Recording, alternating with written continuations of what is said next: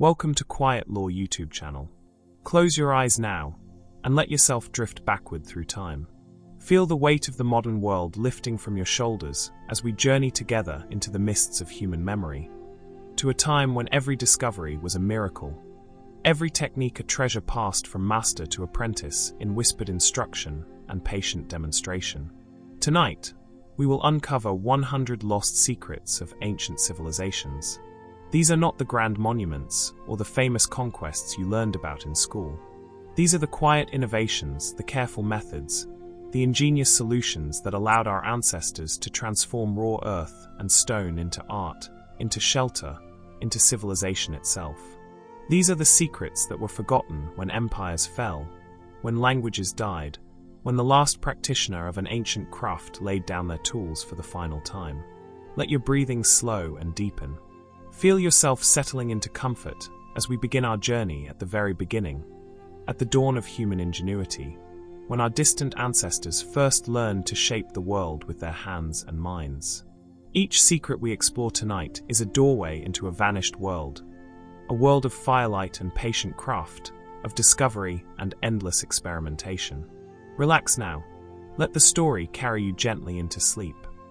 We begin our journey in the Narmada Valley of central India, over 300,000 years ago, in a place now called Hathnora. Here, along the riverbanks where the water ran clear and cool, early humans discovered something remarkable about stone. The secret of Hathnora flint knapping was not simply striking one rock against another. It was preparation, patience, understanding. The craftspeople of Hathnora knew that a stone core must first be carefully examined, turned slowly in the hand, studied in different lights. They learned to recognize the subtle grain within the stone, the way fracture lines would travel through its hidden crystalline structure. Before the first blow was ever struck, the core was prepared through a process of thermal treatment. Stones were buried in beds of hot ash, heated slowly and evenly over many hours, sometimes days.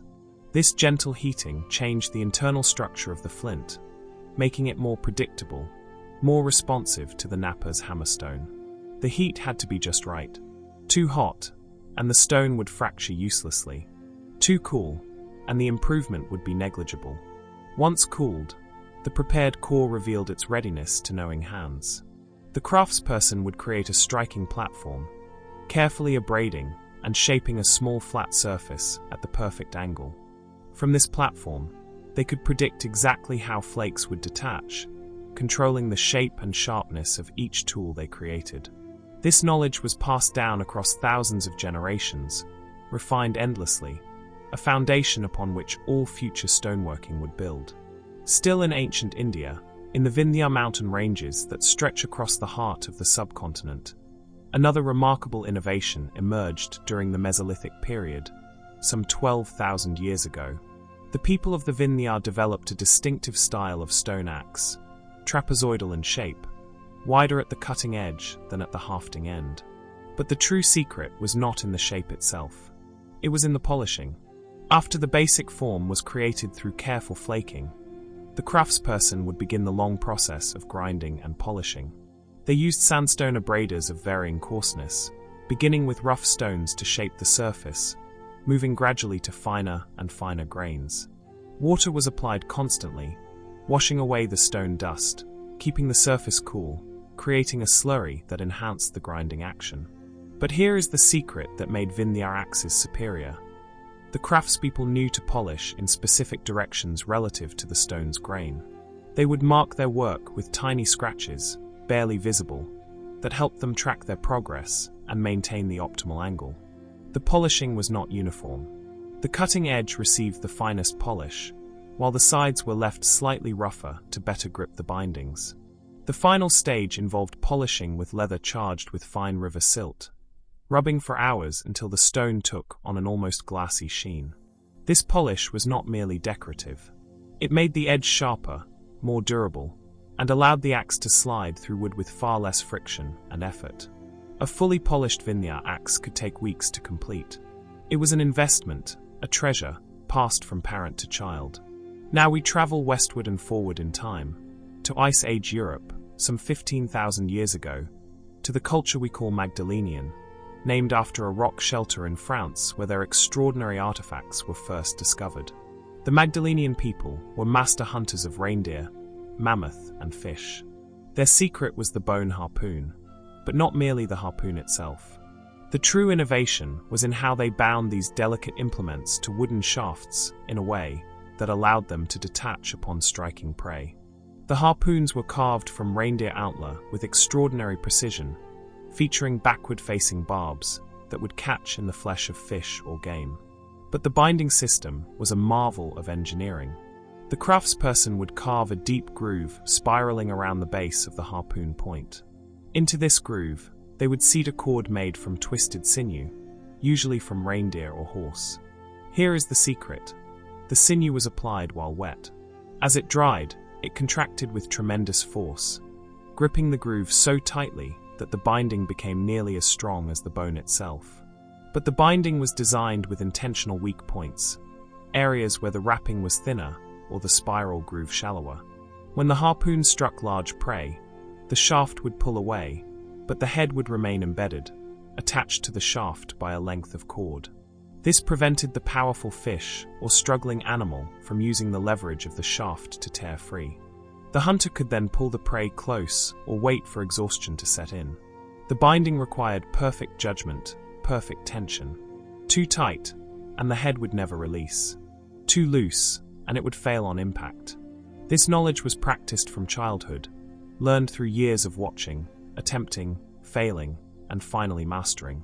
We remain in the deep past now, but travel across many cultures, for the secret of trepanation is one of humanity's oldest surgical procedures, practiced on every inhabited continent.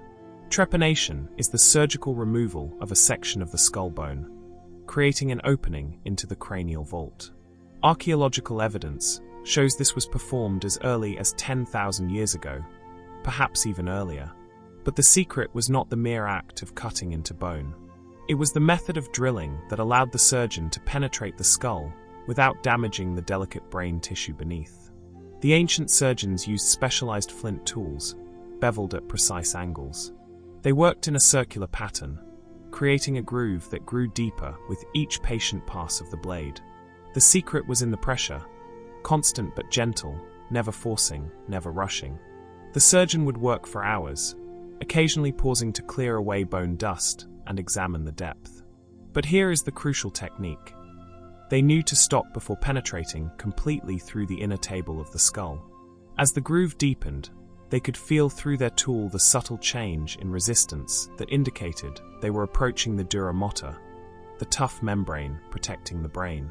At this point, they would switch to a different motion, carefully prying and lifting the circular section of bone rather than cutting through. Some cultures used a scraping technique instead, wearing away the bone layer by layer with obsidian or flint scrapers. Others employed a drilling method, using a bow drill with a hollow reed and abrasive sand to cut a circular opening. Astonishingly, many skulls show evidence of healing, proof that patients survived these procedures.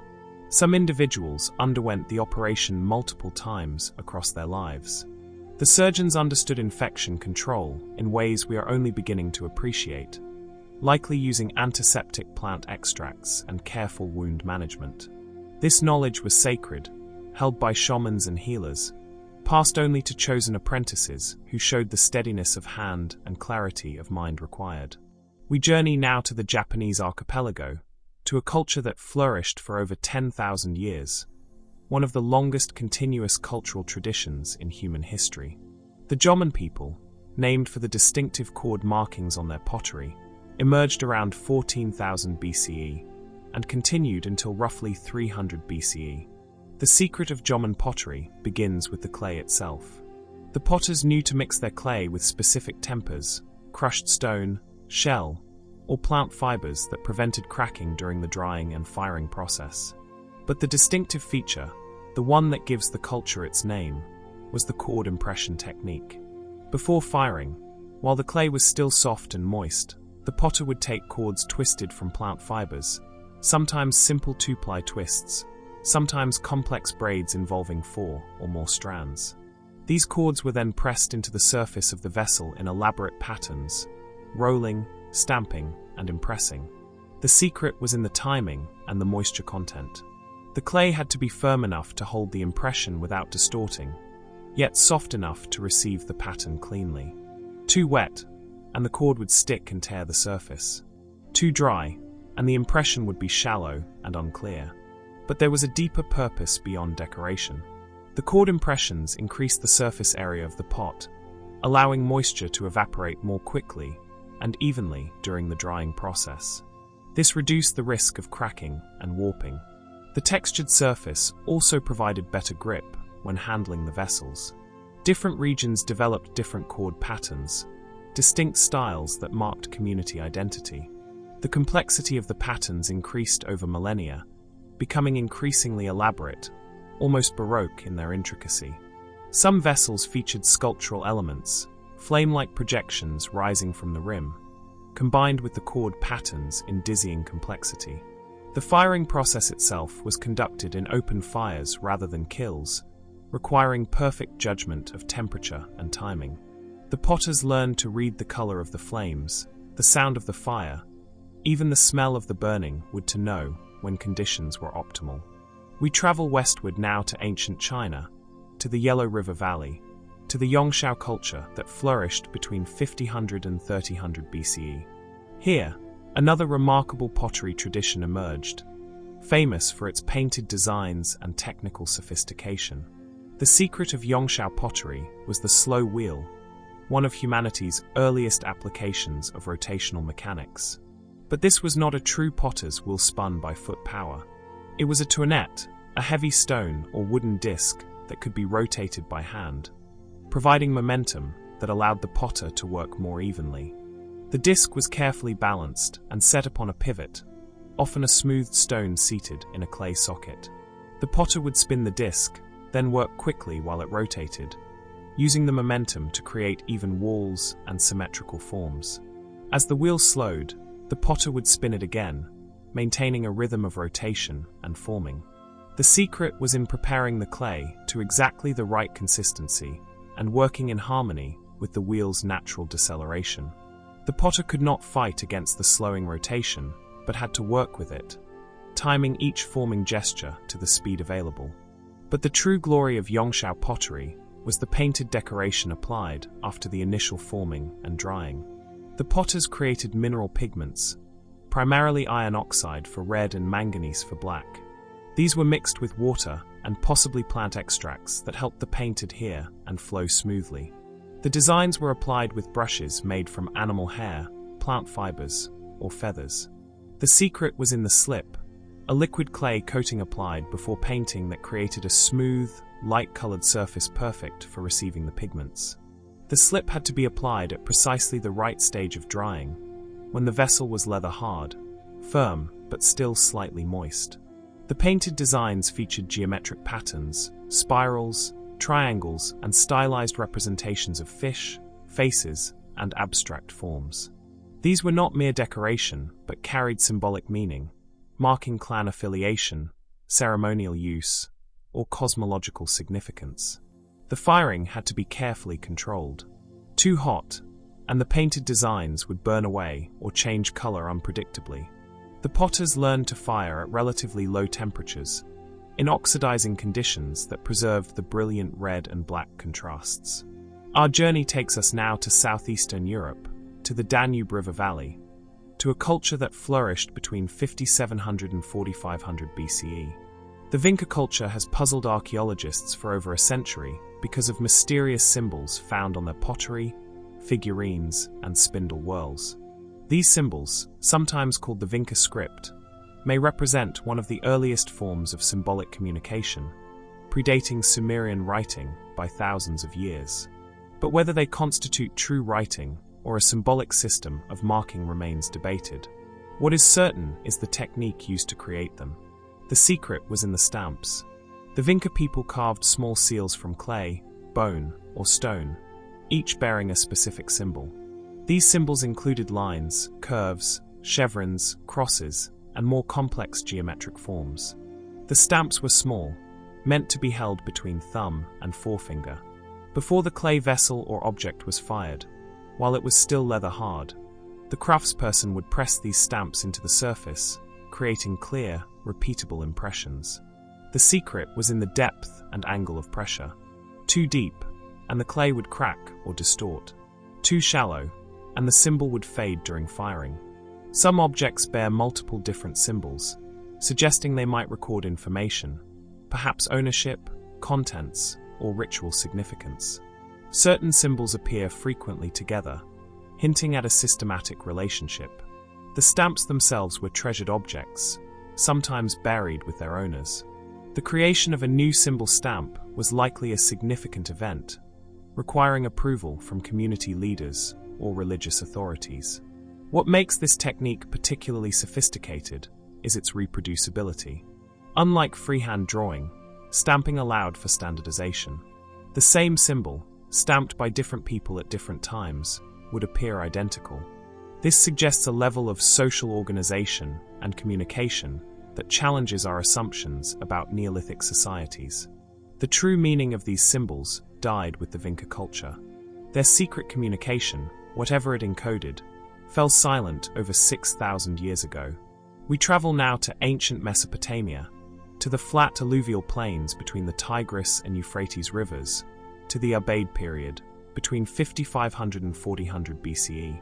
This era saw the development of the first temple complexes, the forerunners of the great ziggurats that would later dominate the Mesopotamian skyline. The Ubaid people built their temples from mud brick, a humble material made from the silter clay of the river valleys. But these temples were not left as plain brown structures. They were transformed through the application of brilliant white plaster, creating buildings that shone in the desert sun like beacons of divine presence. The secret was in the whitewash recipe, a carefully guarded formula that produced plaster of exceptional whiteness, durability, and water resistance. The base was gypsum, calcium sulfate found in natural deposits throughout the region. But pure gypsum plaster cracks and crumbles too easily. The Ubaid craftspeople learned to mix their gypsum with other materials.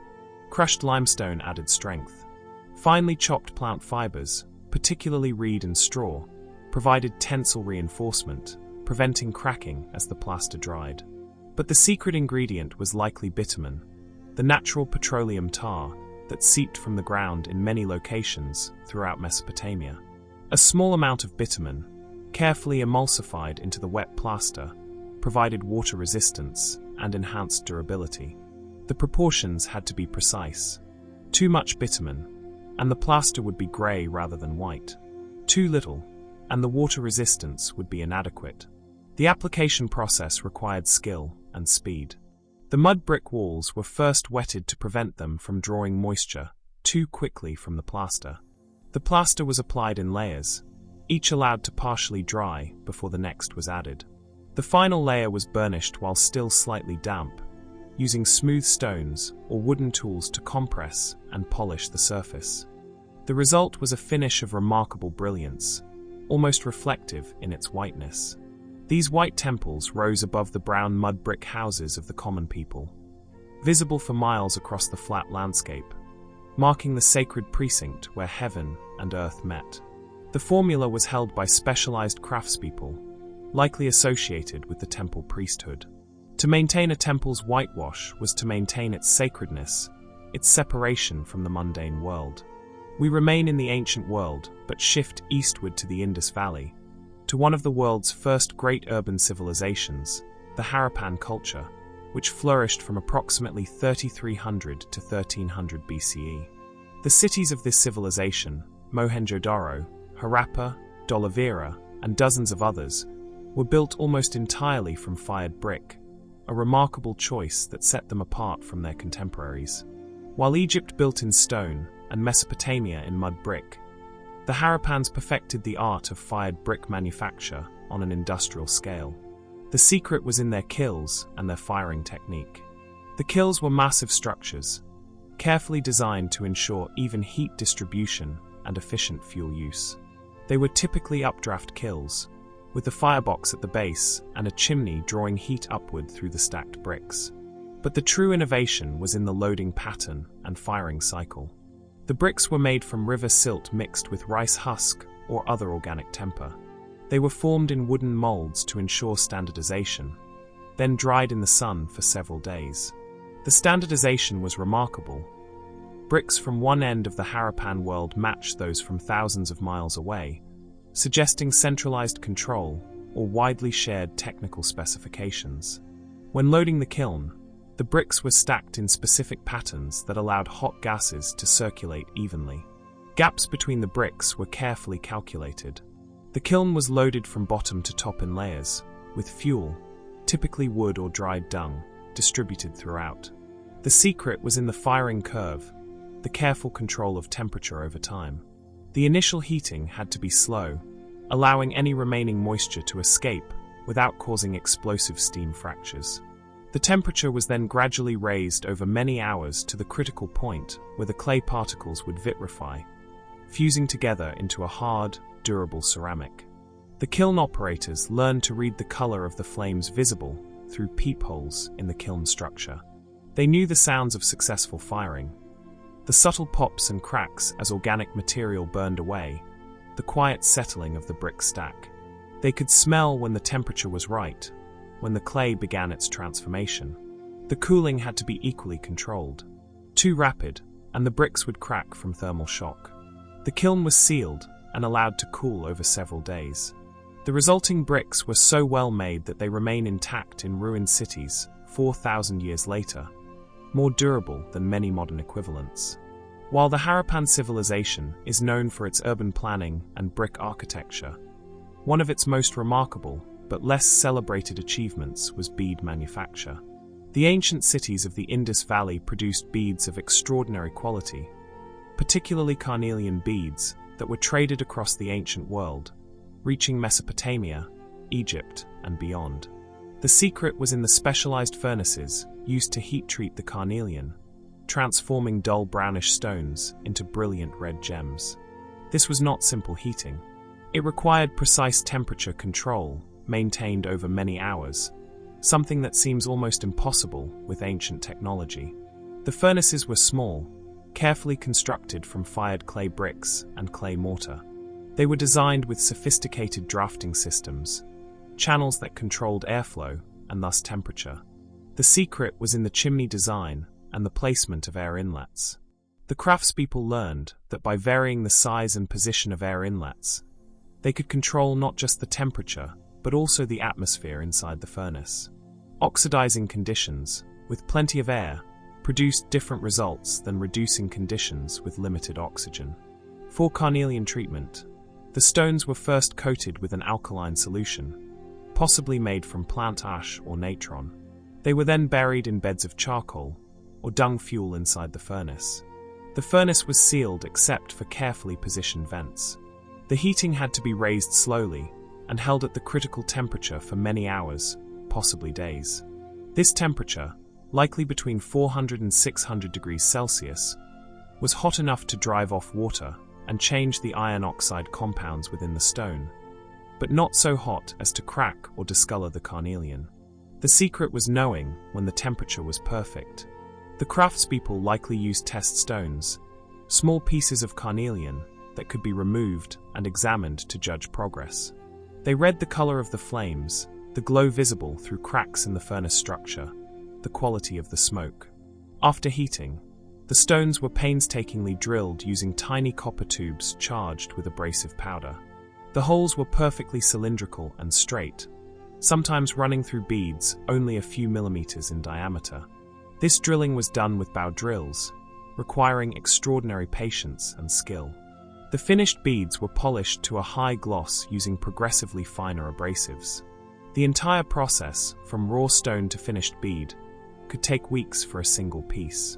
These beads were so valuable that they served as a form of currency, and their distribution across archaeological sites traces ancient trade routes spanning thousands of miles. We journey westward again to Mesopotamia, but now to a slightly later period, to the Akkadian Empire around 2300 BCE. The Akkadians inherited and perfected a technology that had been developing for over 1,000 years: the cylinder seal. These small cylinders of stone, typically about an inch or two in length, were carved with intricate designs in intaglio, cut down into the stone so that when rolled across soft clay, they would leave a raised impression. But the secret was not merely in the carving, remarkable though that was. The secret was in the rolling technique and the preparation of the clay to receive the impression. The cylinder seals were carved from hard stones, carnelian, lapis lazuli, serpentine, hematite, using copper tools charged with abrasive powder. The designs were astonishingly detailed. Scenes of gods and kings, animals and demons, complex geometric borders, and cuneiform inscriptions identifying the owner. To use the seal, the owner would prepare a surface of damp clay, mixed to precisely the right consistency. Too wet, and the clay would stick to the seal and distort the image. Too dry, and the impression would be shallow and unclear. The secret was in the rolling motion itself. The seal had to be pressed down with exactly the right pressure while being rolled smoothly across the clay without slipping or skipping. This required practice and skill. The roller would often make test impressions on scrap clay before creating the final seal on an important document or container. The clay tablet or envelope had to be properly prepared, smoothed to create an even surface. Sometimes a very thin layer of especially fine clay was applied as a surface coating to receive the sharpest possible impression. Each seal was unique to its owner, serving as a signature that could not be forged. The seals marked ownership of goods, validated contracts, authenticated letters, and sealed storerooms. Breaking a seal without authorization was a serious crime. The seals were worn on cords around the neck or wrist, both functional tools and symbols of status. The finest seals, owned by kings and high officials, were masterpieces of miniature art, their tiny carved scenes as complex as any monumental relief. The techniques of seal carving and rolling were professional secrets, passed from master engraver to apprentice over many years of training. We remain in Mesopotamia, moving back slightly earlier to the Sumerian civilization, to the world's first cities. Uruk, Ur, Eridu, Lagash, rising from the marshlands of southern Iraq around 3500 BCE. Water was both the source of life and a constant challenge in Sumer. The Tigris and Euphrates rivers flooded annually, bringing fertile silt but also destruction. Canals and irrigation systems were essential, but controlling water flow required more than just digging ditches. It required waterproofing. The Sumerians' secret was bitumen, natural asphalt that seeped from the ground in various locations throughout Mesopotamia. But the secret was not just using bitumen. It was knowing how to purify it, mix it, and apply it for different waterproofing applications. Raw bitumen, as it came from the ground, was often mixed with soil, water, and other impurities. The first secret was purification. The bitumen was heated gently, allowing lighter volatile components to evaporate while water and heavy sediment settled out. The resulting purified bitumen was much more consistent and workable. For waterproofing canal walls and water storage basins, the bitumen was mixed with sand or crushed brick to create a mastic, a thick paste that could be spread with tools. The proportions varied depending on the application. More sand made the mixture stiffer and more economical, but less flexible. Pure bitumen was more expensive, but created a better seal for critical applications. The secret application technique involved heating the mastic until it became fluid enough to spread, then quickly applying it to a carefully prepared surface.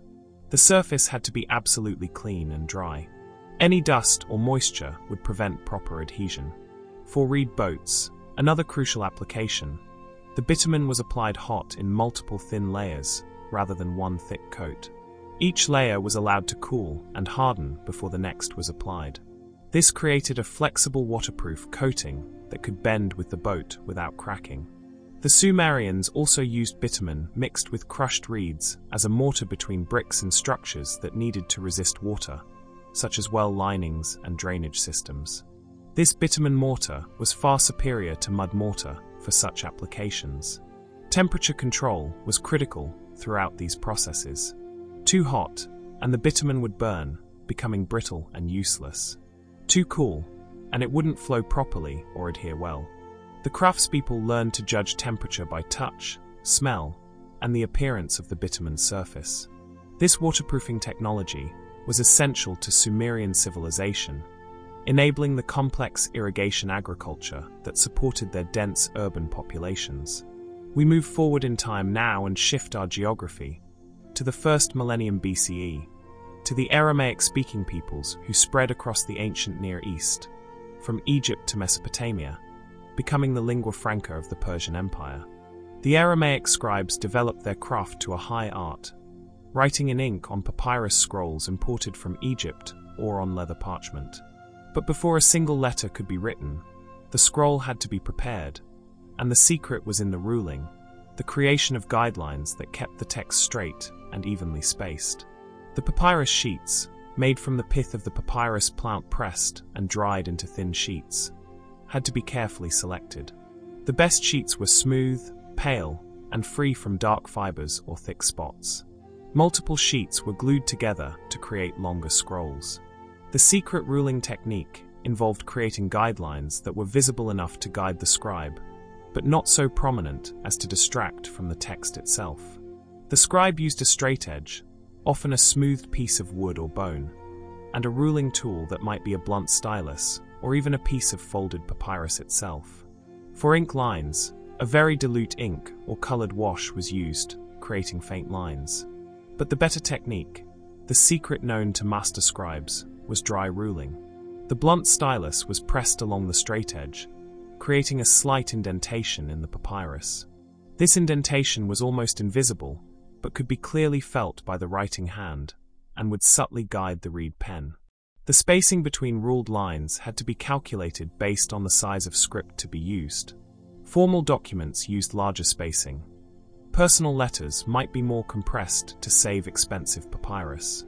The margins, too, were carefully planned, with wider margins at top and bottom than at the sides. Some scribes ruled only horizontal lines. Others added vertical lines to mark column boundaries for especially formal documents. The ruling had to be done with a light, steady hand. Too much pressure would damage the papyrus fibers. The skill of invisible ruling, creating guides that helped the scribe but vanished from the reader's awareness, was taught over years of apprenticeship. A well-ruled scroll was a sign of professionalism and care.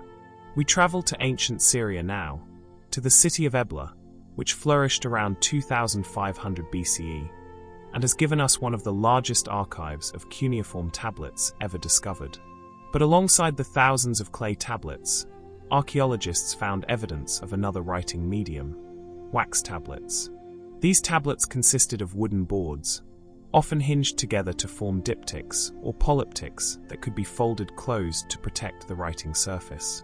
The secret was in the wax preparation and the writing technique used with a stylus. The wooden boards were carved with a shallow recess to hold the wax writing surface. The wax was a mixture, not pure beeswax. Pure beeswax was too soft in warm weather and too brittle in cold. The secret mixture combined beeswax with other materials to modify its properties. Resin from pine or other trees was added to harden the wax and raise its melting point. Tallow or other fats might be included to improve workability. Pigments, often carbon black from lamp soot, were mixed in to create a dark surface that would show the writing clearly. The proportions varied by region and season, adjusted to local climate. The wax was melted and poured into the recessed board, then smoothed while still liquid. As it cooled, it had to be carefully watched. The surface needed to be perfectly flat and smooth, without bubbles or irregularities. The stylus for writing on wax was different from the reed stylus used for clay. It was typically made from bone, ivory, or hard wood, with one end pointed for writing and the other end flattened for erasing by smoothing the wax. The secret writing technique involved holding the stylus at the correct angle and applying exactly the right pressure. Too light, and the letters would be shallow and difficult to read. Too heavy, and the stylus would gouge through the wax to the wood beneath, damaging the tablet. The beauty of wax tablets was their reusability.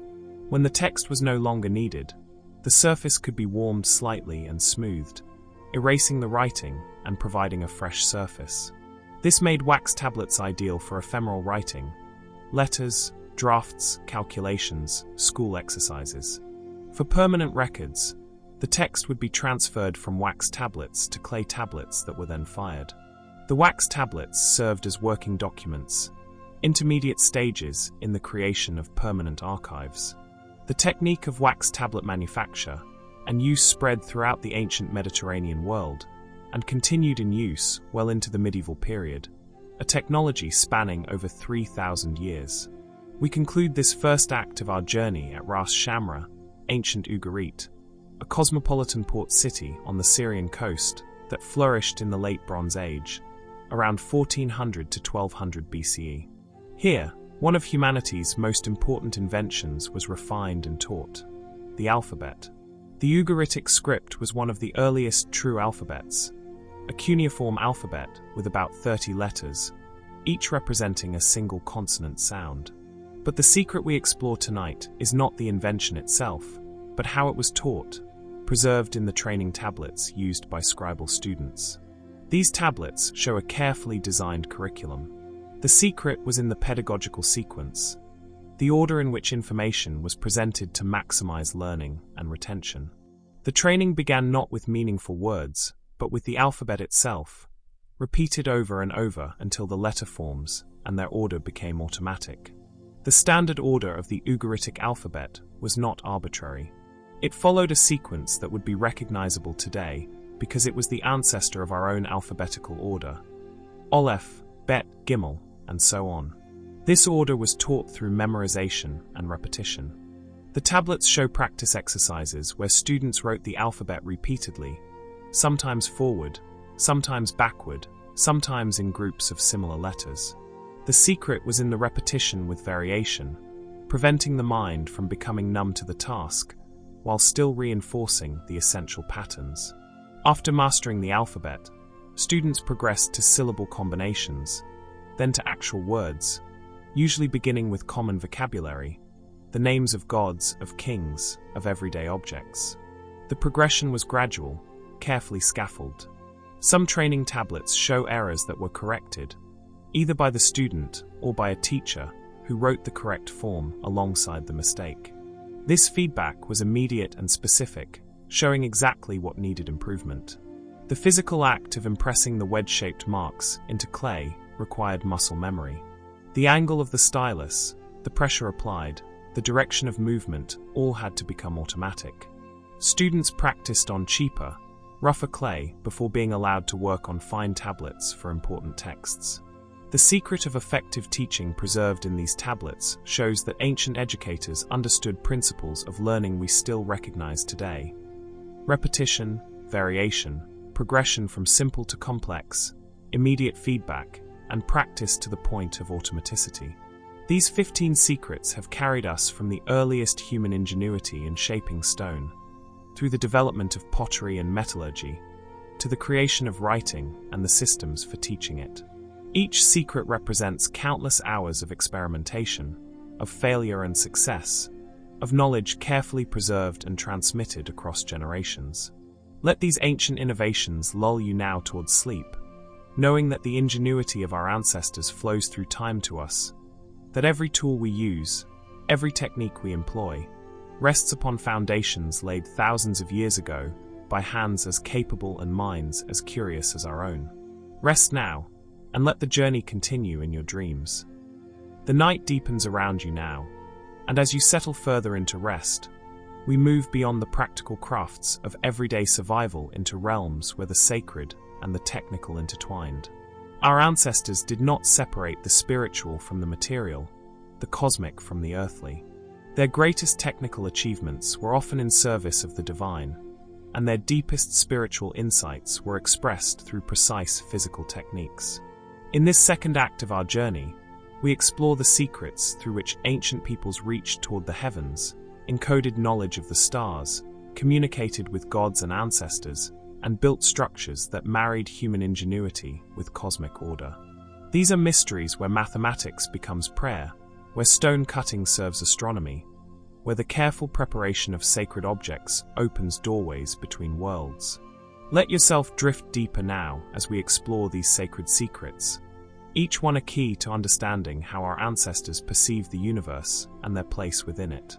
We begin in ancient India, in the Vedic period, roughly 1500 to 500 BCE, when sacred knowledge was preserved in the Vedas. Ancient hymns and ritual texts passed down through oral tradition with extraordinary precision across countless generations. Among the most remarkable achievements of Vedic culture were the fire altars, elaborately constructed platforms for sacred fires used in elaborate rituals that could last for days or even years. But these were not simple hearths. They were geometric marvels, constructed according to precise mathematical principles that required sophisticated understanding of geometry, measurement, and spatial reasoning. The secret was in the Shulba Sutras, texts that provided exact instructions for altar construction. These were not merely religious texts but mathematical treatises, containing some of the earliest known solutions to geometric problems that would not be rediscovered in the West for centuries. The altars were built in specific shapes, each with ritual significance. The falcon-shaped altar, the turtle altar, the chariot wheel altar. Each shape had to meet exact specifications, precise area measurements, specific proportions, perfect symmetry. The challenge was that the altar had to be built from bricks, discrete units that had to somehow create these exact geometric forms and exact total areas. The secret techniques involved understanding what we now call the Pythagorean theorem, though the Vedic mathematicians knew it centuries before Pythagoras. They could construct right angles perfectly using rope marked at specific intervals.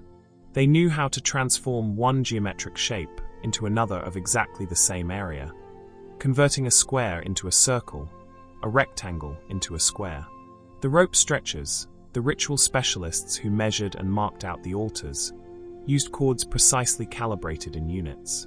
They would stretch these cords taut, creating triangles with sides in the ratio 3 to 4 to 5, which always produced a perfect right angle. From this foundation, they could construct the entire complex geometry of the altar. The bricks themselves were made in 5 different standard sizes, carefully fired to exact dimensions.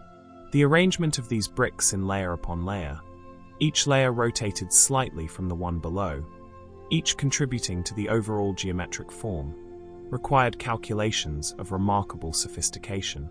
The altar builders knew how to approximate the square root of 2 with extraordinary accuracy, essential for constructing squares of specific areas.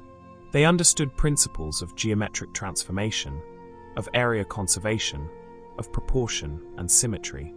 But this was not merely intellectual exercise. The geometry was inseparable from the spiritual purpose.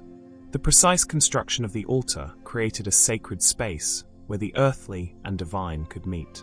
Each measurement, each angle, each brick carefully placed was an act of devotion, a physical prayer made manifest in geometry and clay. The knowledge was transmitted orally from master to student, memorized through special mnemonic systems that could preserve complex numerical information across generations without writing. The accuracy of this transmission is confirmed by the remarkable consistency of altar designs across vast distances and long periods of time. We journey now to ancient China, to the Song dynasty, roughly 1600 to 1046 BCE, to one of the most remarkable systems of divination and early writing known to archaeology. The Song kings communicated with their ancestors and with the supreme deity Di through oracle bones, carefully prepared pieces of turtle plastron or ox scapula that were heated until they cracked, the patterns of cracks interpreted as divine messages.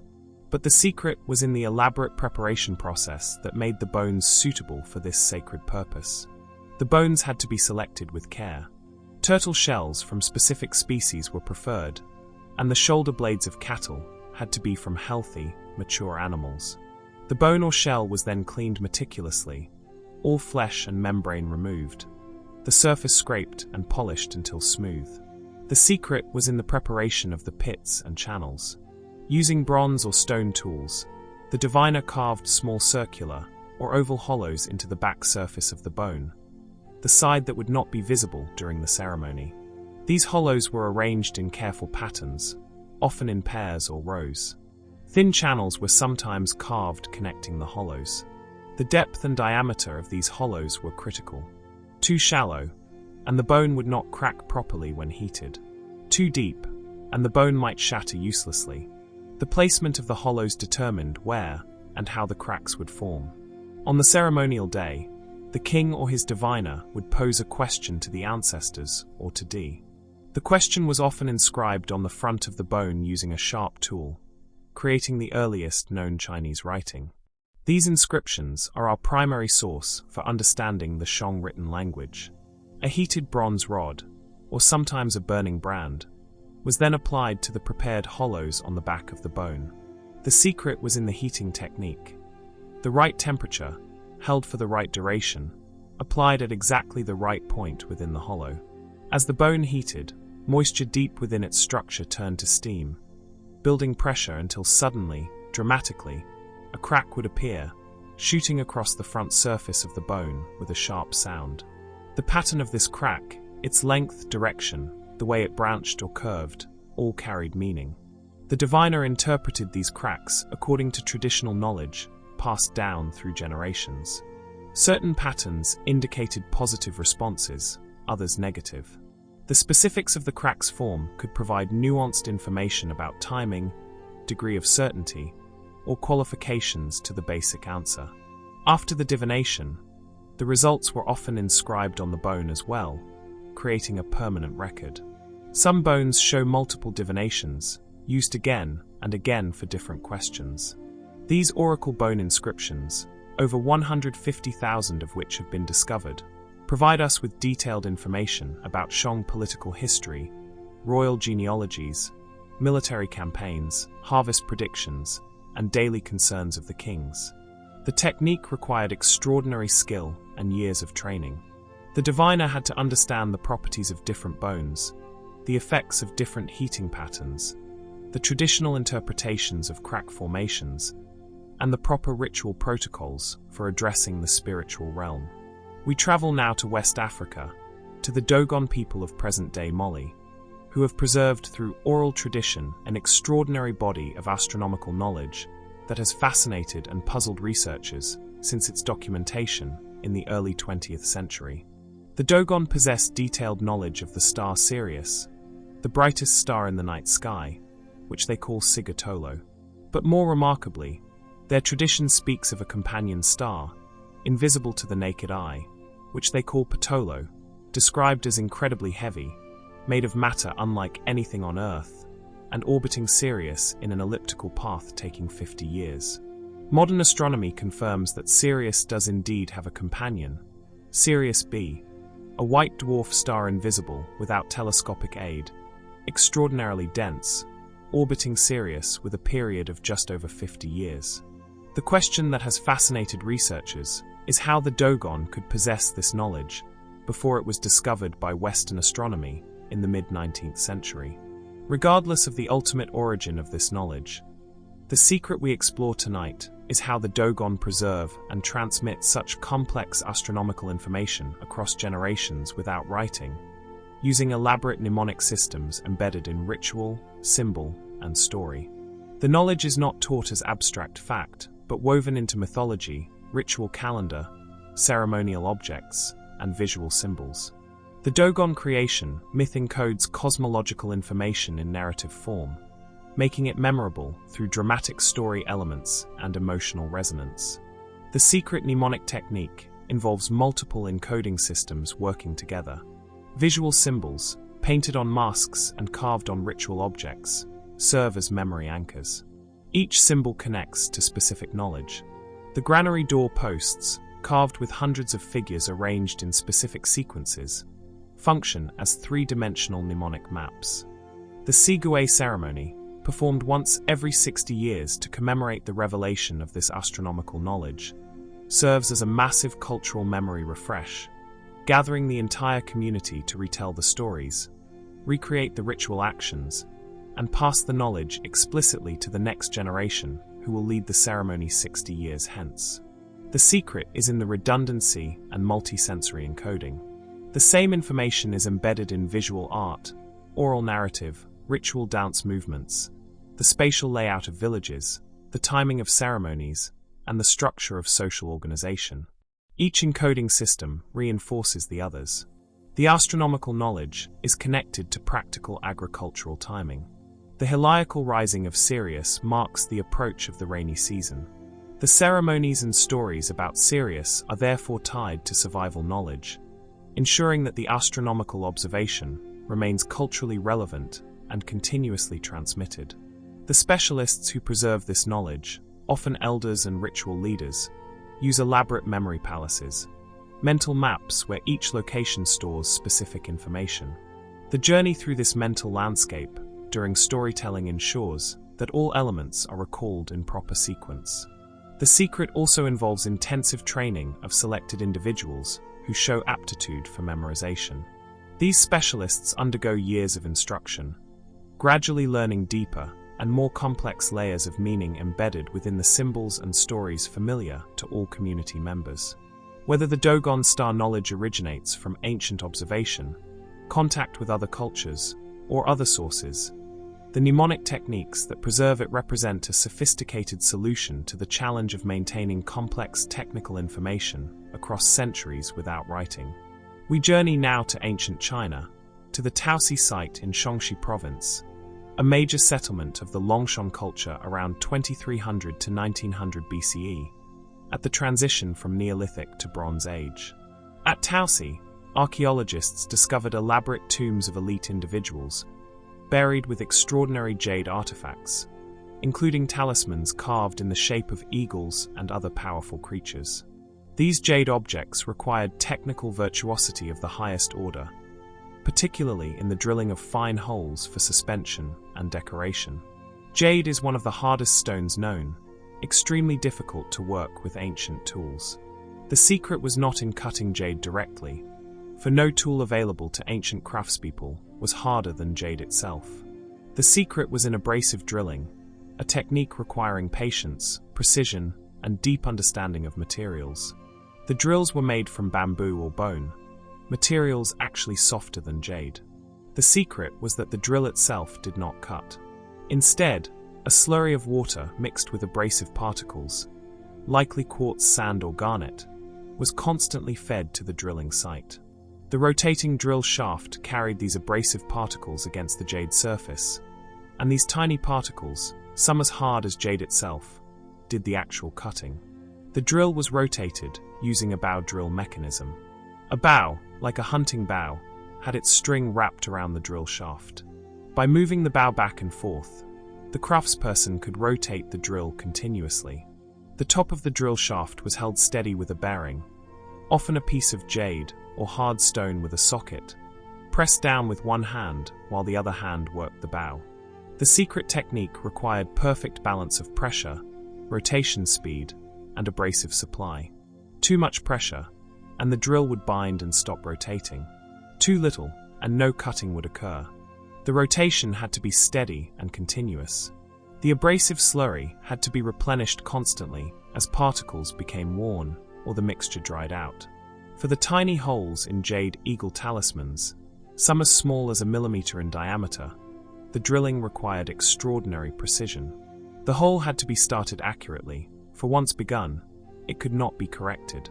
Many talismans show drilling from both sides to meet in the middle, requiring perfect calculation of angles. The drilling process was agonizingly slow. A single small hole might require hours, or even days of continuous work. The craftsperson had to maintain focus and technique throughout, never rushing, never losing the rhythm of the bow stroke or the steadiness of the pressure. Different abrasives produced different results. Harder abrasives cut faster, but were more difficult to obtain. The finest work used carefully graded abrasives, perhaps starting with coarser particles to begin the hole, then progressing to finer material for finishing. The jade workers knew which jade varieties were easier to work, how the stone's internal structure affected drilling, and how to orient the drilling to avoid natural fracture planes that might cause the jade to split. These jade talismans were not merely decorative. They were objects of power, protective symbols, markers of status, and ritual authority. The enormous labor investment in their creation was itself part of their power. To wear a perfectly drilled jade eagle was to display control over both material and spiritual realms. We travel now to Bronze Age Crete, to the Minoan civilization at its height around 1700 BCE, and to one of archaeology's most tantalizing mysteries, the Phaistos disc. This remarkable object, discovered in 1908 in the ruins of a Minoan palace, is a disc of fired clay about 6 inches in diameter, covered on both sides with symbols pressed into the clay in a spiral pattern. The symbols depict human figures, animals, plants, tools, and geometric shapes. The disc contains 241 symbol impressions, representing 45 distinct signs. What makes the Phaistos disc unique is that the symbols were not inscribed freehand, but were pressed into the soft clay using pre-made stamps or punches, making this potentially the earliest known example of movable type printing, predating Gutenberg by over 3,000 years.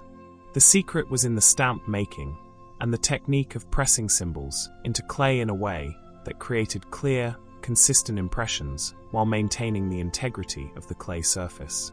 Each stamp had to be carved in reverse, mirror image, so that when pressed into clay it would create a readable symbol. The stamps were likely made from wood, bone, or fired clay. They had to be small enough to create detailed symbols, but large enough to be held and pressed firmly. The clay disc had to be prepared to exactly the right consistency. Too wet, and the clay would stick to the stamps and distort when they were withdrawn. Too dry, and the stamps would not make clear impressions.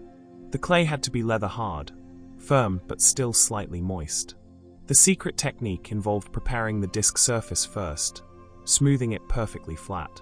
Then, working from the outside edge spiraling toward the center, the craftsperson would press each stamp in sequence. The spacing between symbols had to be judged by eye and feel, maintaining even gaps without measuring tools.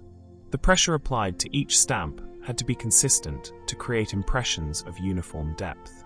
Too light, and the symbol would be barely visible. Too hard, and the clay might crack or the stamp might push through to the other side. The vertical lines dividing the spiral into groups of symbols were added after the stamping, likely inscribed with a sharp tool. These divisions seem to separate words or phrases, suggesting that the disc contains a coherent text. After all symbols were impressed, the disc was fired in a kiln, hardening the clay and making the text permanent. The firing had to be carefully controlled. Too hot, and the thin disc might warp or crack. Too cool, and the clay would not fully harden. The content of the Phaistos disc remains undeciphered. The script it uses, if it is indeed a script, appears nowhere else. The language, if it records language, is unknown. Theories range from it being a hymn or prayer to a calendar, a game board, or even a forgery, though most scholars now accept its authenticity. What is certain is the technical sophistication of its manufacture. The concept of reusable stamps that could be combined in different sequences to create different texts shows remarkable abstract thinking and technological innovation. Whether or not other texts were created using this technique remains unknown, but the Phaistos disc stands as evidence that the principle of movable type was understood in the ancient world. We journey now across the vast Pacific Ocean to Rapa Nui, Easter Island, one of the most remote inhabited places on Earth, where a unique writing system developed in isolation from any other known script. Rongo is a system of glyphs incised into wooden tablets, one of the very few independent inventions of writing in human history. The glyphs are small, intricate, and beautifully executed, depicting humans, animals, plants, and geometric forms. The tablets that survive, only about 24, date to the 19th century, but the tradition may be much older. The secret we explore is the technique of incising these delicate glyphs into the hardwood available on the island, a task requiring specialized tools and extraordinary precision. The wood used was typically Toromoro, a native tree now extinct on the island, or driftwood that washed ashore. The wood had to be carefully selected, looking for pieces with straight grain and no knots or defects. The wood was then smoothed, using coral abraders and sharkskin as sandpaper, creating a surface ready to receive the glyphs. The cutting tools were shark's teeth or obsidian flakes, volcanic glass that could be shaped to razor sharpness. The secret was in how these tools were held and controlled. The tooth or flake was often hafted to a wooden handle, giving the scribe better control and allowing for different grip positions. The incising technique required a steady hand and perfect pressure control. The lines had to be deep enough to be clearly visible and resistant to wear, but not so deep as to weaken the wood or cause it to split along the grain. Each glyph was typically only a few millimeters tall, requiring extraordinary fine motor control. The distinctive feature of rongo-rongo is reverse boustrophédon writing, meaning the text runs in lines alternating direction, and when you reach the end of a line, you rotate the tablet 180 degrees to read the next line upside down. This required the scribe to be able to execute each glyph in two orientations, upright and inverted. The secret to achieving this was likely practice tablets where apprentice scribes could learn the forms. The glyphs had to be internalized so thoroughly that they could be executed from any orientation without hesitation. The spacing between glyphs and between lines had to be judged without measuring tools, maintaining consistency across the entire tablet.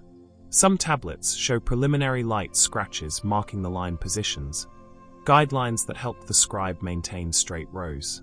After the glyphs were incised, some tablets show evidence of having color rubbed into the incisions, likely charcoal or other dark pigment, making the text more visible. This required carefully working the pigment into the narrow grooves without staining the surrounding wood. The rongo-rongo tradition died out in the late 19th century, and despite many attempts, the script remains undeciphered. The last individuals who could read it died before the script could be fully documented. What knowledge was preserved in these tablets, what stories, genealogies, or sacred formulas, remains locked in the beautiful glyphs. The craftsmanship evident in the surviving tablets speaks to a literate tradition of some sophistication, with specialized scribes who devoted years to mastering their craft. We travel now to the Horn of Africa, to the ancient kingdom of Aksum in present-day Ethiopia and Eritrea, which flourished from roughly the 1st to the 8th century CE as a major trading power connecting Africa, Arabia, and the Mediterranean world. The Aksumites developed the Guizi script, which remains in use today in Ethiopia for liturgical purposes. The script is an abugida, where each character represents a consonant with an inherent vowel that can be modified by diacritical marks. In its ancient form, it was carved into stone monuments, coins, and architectural elements. The secret we explore is the technique of carving Guizi script into the hard basalt and granite stone available in the Aksumite highlands, creating inscriptions that have survived weathering for nearly 2,000 years. The stone had to first be selected and prepared, choosing pieces with fine, even grain that would not crumble or flake during carving. The surface was smoothed using progressively finer abrasives, creating a flat plane suitable for inscription. The text was first laid out, likely marked with chalk or charcoal, spacing the letters and lines to fill the available space harmoniously. The Guizi script, with its vertical strokes and careful proportions, required planning to ensure consistent character sizes and alignment. The carving tools were iron or bronze chisels of various widths, struck with stone or metal hammers. The secret was in the carving technique that created the distinctive appearance of Aksumite inscriptions. Rather than simple incised lines, many Aksumite inscriptions show relief lettering, where the background was carved away, leaving the letters standing proud. This required enormous additional labor, but created inscriptions that were more visible and more resistant to weathering. The technique involved carefully outlining each letter, then using flat chisels to remove the surrounding stone to a consistent depth, working methodically across the entire inscription. The secret to achieving clean, crisp edges was in the angle of the chisel and the direction of the hammer blows. Cutting with the grain of the stone produced clean breaks. Cutting against the grain risked crumbling and irregular edges. The carver had to understand the stone's structure intimately. For very hard stones, the carving was sometimes preceded by a technique called fire setting. The stone surface was heated with fire, then suddenly cooled with water, creating tiny stress fractures that made the stone easier to carve. This technique required careful control to prevent unwanted cracking.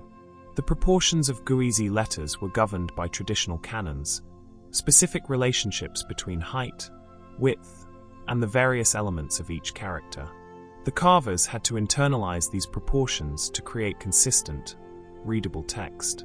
Some Aksumite inscriptions are multilingual, presenting the same text in Guizi, Greek, and sometimes South Arabian scripts, serving the kingdom's cosmopolitan population and wide-reaching trade networks. The carvers had to be fluent in multiple writing systems, switching between different letter forms and reading directions. After carving, some inscriptions were painted, filling the carved areas with pigment. Traces of red pigment are still visible on some monuments. This required preparing paint that would bond to stone and resist rain and sun. The Great Stele of Aksum, massive granite obelisks carved with false windows and doors, represent the pinnacle of this stone carving tradition, combining architectural elements with inscriptions in a synthesis of engineering and artistry. We journey now to Anatolia, modern Turkey, to the Late Bronze Age and Early Iron Age, roughly 1400 to 600 BCE, to the culture of the Luwians, who developed a hieroglyphic writing system quite distinct from the cuneiform used by their Hittite neighbors. Luwian hieroglyphs appear both on monumental stone inscriptions and on cylinder seals, small objects carved with text and images that could be rolled across clay to leave impressions. The seal cutting represents one of the most demanding applications of the carver's art. The seals were typically made from hard stones, hematite, jasper, serpentine, carved in minute detail with hieroglyphs that might be only a few millimeters tall. When rolled across clay, these tiny carved glyphs had to produce clear, readable impressions. The secret was in the carving technique that created glyphs in reverse, mirror image, and in negative relief, cut down into the stone so that they would appear raised in the clay impression. This required the seal cutter to think in reverse, to visualize the final impression while carving its opposite. The tools were copper or bronze gravers, fine-pointed chisels, and drills charged with abrasive powder. For the finest detail, the carver used tiny bow drills, rotating drill bits no thicker than a needle to create the curved lines and circular elements of the hieroglyphs. The secret technique involved securing the seal firmly in place, often in a wooden vise or held in a bed of pitch, allowing the carver to work with both hands free. The carving was done under strong light, often magnified by a sphere of water or glass that served as a primitive lens. Each stroke of the graver had to be calculated. There was no erasing, no correction. An error meant starting over with a new stone. The pressure had to be exact, the angle precise. The carver worked slowly, cutting perhaps a few square millimeters per hour for the finest work. The Luwian hieroglyphic script combined logograms, signs representing whole words, with phonetic signs representing syllables. Each sign had a specific form that had to be maintained even at microscopic scale. The carver had to know the script thoroughly, to understand which elements were essential to readability and which could be simplified at small sizes. The curved surfaces of cylinder seals presented additional challenges. The carver had to account for the curvature, adjusting the depth of cutting so that when rolled, the entire design would print with even pressure. The signs near the seal's edges required slightly deeper cutting than those in the center. After carving, the seal was polished using progressively finer abrasives, bringing out the luster of the stone without obscuring the fine carved detail. The final polish required days of patient rubbing with the finest powders. These seals were personal objects, often worn on cords around the neck or wrist, identifying their owners and authenticating their actions. The inscriptions typically gave the owner's name and title. The care invested in their manufacture reflected their importance as symbols of identity and authority. We return briefly to Ugarit, the Syrian coastal city we visited in Act 1, but now we explore a different secret: the preparation of the clay tablets themselves that would receive the alphabetic cuneiform writing. The clay tablets of Ugarit, thousands of which have been recovered, show remarkable consistency in their properties: hardness, color, resistance to cracking, and ability to receive fine cuneiform impressions. This was not accidental, but the result of careful clay tempering techniques. The clay was dug from specific deposits known to the tablet makers, sources that provided clay of the right basic composition. But raw clay alone was unsuitable. It had to be tempered, mixed with other materials to modify its working properties and firing characteristics. The secret tempering recipe varied depending on the tablet's intended purpose. For large tablets that would hold lengthy texts, a coarser temper was used, often finely crushed potsherds mixed with the clay. This grog tempering prevented cracking as the large tablet dried and provided structural strength. For smaller tablets, particularly those for letters or economic documents, a finer temper was preferred. Very fine sand or pulverized limestone created a smooth surface perfect for receiving the delicate wedge impressions of the alphabetic script. The proportions were critical. Too much temper, and the clay would be weak and crumbly. Too little, and the tablets would crack during drying or firing. The tablet makers learned the right proportions through years of experience, judging by feel as they kneaded the clay. The kneading process itself was crucial. The clay and temper had to be mixed thoroughly, and all air bubbles removed. Air pockets in the clay would expand during firing, causing cracking or explosive failure. The clay was therefore kneaded extensively, folded and pressed repeatedly until perfectly homogeneous. The prepared clay was aged, often stored for weeks or months wrapped in damp cloths. This aging process, still not fully understood, seems to improve the clay's workability and strength. Perhaps bacterial action breaks down organic matter, or perhaps the clay particles align more favorably during the rest period. When ready to use, the clay was worked briefly to warm it and make it pliable, then formed into the tablet shape. The secret was in the moisture content. Too wet, and the stylus would drag and distort the surface. Too dry, and the clay would resist the stylus and the wedge impressions would be shallow. The tablets were allowed to dry slowly in shade, protected from direct sun that might cause uneven drying and cracking. Some tablets were fired in kilns, making them permanent. Others were left unfired, suitable for temporary documents that could be recycled by re-wetting the clay. The fired tablets had to be heated carefully, raising the temperature gradually to drive off moisture, then holding at the right temperature to harden the clay without overfiring. The tablets from Ugarit show a buff to orange color, indicating oxidizing conditions and temperatures around 700 to 900 degrees Celsius. This careful clay preparation ensured that the tablets would survive not only their immediate use, but millennia of burial, preserving the voices of ancient scribes for modern scholars to recover. We travel to Bronze Age Crete once more, to the height of Minoan civilization around 1600 BCE, to the palaces of Knossos, Phaistos, and Akrotiri on nearby Thera, whose walls were adorned with some of the ancient world's most beautiful frescoes.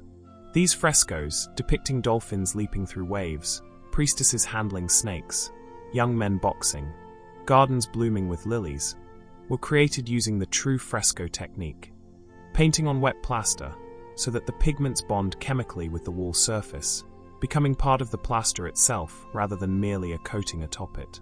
The secret was in the pigment preparation. The minerals had to be ground to exactly the right particle size. Too coarse, and the paint would be grainy and would not adhere properly. Too fine, and the pigment would not cover well and the colors would be weak. The grinding was done using stone mortars and pestles, working the raw mineral lumps gradually into powder. Different minerals required different grinding approaches. Some were brittle and ground easily. Others were tough and required patient work over many hours. The secret technique involved wet grinding for the final stages. A small amount of water was added to the mortar, creating a paste that ground more efficiently and prevented the finest particles from becoming airborne and lost. The grinding motion was circular, steady pressure rather than pounding, gradually reducing particle size. The pigments were tested during grinding. Small samples were mixed with wet plaster and allowed to dry, showing the color and opacity that would result. When the desired quality was achieved, the pigment was ready. The Minoans had access to a vibrant palette: white from chalk or lime, black from charcoal or manganese dioxide, red and orange from iron oxides, hematite and ochre, yellow from yellow ochre, blue, the rarest and most precious, from azurite or possibly imported Egyptian blue, a synthesized pigment. Each pigment had different properties. Some were chemically reactive with the lime plaster and had to be applied at specific stages of drying. The blue pigments, in particular, were challenging. If applied to plaster that was too wet, the alkaline lime would discolor or destroy the blue. The secret was to wait until the plaster had begun to set, but was still moist enough to absorb the pigment. The painters worked quickly, as true fresco requires completing each section while the plaster remains wet, typically a few hours at most. The plaster was applied in patches sized to what could be painted in one session. The painter had to work confidently, without hesitation, for once the plaster dried, corrections were impossible. The grinding and preparation of pigments was often the work of apprentices who learned to recognize the minerals, to grind them to the right fineness, to mix them with water to the right consistency. Only when these foundational skills were mastered would an apprentice progress to actually painting. The vivid colors of Minoan frescoes, still brilliant after 3,600 years, testify to the skill of the pigment grinders whose patient work with mortar and pestle created the material foundation for artistic masterpieces. We journey now to the Andes Mountains of Peru, to Chavindahuanca, a major ceremonial center between 900 and 200 BCE, situated high in the mountains where the traditions of coastal and highland Peru met and merged. The Chavin created remarkable stone sculptures, none more impressive than the Lanzan and the Teo obelisk, massive stone monuments carved with intricate imagery of supernatural beings combining human, feline, and serpent features. But these monuments held a secret beyond their visible artistry. The secret was acoustic design. The stone monuments, particularly the Lanzan, which stands in a central gallery deep within the temple complex, were carved with channels and chambers that served as resonators, amplifying and transforming sound in ways that enhanced their ritual power. The Lanzan stands in a cruciform chamber where galleries intersect. The stone itself is carved with vertical fluting, parallel grooves running the length of the monument. These grooves are not merely decorative, but function as resonant chambers, each groove tuned to enhance specific frequencies. The secret technique of creating these acoustic flutes involved precise measurement and testing. The carvers would cut a groove, then test its acoustic properties by creating sound nearby, listening to how the groove resonated. The depth and width of the groove determined which frequencies it would amplify. The grooves were carved using stone and bronze tools, working patiently to create smooth, even channels. The surface finish was critical. Rough surfaces would scatter sound. Smooth, polished surfaces would allow sound waves to resonate cleanly within the groove.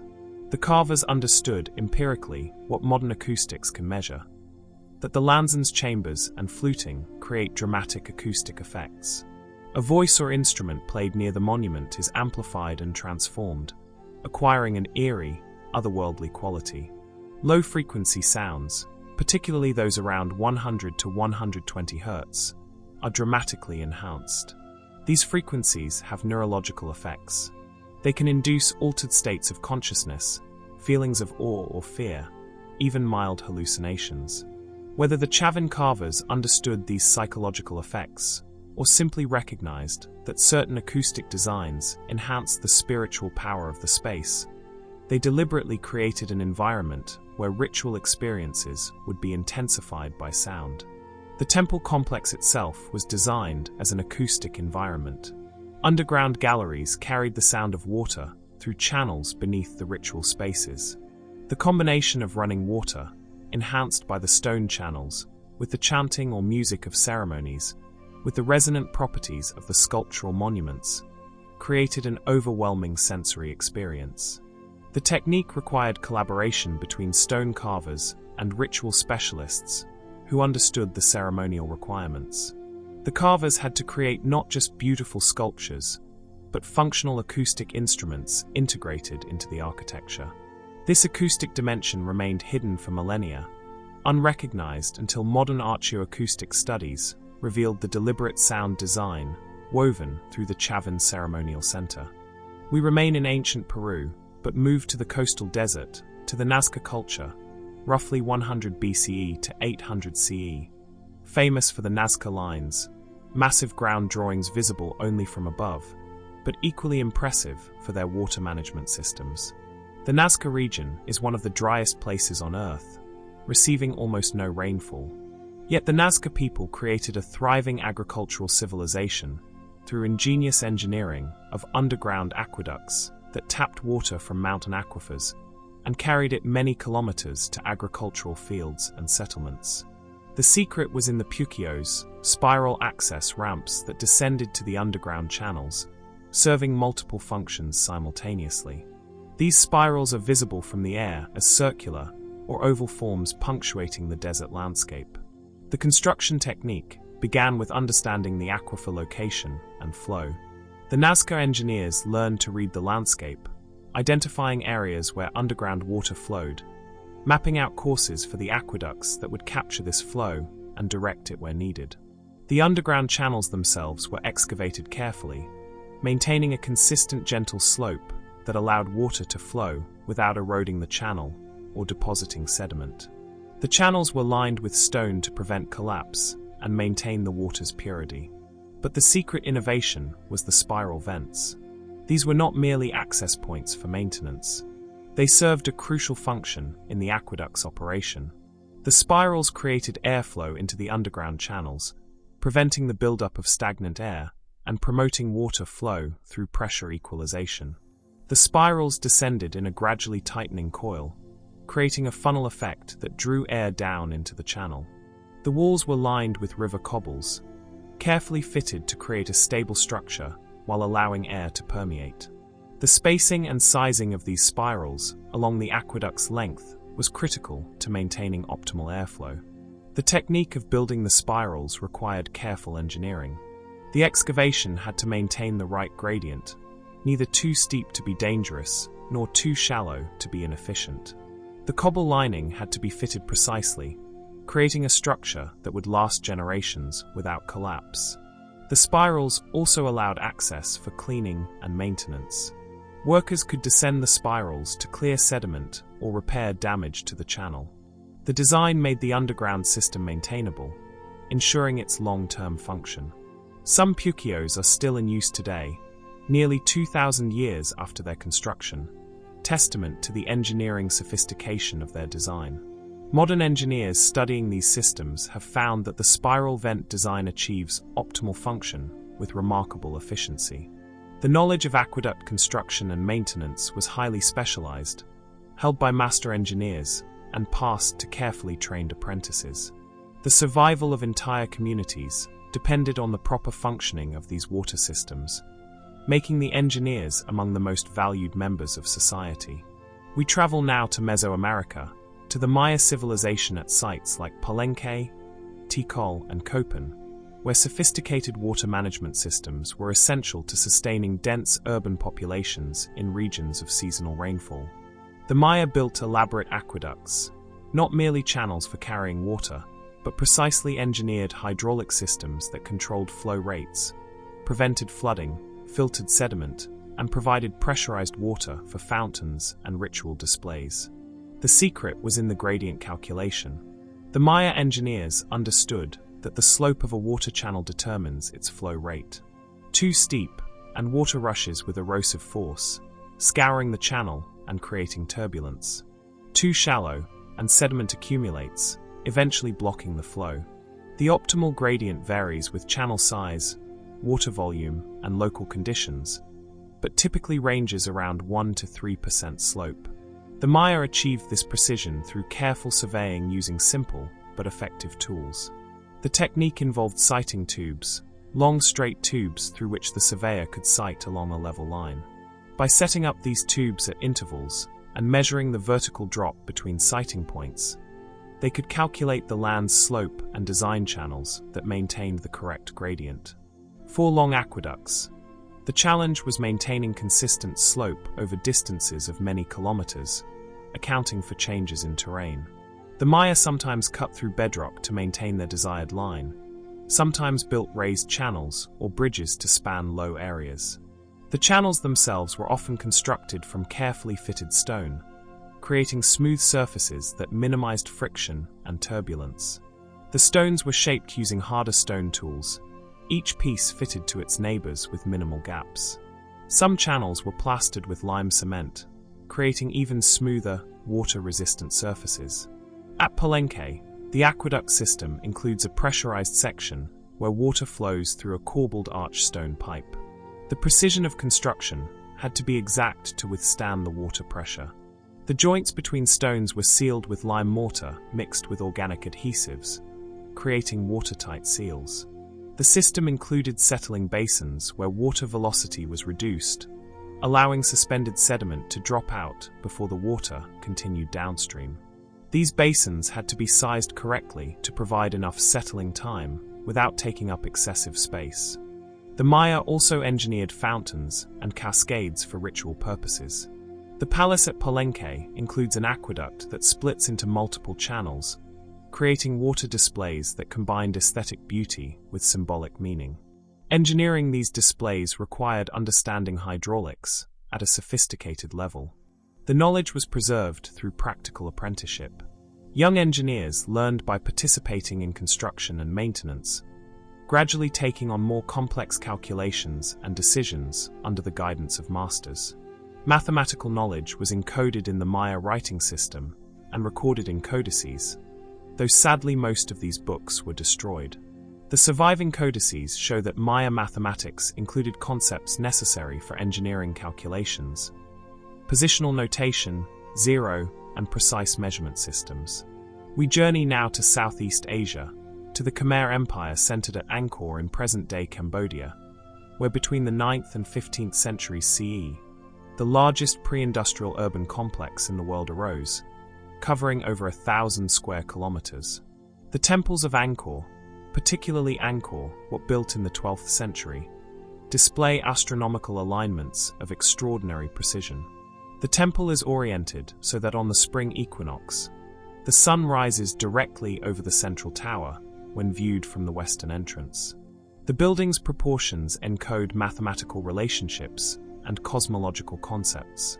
The secret was in the astronomical observation techniques and surveying methods that allowed the Khmer engineers to lay out massive temple complexes with such precision that their alignments remain accurate nearly 1,000 years later.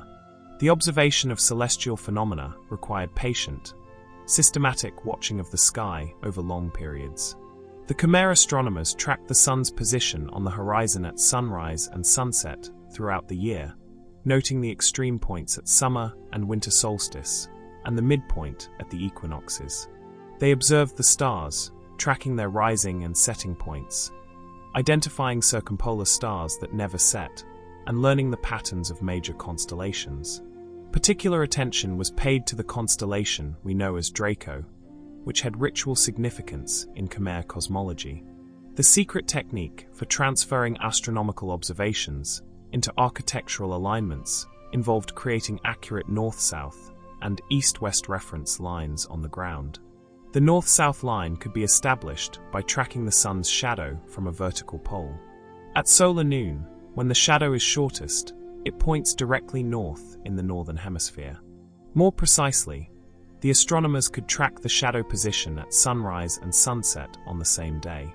These two positions, when bisected, give the true north-south line independent of the time of year.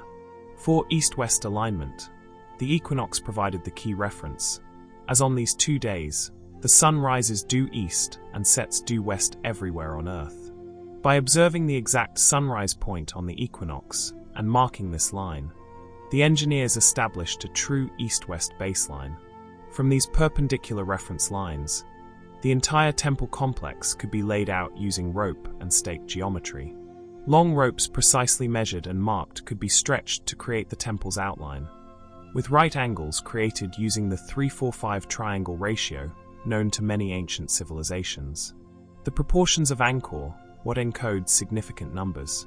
The distance from the entrance to the central shrine reflects the Hindu cosmic measure of time. The temple's dimensions relate to the cycles of the moon and planets. These were not accidental, but but deliberately designed correspondences between earthly architecture and cosmic order. Achieving these proportions at the massive scale of Angkor, what required maintaining accuracy over hundreds of meters. The engineering teams used standardized measuring rods, likely calibrated against a master standard kept by the royal architects. The rods were made from durable wood, carefully maintained to prevent warping or shrinking. The leveling of the massive temple platform required understanding of water levels and careful grading. The platform had to drain properly during the intense monsoon rains, while maintaining the precise levels needed for the superstructure. The secret knowledge combined astronomical observation, mathematical calculation, surveying technique, and material understanding, all integrated into a cosmological vision where the temple served as a microcosm of the universe, heaven made manifest in stone on earth. We conclude this act of our journey high in the Andes at Tiwanaku near Lake Titicaca in Bolivia, where between 300 and 1000 CE, a civilization developed sophisticated stone working techniques that enabled them to create some of the most precisely fitted masonry in the ancient world. The secret was in the final fitting process that allowed the Tiwanaku masons to create joints so tight that a knife blade cannot fit between the stones, joints that have held without mortar for over 1,000 years despite earthquakes and weathering. The stones used at Tiwanaku include both soft sandstone and very hard andesite and basalt. The hard stones presented the greatest challenges and showcased the most sophisticated techniques. These stones were quarried from sites many kilometers away and transported to Tiwanaku, itself an engineering feat. The rough shaping was done at the quarry using hard stone hammers, reducing the weight that needed to be transported. At the construction site, the fine shaping began using a combination of techniques. For the hard andesite, the secret involved pecking with smaller, harder hammerstones, gradually abrading the surface through thousands of small impact points. This process, visible under magnification as a pitted surface texture, removed material slowly but with great control. The critical technique was in the final fitting. A stone being fitted to its position would be lowered into place and then removed.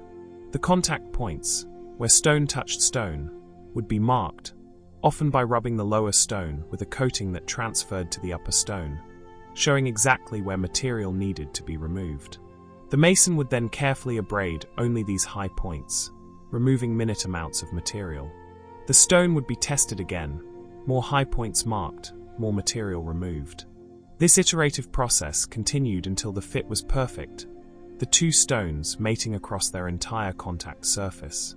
The secret to achieving the complex curved and angled joints visible at Tiwanaku was in working three-dimensionally, understanding how each stone related not just to the stones below it, but to those beside and above it.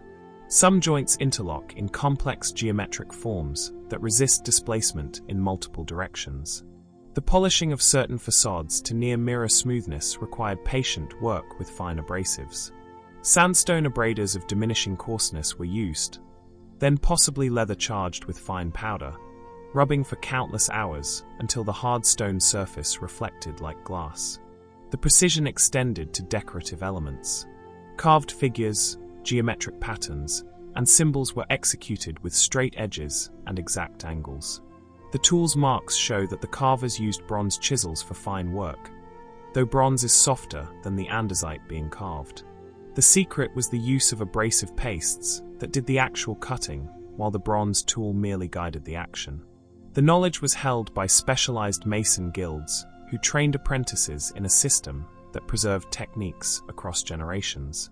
The mastery of these techniques required years, even decades of practice.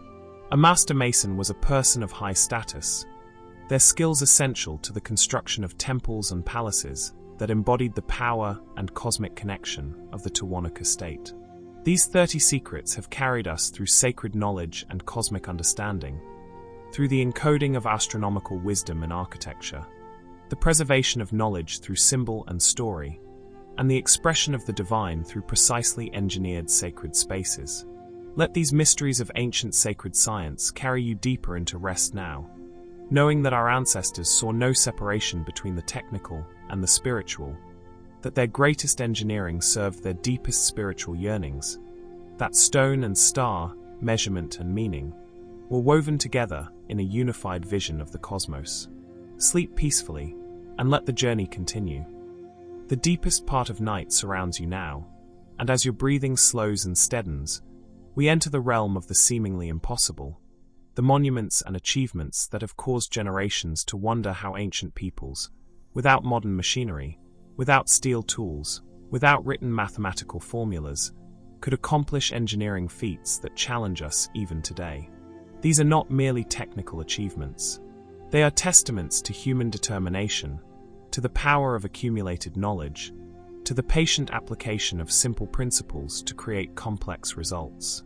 Each secret we explore in this act reveals not magic but method, not mystery but mastery, the careful techniques that transformed human vision into stone reality, that moved mountains and redirected rivers, that created structures meant to endure for eternity. Let yourself sink deeper into comfort now as we explore these engineering marvels, understanding that beneath each impossibility lies patient human ingenuity. Beneath each mystery lies discoverable method. We begin at the most iconic monuments of the ancient world, the pyramids of Egypt, particularly the Great Pyramid of Khufu at Giza, constructed around 2560 BCE, containing approximately 2.5 million limestone blocks, each weighing on average 2.5 tons, with some granite blocks in the burial chamber weighing as much as 80 tons. The question that has fascinated observers for millennia is simple. How were these massive stones moved into position at increasing heights as the pyramid grew? The secret lies not in a single technique, but in a sophisticated understanding of friction, leverage, and ramp engineering. The basic principle was the ramp, an inclined plane that traded distance for reduced effort.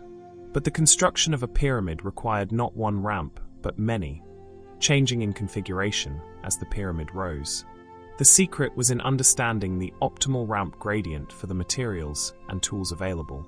Modern experiments have shown that a gradient of about 1 vertical unit to 10 horizontal units, a 10% slope, represents the optimal balance. Steeper, and the friction becomes too great for the hauling teams to overcome.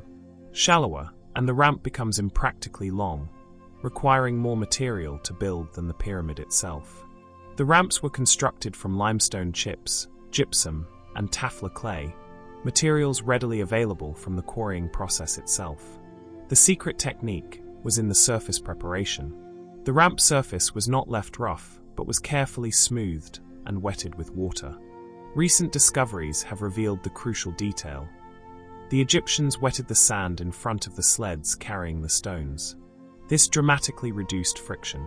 Modern physics experiments confirm that sand at about 5% moisture content reduces sliding friction by half compared to dry sand. Too much water creates muddy suction that increases resistance. The exact right amount creates a thin lubricating layer. The hauling teams, often depicted in tomb paintings, pulled the sleds using ropes made from papyrus or flax, twisted into thick cables. The secret was in the rhythm and coordination. Teams pulling in synchronized rhythm could generate force peaks significantly higher than their sustained pulling capacity. A chant or rhythm keeper helped maintain this synchronization. The sleds themselves were carefully engineered. Made from wood, probably imported cedar or acacia, the runners were curved at the front to ease over irregularities. The secret was in the runner spacing and width, optimized through trial and error to distribute weight while maintaining stability. For the massive granite beams used in the king's chamber, special techniques were required. These may have involved multiple parallel ramps, teams on each side pulling in coordination. The engineering challenge was immense, moving 80-ton blocks up a ramp, then maneuvering them through the pyramid's passages and into precise position. The exterior ramps were likely removed as construction proceeded, with final finishing work erasing evidence of their exact configuration.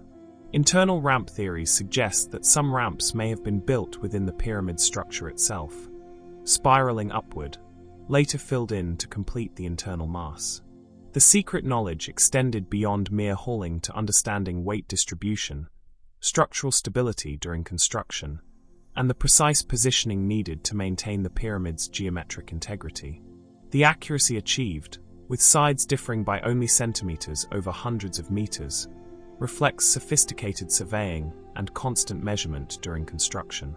We remain in Egypt but move to Saqqara, site of the Step Pyramid and many other ancient structures, including the mysterious Serapeum, an underground complex of tunnels containing massive granite and basalt sarcophagi, each carved from a single block of stone and weighing up to 70 tons. These sarcophagi, intended for the sacred Apis bulls worshipped as incarnations of the god Ptah, present a profound engineering puzzle. Not only their creation, but their installation deep underground in chambers barely larger than the sarcophagi themselves raises questions about ancient Egyptian engineering capabilities. The secret was in a sophisticated understanding of leverage and the mechanical advantage of simple machines. The ancient Egyptians, though they left no written engineering treatises, clearly understood principles that would later be codified as the laws of the lever and the inclined plane. The sarcophagi were carved at the quarries in Aswan for the granite pieces, with rough shaping done on site to reduce weight before transport. The final precision carving was likely done at Saqqara itself, where the stone could be worked more carefully under the supervision of master craftsmen. The technique for moving these massive objects through the narrow passages involved a combination of levers, rollers, and possibly primitive winches. The secret was in the sequential application of small movements. Rather than attempting to move the entire mass at once, the engineers would lift one end slightly using long wooden levers positioned in carefully cut sockets or against placed fulcrum stones. Once lifted, wooden rollers could be inserted beneath. The sarcophagus would then be lowered onto the rollers, which would allow it to be rolled forward. The process would then repeat: lift, advance rollers, roll forward, lift again. Progress was measured in centimeters per hour, but patience and systematic method accomplished what seemed impossible. The secret technique for the turns in the passages, where the massive sarcophagi had to change direction in confined spaces, likely involved a pivot method. The sarcophagus would be positioned so one corner rested on a hard point, perhaps a carefully shaped stone or a bronze pivot. The mass could then be rotated around this point using levers at the opposite corners. The tolerances were extraordinarily tight. Some sarcophagi fit through passages with only centimeters of clearance on each side. This required not only precise measurement, but also perfect control during movement. A mistake could wedge the sarcophagus permanently, blocking the passage. The lowering of sarcophagi down the sloping passages into the burial chambers required controlled descent techniques. Ropes and possibly wooden braking systems allowed the heavy masses to descend slowly, fighting gravity with friction and mechanical advantage. Inside the burial chambers, the final positioning required lifting the sarcophagus onto prepared bases. The technique likely involved building temporary ramps of stone chips or sand within the chamber, rolling the sarcophagus up onto these ramps, then positioning it over the base before carefully removing the ramp material from beneath, lowering the sarcophagus into its final position. The lids, themselves weighing many tons and fitting with precision into recesses cut into the sarcophagi tops, required similar techniques for positioning. Some show evidence of having been slid into place horizontally rather than lowered from above, suggesting that wooden frameworks or ramps allowed the heavy lids to be maneuvered into position. The knowledge required for these operations was held by specialized engineers, the same class of skilled workers who managed pyramid construction. Their expertise in leverage, friction management, and sequential movement techniques allowed them to accomplish tasks that seem impossible when imagined as single dramatic lifts, but become feasible when understood as patient, methodical processes executed over weeks or months. We travel now to Bronze Age Greece, to sites like Mycenae and Tiryns, where massive limestone walls built between 1400 and 1200 BCE so impressed later Greeks that they attributed their construction to the Cyclopes, mythical one-eyed giants, believing no human could have moved such enormous stones. These walls, still standing after more than 3,000 years, consist of massive, irregularly shaped limestone blocks, some weighing over 20 tons, fitted together without mortar in a style called cyclopean masonry. The secret was in the shaping and fitting technique that allowed these enormous, rough blocks to interlock so precisely that the walls have survived millennia of earthquakes. The limestone was quarried locally, an advantage over the Egyptian situation, where stone often had to be transported long distances. The blocks were rough-shaped at the quarry to approximately the desired size, then transported to the construction site using wooden sledges on prepared paths. The secret technique was in the custom fitting of each stone. Unlike later Greek masonry, with precisely cut rectangular blocks, cyclopean masonry worked with the natural shapes of the stones, fitting each irregular block to its neighbors like pieces of a three-dimensional puzzle. The process began with selecting a stone approximately the right size for the space to be filled. The stone was positioned roughly where it would go, and the contact points with adjacent stones were identified. These high points were marked, perhaps with chalk or charcoal.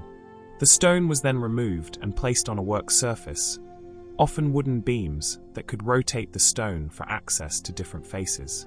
Using stone hammers and bronze tools, the masons would carefully remove material from the marked high points, creating flat contact surfaces where this stone would mate with its neighbors. The secret was in the iterative refinement. The stone would be tested in position again, new high points identified, more material removed. This process repeated until the fit was satisfactory. For the largest stones, this process could take many days. The fitting did not need to be perfect across the entire surface. The secret understanding was that contact at key points was sufficient. The weight of the stones above would drive the blocks together, and the irregular shapes, broader at the back than the front, would lock the stones in place, creating a wall that actually became more stable as more weight was added above. Some contact surfaces show evidence of having been ground together using sand and water as an abrasive slurry, achieving nearly perfect fits across significant surface areas. This level of precision was typically reserved for visible faces or for critical structural points. The walls were built with a slight inward lean, and often included galleries and chambers within their thickness, sophisticated structural features that required careful planning and execution. The corbelled gallery at Tiryns, where massive stones project inward in steps to create a triangular cross-section passage, demonstrates advanced understanding of load bearing and structural stability. Small stones, chips from the shaping process, were often packed into gaps between the major blocks, improving stability and distributing loads. This chinking was carefully done, not random fill, but thoughtfully placed material. The defensive walls of Mycenae and Tiryns have withstood not only time, but also warfare, earthquakes, and the collapse of the civilization that built them.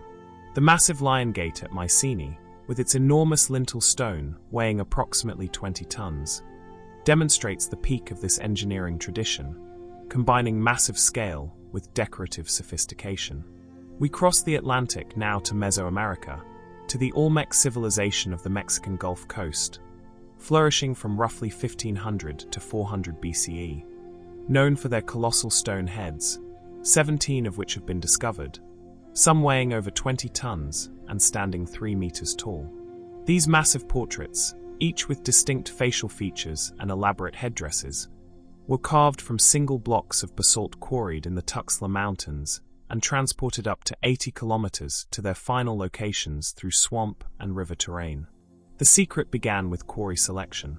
The Olmec stoneworkers learned to identify massive basalt boulders within the volcanic landscape, boulders large enough to yield the desired monument, but not so heavily embedded that extraction was impossible. The basalt had to be relatively homogeneous, without major cracks or inclusions that might cause splitting during carving. The extraction technique likely involved a combination of heating and cooling to fracture the basalt free from the bedrock. Fires built against the stone, then doused with water, created thermal stresses that propagated cracks. Wooden wedges driven into natural cracks and then wetted would expand with tremendous force, widening fissures. Once freed, the massive boulder faced a journey of many kilometers. The secret transport technique involved a combination of methods adapted to the terrain. Where possible, the stones may have been floated on rafts during seasonal floods, taking advantage of rivers and the natural flooding of lowland areas during the rainy season. Overland transport required enormous teams of workers, pulling the stones on wooden sledges or rolling them on logs. The preparation of paths, clearing vegetation, leveling grades, and possibly building causeway ramps across soft ground represented a massive investment of labor before the stone could even begin to move. At the destination site, the rough boulder was ready for transformation into a portrait head. The secret carving technique involved careful planning of the final form to maximize use of the available stone. The carvers had to envision the finished head within the rough boulder, planning the orientation to best use the stone's natural shape. The initial rough shaping was done using hard stone hammers, basalt or diorite tools that could chip away the volcanic stone through percussive force. This rough work removed large amounts of material, establishing the basic proportions and major features. The intermediate stage used smaller hammers and pecking techniques, gradually refining the forms. The facial features, the elaborate headdresses with their distinctive patterns, emerged through patient removal of stone, working from general shapes to specific details. The secret of achieving the smooth, finished surfaces visible on the completed heads involved grinding with abrasive stones, using sand and water as a cutting slurry. Areas of the face, particularly the cheeks, lips, and eyes, were ground and polished until smooth, creating a contrast with the textured surfaces of the headdress. The carving process was not linear, but iterative. The sculptors would work across the entire piece, gradually bringing all areas to completion together rather than finishing one section before starting another. This allowed them to maintain proper proportions and relationships between features as the work progressed. Some heads show evidence of having been recarved, earlier portraits transformed into new ones, perhaps representing different rulers, or updated to reflect changed political circumstances. This recarving required even greater skill, working within the constraints of the already reduced stone volume. The monumental scale of these sculptures served political purposes, demonstrating the power of Olmec rulers who could command the resources and labor necessary for such projects. The technical achievement was itself a statement of authority and organizational capability. We return to Easter Island, remote Rapa Nui in the Pacific, where between 1250 and 1500 CE, the island's inhabitants carved and erected nearly 900 massive stone statues. The moai, some weighing over 80 tons and standing 10 meters tall. The moai were carved at the Reno Roroka quarry from volcanic tuff, then transported across the island, sometimes over 20 kilometers, to their final positions on stone platforms called ohu. The question of how these massive statues were moved has been debated for centuries. The secret, preserved in oral tradition and confirmed by recent experiments, is that the moai walked. Not magically, but through a sophisticated rocking technique that moved the statue forward in a waddling gait while it remained upright. The technique required understanding the moai's center of gravity. The statues were carved with the base narrower than the shoulders, and with the body tilting slightly forward. This design meant that when upright, the moai was close to tipping forward, making it relatively easy to rock from side to side. Teams with ropes attached to the moai's head on either side would alternately pull, rocking the statue. As it tilted to one side, the statue would pivot slightly forward around the foot on that side. Then the opposite team would pull, tilting it the other way, advancing the other foot. The statue thus walked forward in small increments. The secret was in the coordination between the teams and in the precise calibration of force. Too little pull, and the statue would not rock enough to advance. Too much, and it might tilt too far and fall. A person or small team at the back, using ropes to control forward tilt, was crucial to maintaining stability. The path had to be prepared, cleared of obstacles, and possibly smoothed, or even paved with stone chips to create a stable surface. The width of the path had to accommodate the rocking motion, wider than the statue itself to allow for the sway. Recent experiments have successfully walked replicas weighing several tons, confirming the feasibility of this technique. The surprising finding was that it required fewer people than expected, perhaps 15 to 20 for a moderate-sized moai, rather than the hundreds previously imagined. The statues at the quarry show evidence of this transport method. Many incomplete or abandoned moai stand along ancient roads in upright positions, suggesting they were being transported when work stopped. If dragged horizontally, they would likely have been left lying down. The technique explains other mysteries as well. The moai's eye sockets and top knots of red scoria stone were added after transport, making sense if the statue walked, as these features would affect the center of gravity and balance needed for the walking motion. The oral tradition of the island speaks of the moai walking to their destinations through the mana, spiritual power, of the ancestors they represented. Modern understanding reveals that the mana was human ingenuity, the knowledge of leverage, balance, and coordinated effort that allowed the seemingly impossible transport.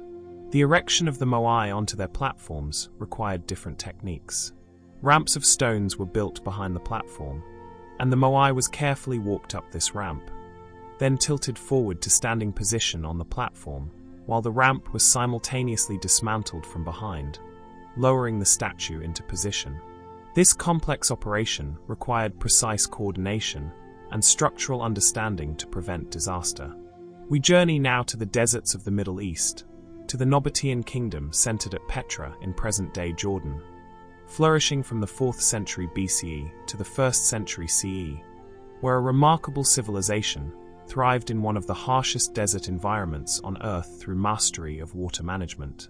The Nabateans carved elaborate water cisterns directly into the sandstone cliffs surrounding their cities, creating storage capacity for millions of liters of water collected during brief rainy periods and preserved through the long dry seasons. The secret was in the carving techniques that created these massive underground chambers from solid rock. The sandstone of Petra, while beautiful with its swirling red and orange patterns, presented significant challenges. It was soft enough to carve, but also prone to crumbling, layered in strata of varying hardness, and in some areas weakened by natural weathering. The secret technique began with careful site selection. The cistern carvers looked for areas where the sandstone was relatively homogeneous, without major cracks or heavily eroded zones. The entrance had to be positioned where it could connect to water channels, but also where the rock above was sound enough to form a stable roof. The carving began from the entrance, working inward and upward. Iron tools, picks and chisels, were used to excavate the soft sandstone. The technique was systematic. The ceiling was carved first, working from front to back, creating an arched form that would be structurally stable. The secret understanding of structural mechanics guided the shape. Flat ceilings would be unstable, prone to collapse.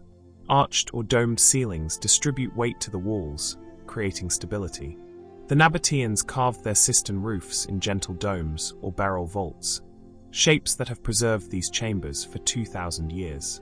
As the ceiling was carved, the floor remained elevated, providing a working platform and supporting scaffolding. Workers stood on this temporary floor while carving the ceiling above.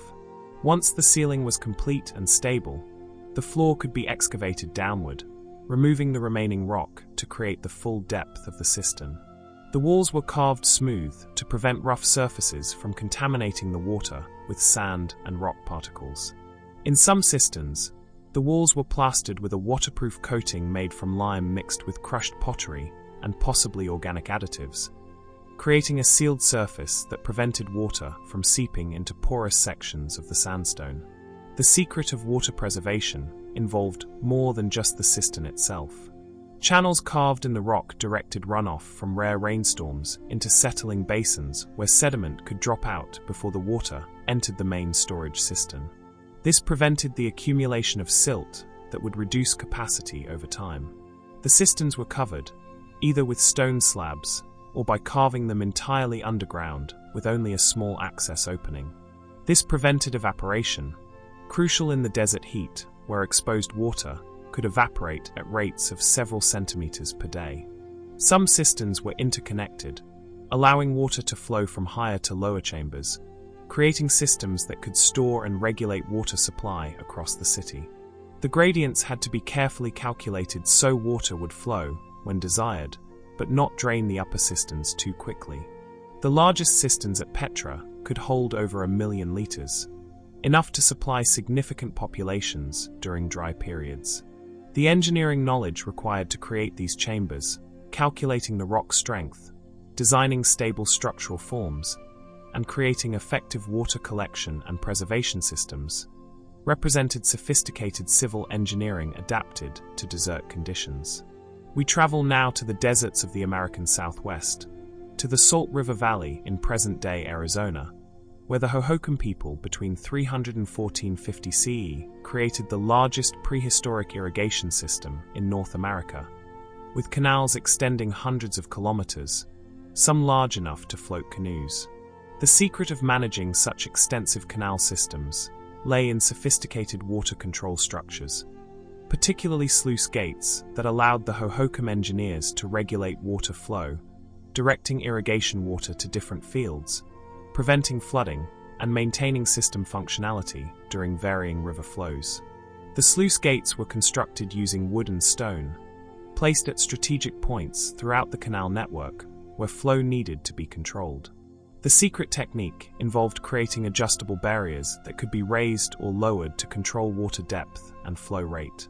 The basic design used wooden posts set into the canal bed and sides, creating slots into which wooden boards could be inserted.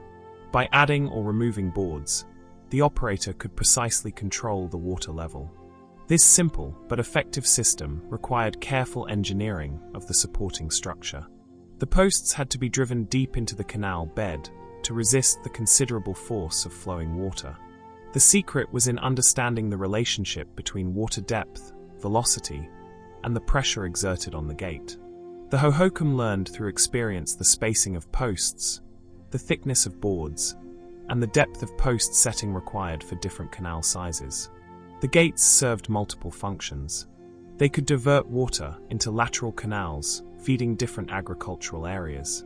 They could create temporary ponds for settling out sediment. They could completely block flow for maintenance work on downstream sections. The secret operational knowledge involved understanding how opening gates in one part of the system affected water levels throughout the network. The Hohokam developed scheduling systems, likely tied to astronomical observations or calendar counts, that determined when different areas would receive irrigation water. The canals themselves required careful gradient management. Too steep, and water would flow too fast, eroding the canal. Too shallow, and sediment would accumulate, reducing capacity.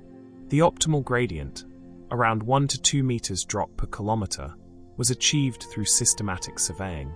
The surveying technique likely used water levels, simple but effective tools consisting of a long straight beam with sight grooves and a water-filled tube or channel along its length. By keeping the water level centered while sighting from one point to another, the surveyors could transfer elevations and maintain consistent gradients over long distances. The canal walls were often lined with clay to prevent seepage loss and protect against erosion. The secret technique for applying this lining involved working the clay into the canal surface while wet, compacting it thoroughly, then allowing it to dry and harden. In areas where the soil was particularly porous, multiple clay layers were applied. Headgates at the river intake required even more sophisticated engineering. These structures had to withstand spring floods while allowing controlled water withdrawal during lower flow periods. The design typically involved stone or timber weirs that directed water into the canal while allowing flood waters to pass safely. The maintenance of this extensive system required organizational sophistication, matching the engineering. Communities had to coordinate on cleaning schedules, gate operation, water allocation, and system repairs. The engineering knowledge was likely held by specialists who trained successors in the complex operational requirements. We journey to the mountains of the Philippines, to the Cordillera region of Luzon, where the Ifugao people created one of the world's most remarkable agricultural landscapes. Vast systems of rice terraces carved into steep mountain slopes, some reaching heights of nearly 1,000 meters above the valleys. These terraces, built over 2,000 years, represent an engineering achievement of staggering scale. The total length of terrace walls, if laid end to end, would span halfway around the Earth. The secret was in the contouring technique that allowed the efugo to create level planting surfaces on slopes as steep as 70 degrees. The fundamental challenge was creating level surfaces where water could pond evenly for rice cultivation, while preventing the entire structure from sliding down the mountainside. The secret began with understanding the landscape, reading the contours, identifying stable zones for building. The technique started at the bottom of the slope, building upward. This was crucial. Each terrace supported the one above, so construction had to proceed from the foundation upward. The first step was to create a stone retaining wall along the contour line, a level curve around the mountain following a constant elevation. The stone wall construction required understanding of dry stone masonry techniques. The stones, gathered from the fields and stream beds, were carefully fitted together without mortar. The secret was in the interlocking arrangement, with larger stones forming the faces and smaller stones filling the interior, creating a permeable structure that allowed water to seep through without eroding the fill behind. The wall had to tilt slightly backward, leaning into the hillside, creating a more stable structure less likely to be pushed outward by the weight of soil. The base was wider than the top, creating a trapezoidal cross-section that distributed weight effectively. Once the retaining wall was built, the space behind it was filled with soil and rock excavated from higher up the slope. This fill was carefully compacted in layers, preventing future settling. The surface was leveled precisely using water as a guide.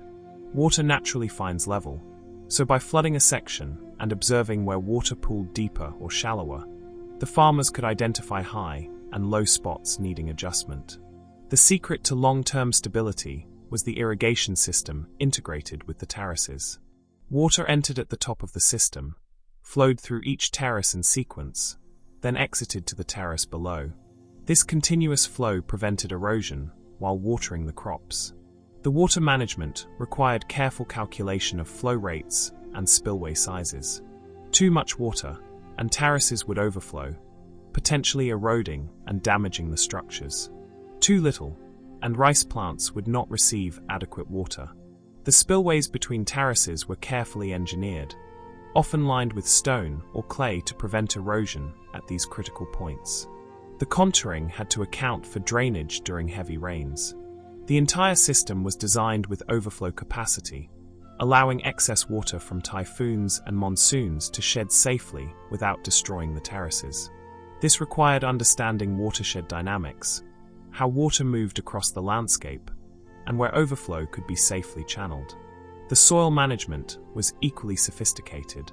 The terraces required continuous fertility maintenance, achieved through careful management of water flow that deposited nutrient-rich silt, through composting, and through systems that cycled nutrients from valley bottoms back to higher terraces. The knowledge of terrace construction was passed through families and communities, with experienced builders training younger generations in the complex skills required. A single terrace might take years to build properly, and the landscape visible today represents dozens of generations of continuous construction and maintenance. The efugo terraces demonstrate that engineering sophistication is not only about monumental single structures, but also about sustainable systems that harmonize human needs with environmental realities, creating landscapes that support communities across centuries. We travel to the north coast of Peru, to Chon Chon, capital of the Chima civilization, which flourished from roughly 900 to 1470 CE. Chon Chon was the largest pre-Columbian city in South America, built almost entirely from adobe, sun-dried mud bricks, arranged in vast compounds with elaborately decorated walls. In this desert environment where rainfall is rare but fog and humidity are common, preserving adobe structures required sophisticated plaster techniques. The secret was in the plaster formulations and application methods that allowed decorative reliefs to survive for centuries. The base structure was built from large adobe bricks, molded from local clay mixed with straw or other organic tempers, then dried in the sun. These bricks formed thick walls, sometimes several meters high, creating the framework for the elaborate compounds. The decorative surfaces, however, were not carved into the brick itself, but were created through applied plaster that was modeled while wet into intricate geometric patterns, stylized animals, and abstract designs. The secret formulation of this plaster made it durable enough to preserve fine details. The plaster base was made from local clay, but the secret was in the additives. Fine sand provided body and reduced cracking as the plaster dried. Crushed shell, available from nearby coastal deposits, was mixed in, providing calcium carbonate that hardened the plaster. Some plasters show evidence of plant extracts, possibly from cactus, which would provide sugars and gums that improved workability and adhesion. The application technique involved multiple layers. A rough base coat, applied directly to the brick wall, created an even surface and ensured good adhesion. This base coat was allowed to partially dry before the finish coat was applied. The finish coat, finer in texture and more carefully formulated, was applied thick enough to allow modeling. The plasterers worked while this coat remained wet, but firm enough to hold its shape. The secret timing was crucial. Too wet, and the modeling would slump; too dry, and the plaster would crack. The decorative patterns were created using a combination of techniques. Some elements were molded freehand, the plasterer shaping the wet material with fingers and simple tools. Other elements used stamps or molds, pressing pre-made forms into the wet plaster to create repetitive patterns. For the most intricate work, the plasterers used incising tools to cut details into the partially dried plaster, creating sharp edges and fine lines. This technique required perfect judgment of the plaster's drying state, working in the narrow window when it was firm enough to hold clean cuts, but not so hard that cutting caused cracking. The surface finish was achieved through careful smoothing and burnishing while the plaster was still slightly moist. Stone or shell tools, rubbed over the surface, compressed the plaster and created a smooth, slightly polished finish that was more resistant to weathering. Some walls show evidence of having been painted. The pigments, earth tones, and mineral colors were applied after the plaster dried. The secret technique for ensuring paint adhesion likely involved applying a thin sizing layer, possibly made from plant gums, that would bond with both the plaster and the pigment. The plaster systems had to resist not only time, but also the specific environmental challenges of the Peruvian coast. The garrowa, thick coastal fog that deposits moisture without actual rain, could penetrate plaster and cause salt migration from the soil, crystallizing within the plaster and causing it to spool and flake. The chon plasterers addressed this through careful formulation and by protecting wall bases with stone cobbles that prevented groundwater wicking up into the adobe. The upper walls were sometimes capped with additional waterproofing layers to shed any rain that did occur. The knowledge of these techniques was held by specialized craftspeople, the plasterers and decorators, who created the visual magnificence of Chonchan's compounds. Their work transformed humble mud into elaborate architecture that expressed the power and sophistication of Chimu civilization. We journey to Nubia, the region south of Egypt along the Nile in present-day Sudan, to the ancient kingdom of Kerma, which flourished from roughly 2500 to 1500 BCE, contemporary with Egypt's Old and Middle Kingdoms, but maintaining distinct cultural identity and remarkable architectural traditions. The most distinctive structures of Kerma are the massive defufas, brick-built monuments that served religious and possibly administrative functions. These structures, particularly the Western defufa, which still stands over 18 meters tall, were built from millions of mud bricks and represent remarkable engineering achievements in a challenging climate. The secret we explore is the capping technique used to protect the uppermost surfaces of these structures from seasonal rains and weathering. Unlike in Egypt, where rainfall is negligible, Nubia receives occasional heavy rains that can rapidly erode exposed mud brick. The bricks themselves were large, much larger than Egyptian bricks, sometimes over 40 centimeters long. They were molded from Nile silt mixed with chopped straw and dried in the sun. The size of these bricks posed challenges for lifting to the upper levels, but provided structural advantages, requiring fewer joints and creating more massive, stable walls. The construction technique used mud mortar rather than dry stacking, bonding bricks into a unified mass. The walls were extremely thick, several meters at the base, tapering slightly as they rose but remaining massive throughout. This mass provided stability and thermal regulation in the hot climate. The secret capping technique involved creating a protective layer on the top surface and on the shoulders where horizontal surfaces met vertical walls.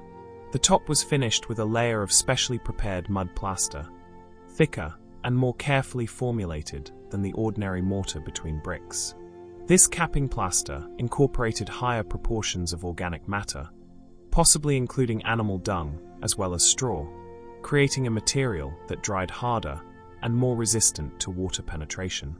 The surface was carefully sloped to shed water, preventing pooling that would saturate and weaken the structure. The most innovative aspect was the fired brick capping used on some Kerma structures. Although the majority of the building was unfired mud brick, the uppermost layers and corners were sometimes built with bricks that had been fired in kilns, making them far more water resistant. The production of these fired bricks required significant fuel resources and technical knowledge. The kilns had to reach temperatures high enough to permanently harden the clay, transforming it from a material that would dissolve in water back to clay into a ceramic that would endure.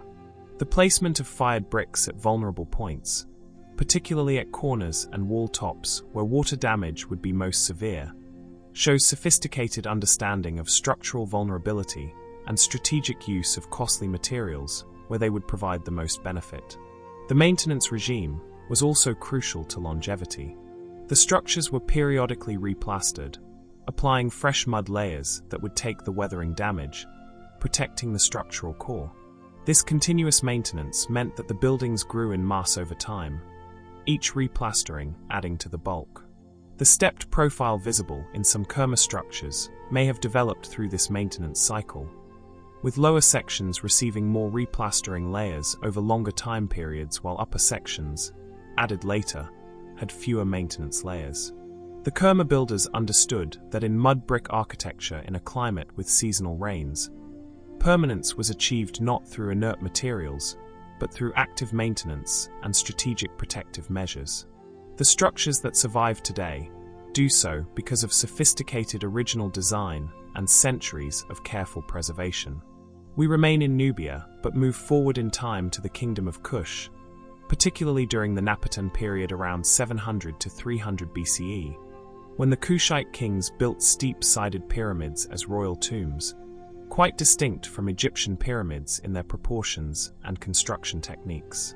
The Kushite pyramids were much steeper than their Egyptian counterparts, with slope angles around 70 degrees compared to the 51 to 54 degree slopes of Egyptian pyramids. This steep angle created structural challenges that required different building techniques. The secret was in the internal structure.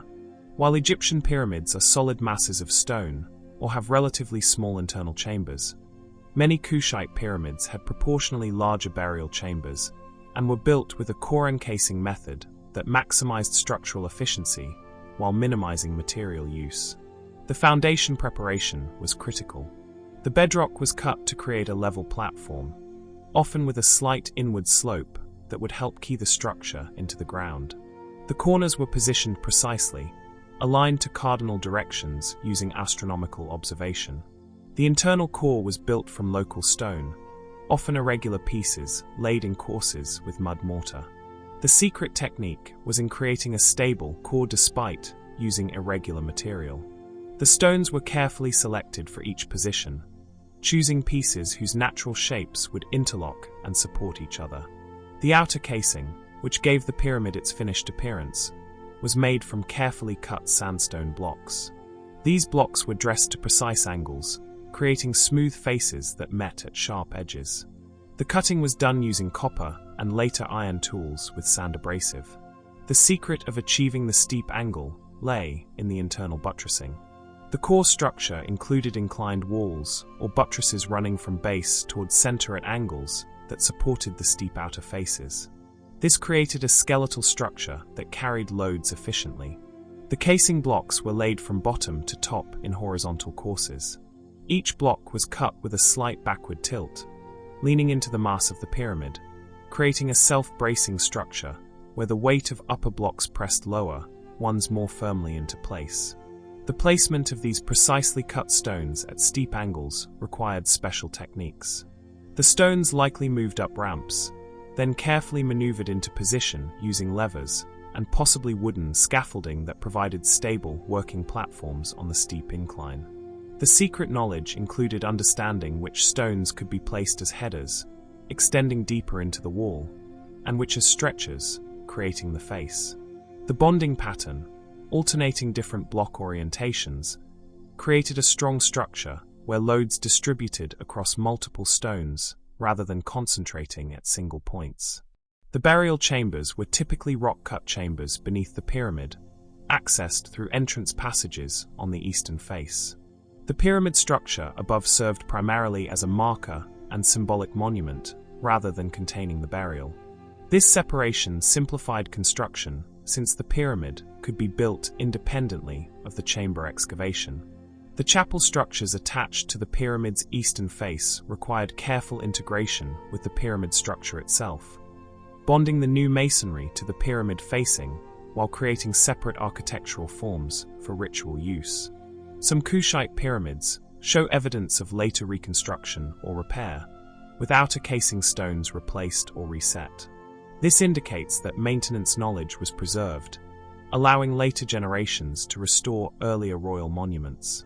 The steep proportions of Kushite pyramids created dramatic visual impact.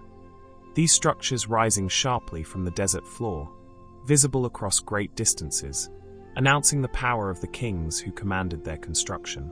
We return to coastal Peru, to the Moche civilization, roughly contemporary with Chon Chon but earlier, flourishing from 100 to 800 CE. The Moche built massive huacas, ceremonial platforms made from millions of adobe bricks. The Huaca del Sol, the largest pre-Columbian adobe structure in the Americas, originally contained over 140 million bricks before erosion and looting reduced its size.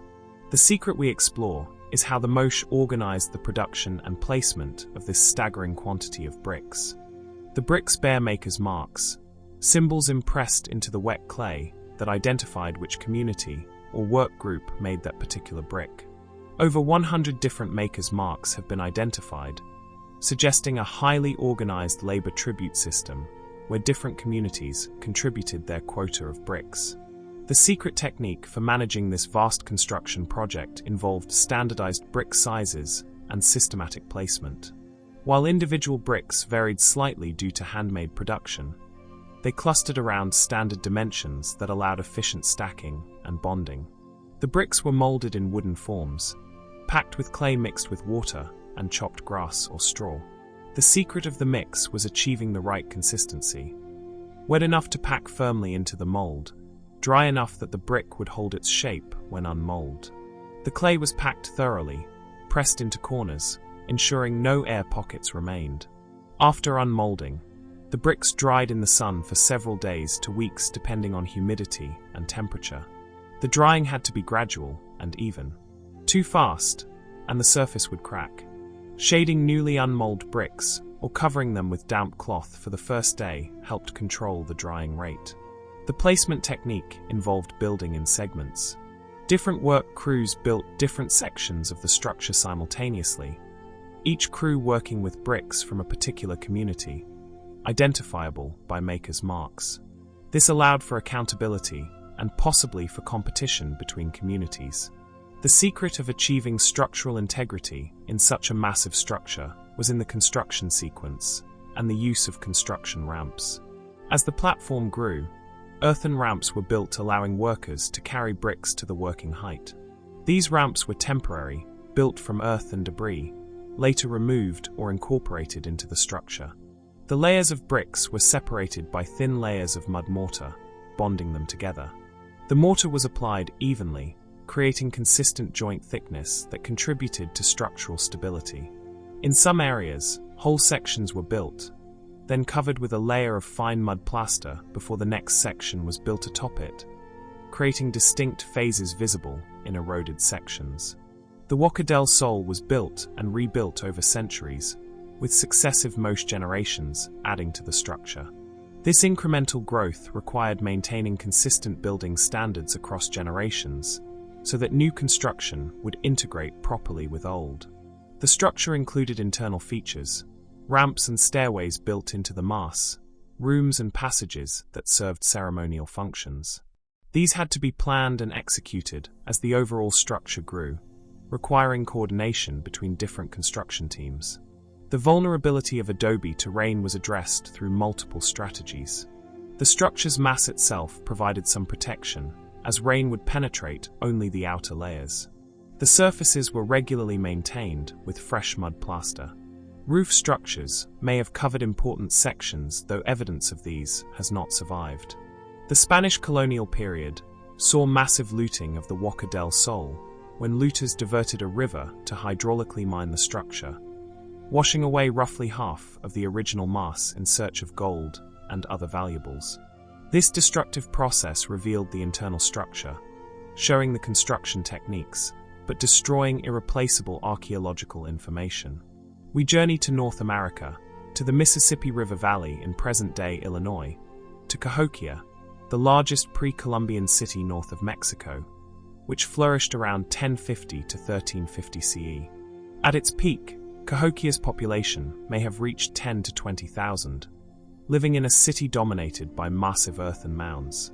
Monk's Mound, the largest prehistoric earthwork in the Americas, rises over 30 meters high and covers more than 5 hectares at its base, containing over 600,000 cubic meters of earth.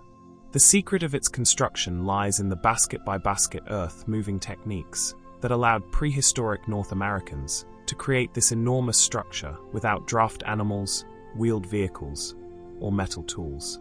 The earth for the mound was dug from borrow pits surrounding the structure, locations chosen for convenient earth quality and proximity.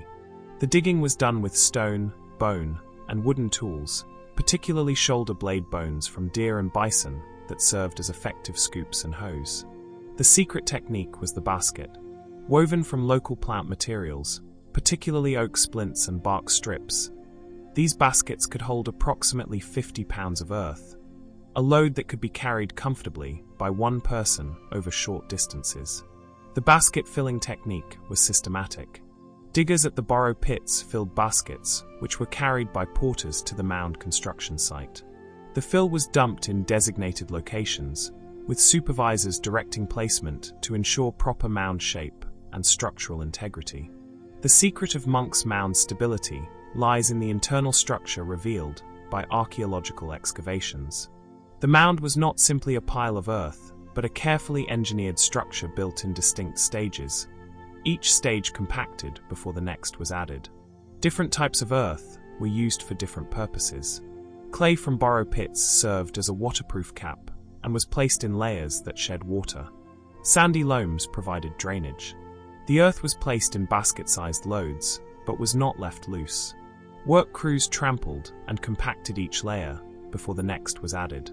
The technique included creating internal terraces and platforms, not just a simple cone or pyramid, but a complex form with multiple levels serving different functions. The summit platform, where the principal building stood, had to be level and stable. The construction sequence mattered enormously. Archaeological evidence shows that the mound was built in at least 14 distinct stages over roughly 300 years. Each stage represented a massive community effort, likely coordinated with ceremonial cycles and seasonal labor availability. The basket carrying created pathways that can still be detected through soil analysis, showing the approach routes used by thousands of workers carrying their loads to specific dumping points. The organization required to coordinate this labor, preventing congestion and ensuring efficient earth movement, demonstrates sophisticated project management. The secret knowledge included understanding soil mechanics. The builders knew that certain soils compacted better than others, that clay could serve as a waterproof barrier, that sandy soils drained well, and that mixing earth types in layers created a more stable structure than using homogeneous fill. The rate of construction can be estimated from the volume of earth and reasonable assumptions about daily labor. Even with thousands of workers, each stage would have required months or years to complete. The project represented an enormous community investment, sustained across many generations.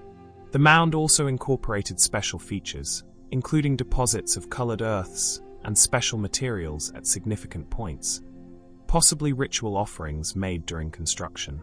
Some excavations found remains of buildings deliberately buried as the mound grew, their destruction and interment part of the ceremonial cycle of construction. We travel to the Alps, to Hallstatt in present-day Austria, where one of the world's oldest salt mines has been worked continuously for over 3,000 years, with Bronze Age and Iron Age mining galleries still preserved deep within the mountain. The ancient miners of Hallstatt developed sophisticated timbering techniques to support underground excavations and prevent collapse. The secret knowledge preserved in these ancient galleries shows remarkable understanding of mining engineering. The salt deposit was reached by cutting horizontal galleries, adits driven into the mountainside following the salt veins. These galleries required systematic support to prevent the surrounding rock from crushing the opening. The secret timbering technique used carefully fitted wooden frameworks. Heavy timber posts, typically pine or spruce from the surrounding forests, were cut to precise lengths and set vertically at regular intervals along the gallery walls. Horizontal beams, cap pieces, were laid across the tops of these posts, creating a framework that supported the gallery roof. The secret was in the joints where posts met caps. These were cut with precise notches and shoulders that transferred loads efficiently and prevented the pieces from shifting. The timber had to be properly seasoned before use. Green wood would shrink as it dried, creating gaps in the framework and reducing support. The miners learned to cut timber well before needed, allowing it to season naturally. In urgent situations, they would strip bark and allow rapid drying, accepting some strength loss for quicker use. The galleries were not uniform, but varied in size depending on the mining method and the character of the salt and surrounding rock. Where the rock was more stable, less timbering was needed. Where conditions were poor, closer spacing and heavier timbers were required. The technique for installing timbering in an active excavation required careful sequencing. As miners advanced the gallery face, cutting into the salt, they would quickly install temporary support, lightweight props that would prevent immediate collapse. Behind the advancing face, permanent timbering would be installed, replacing the temporary support. The secret of long-term stability was in allowing some compression. The timbers were not cut to exact height, but slightly over length, then driven into position with mauls and wedges. As the mountain pressure compressed the framework, the wood would yield slightly, distributing loads gradually rather than suddenly failing. Some galleries show evidence of remarkably preserved organic materials due to the salt's preservation qualities. Leather backpacks, wooden tools, even the miner's excrement preserved in clay pots, provide intimate details of ancient mining life. The lighting underground was achieved with torches made from pine heartwood, naturally rich in resins that burn brightly. The technique for preparing these torch woods involved selecting dead standing pines, whose heartwood had concentrated resins, cutting the wood into suitable pieces, and allowing them to cure. The ventilation of deep galleries was a constant challenge. The secret technique involved creating multiple openings at different elevations, allowing natural air circulation. Fires lit at lower openings would create convection currents, drawing fresh air through the galleries. The extraction of salt involved cutting it free from the deposit using bronze picks in the Bronze Age, iron picks in the Iron Age. The salt was broken into manageable pieces, loaded into leather backpacks or wooden carriers, and hauled to the surface. The preservation of these ancient galleries, some over 2,500 years old, is remarkable. The salt environment, dry and sterile, has preserved wooden structures that would have rotted away in most environments, giving us direct evidence of ancient engineering techniques. We return to the Nazca of coastal Peru, but now focus specifically on the wind vent engineering of their Puquio aqueduct systems. a secret so sophisticated that it was not fully understood until modern archaeological and engineering studies. The pukios we mentioned earlier served multiple functions, but their role as wind-powered ventilation systems represents a remarkable innovation in hydraulic engineering. The secret lay in understanding airflow dynamics and using natural wind patterns to enhance water flow through underground channels.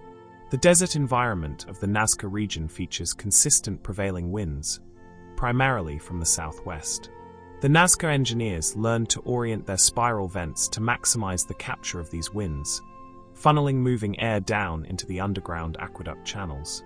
The secret technique involved shaping the spiral opening like a funnel or scoop, with one side raised higher to catch wind from the prevailing direction. The walls were carefully angled to accelerate the wind as it descended, creating a venturi effect that increased air velocity. This forced air movement into the underground channels served multiple purposes. It prevented stagnant air accumulation that could slow water flow through air pressure resistance. It promoted evaporative cooling, slightly reducing water temperature and thus increasing water density and flow. It prevented the buildup of gases from organic material decomposition. The spacing of vents along an aqueduct line was critical. Too few vents, and airflow would be insufficient. Too many, and the construction effort would be excessive. The Nazca engineers found optimal spacing through empirical observation, placing vents at intervals that provided maximum benefit. The vents also functioned as pressure release valves. Underground water channels can develop hydraulic pressure variations that reduce flow efficiency. The open vents allowed pressure equalization, maintaining consistent flow rates. The construction of the vent spirals required understanding structural engineering. The walls, built from river cobbles, had to resist both wind forces and the weight of earth pressing from outside. The spiral form provided inherent strength, with forces distributed around the curve rather than concentrated at weak points. The secret also involved maintenance access.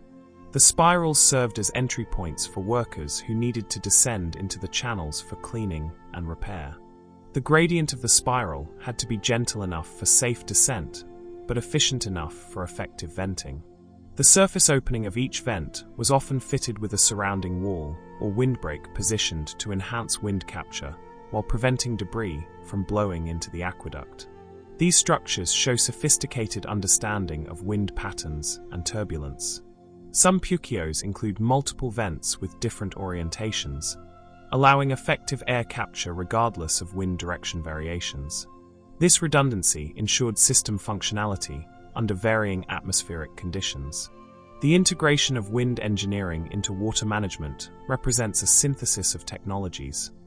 Hydraulics, ventilation dynamics, and structural engineering combined into a unified system that functioned efficiently for centuries and in many cases still functions today.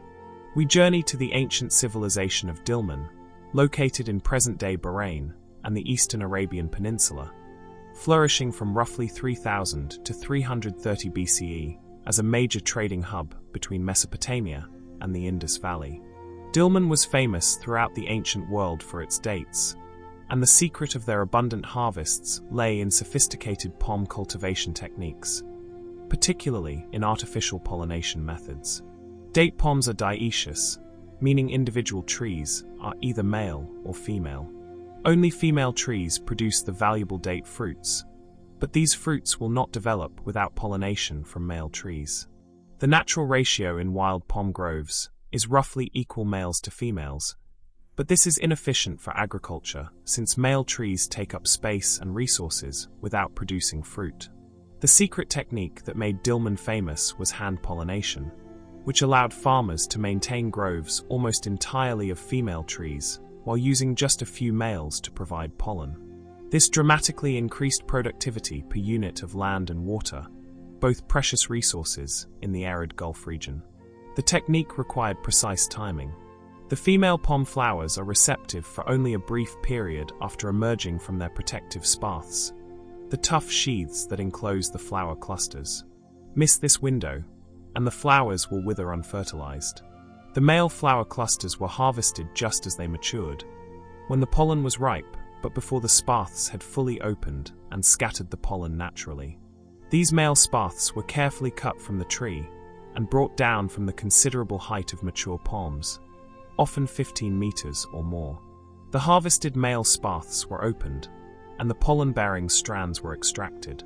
The secret preparation involved gently shaking or tapping these strands to collect the loose pollen, a fine yellowish dust that carried the genetic material needed for fruit formation.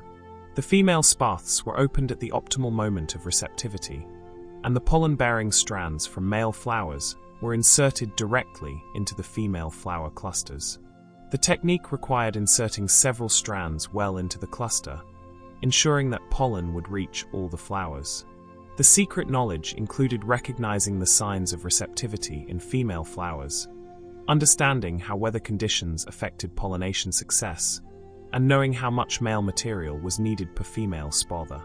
Too little, and pollination would be incomplete, reducing yield. Too much was wasteful of male material.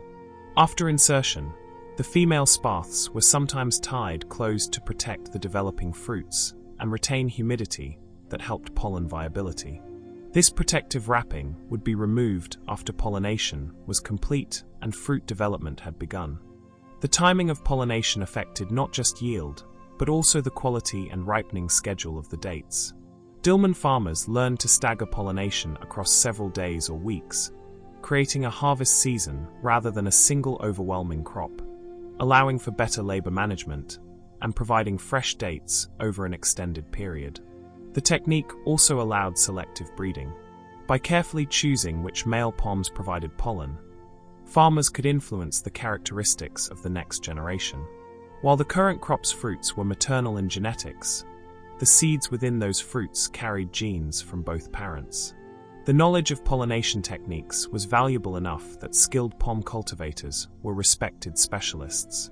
The annual pollination season was a period of intense activity, with workers climbing palms daily to monitor flower development and perform pollination at the optimal moment. This artificial pollination technology spread throughout the date-growing regions of the Middle East and North Africa, becoming a foundation of oasis agriculture. The technique remains essentially unchanged today, hand pollination still practiced in many traditional date groves, a living link to ancient Dillman agricultural science. We return to ancient Sumer, but now to the marshlands where the Tigris and Euphrates rivers spread into vast wetlands before reaching the Persian Gulf. In this aquatic environment, the Sumerians developed remarkable boat-building technology using the abundant marsh reeds. Reed boats, vessels constructed entirely from bundles of dried marsh reeds lashed together, have been used since prehistoric times.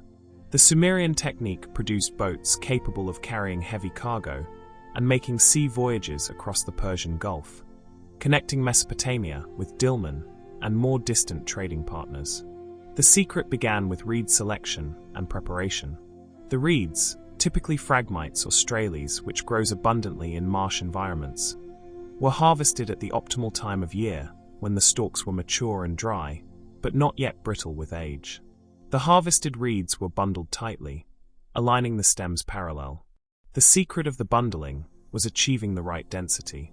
Too loose, and the bundle would be weak and waterlogged easily. Too tight was difficult to achieve, and made the bundles overly rigid and heavy. The bundles were bound with rope made from the same reeds, or from date palm fiber. The binding was done in a spiral pattern, wrapping continuously along the length of the bundle, creating a firm cylinder. These bundles might be 3 to 5 meters long and 30 to 50 centimeters in diameter for a medium-sized vessel. Multiple bundles were lashed together to create the boat's form.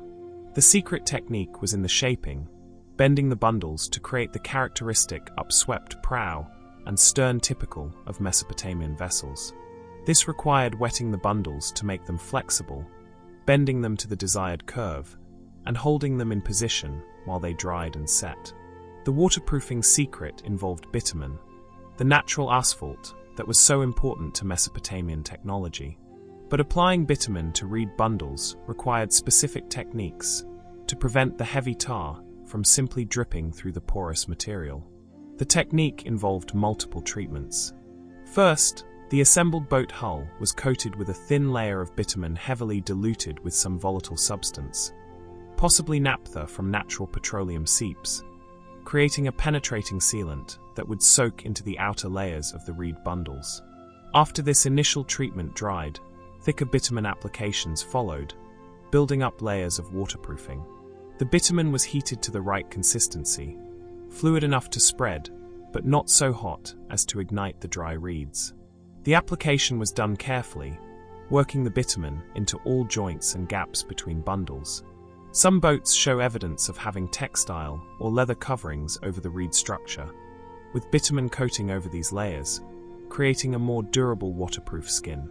The combination of flexible backing and waterproof bitumen created a boat that could flex with waves without cracking the seal. The secret maintenance knowledge was equally important. Reed boats required regular re-waterproofing, particularly after periods out of water when the reeds would dry and shrink.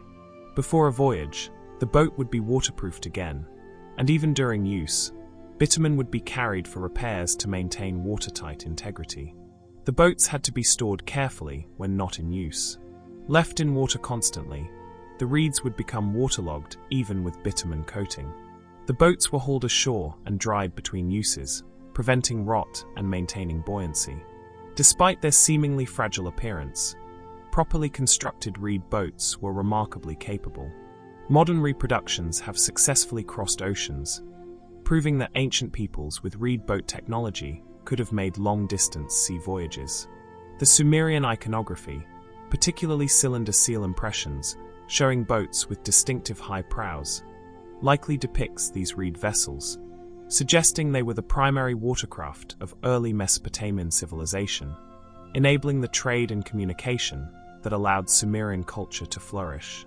We journey to the Andes once more, to the Inca Empire at its height in the 15th century CE, controlling a vast territory stretching over 4,000 kilometers along western South America, all without a writing system as we typically understand it.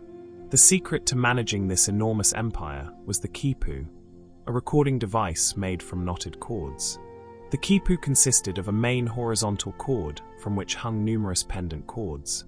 These pendant cords were knotted at various positions, with different types of knots representing different numerical values, or possibly other information.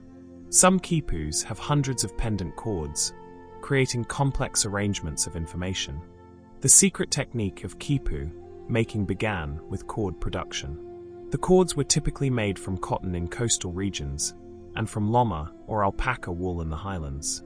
The fibers were spun into thread, then multiple threads were plied together to create cords of various thicknesses. The color of the cords carried meaning.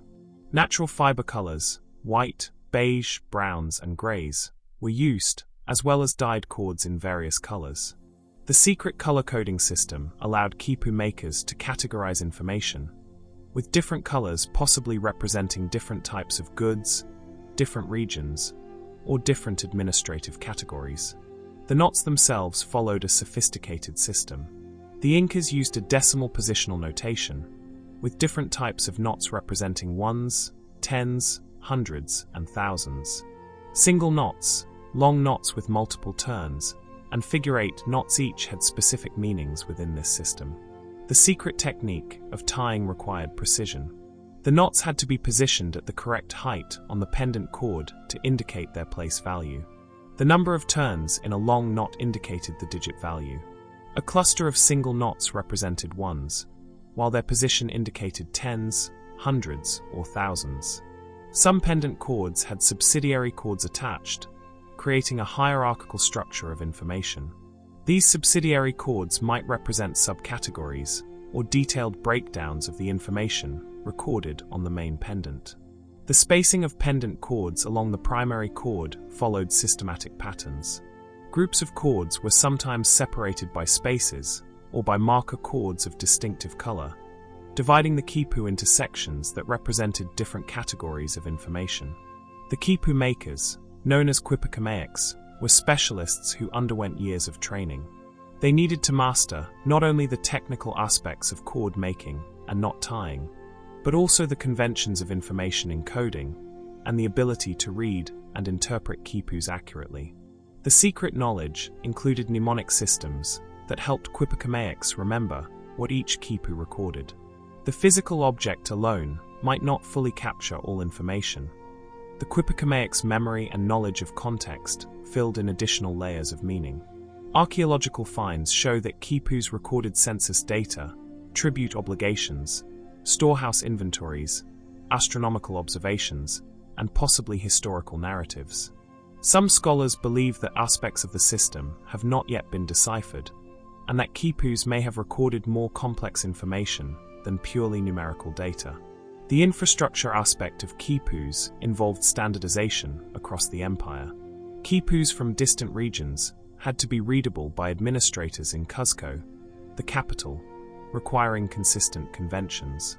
Quipukamaics from different areas had to share a common technical language. The relay system, Chasqui's runners who carried quipus across the empire's extensive road network, created an information network that allowed rapid communication and centralized administration of an empire spanning diverse environments and populations. The Spanish conquest disrupted this system, and much of the knowledge of quipu reading was lost as the generation trained in the system died without fully passing their knowledge to successors. Modern researchers have decoded the numerical aspects, but believe that deeper layers of meaning remain locked in the surviving quipus. We cross to the Mediterranean world, to the Roman Empire at its height, between the 1st century BCE and the 2nd century CE, when Roman engineering created structures that remain standing 2,000 years later. The secret was Roman concrete, particularly the maritime concrete that could set underwater and has proven more durable than modern concrete in marine environments.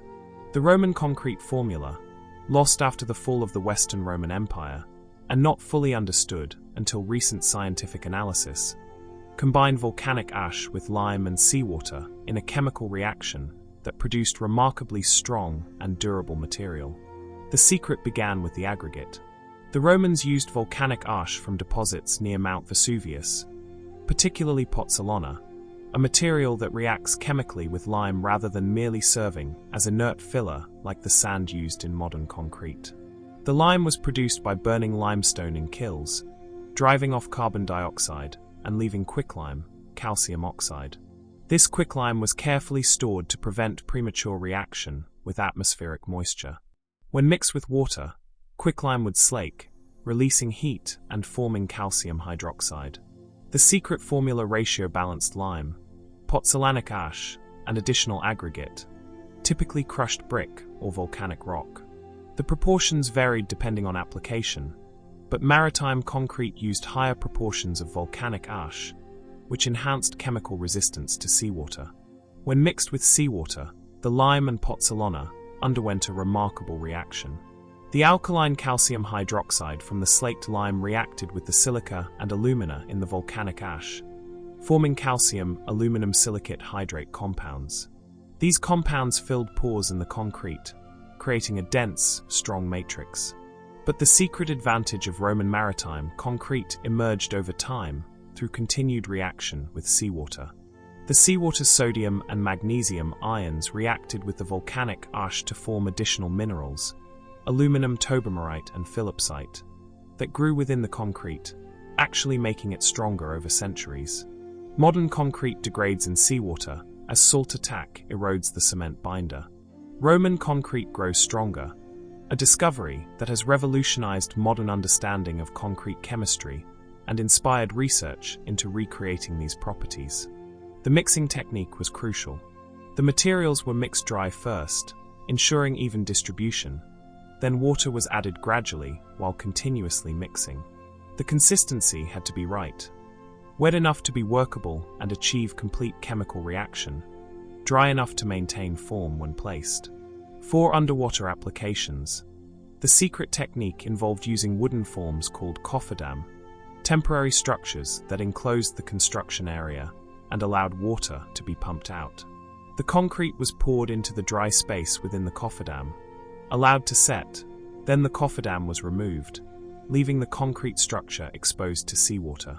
Alternatively, for some marine structures, The concrete was mixed to a very stiff consistency and lowered underwater in containers or fabric bags that held the mixture together while it set, the seawater permeating the mass and triggering the chemical reactions.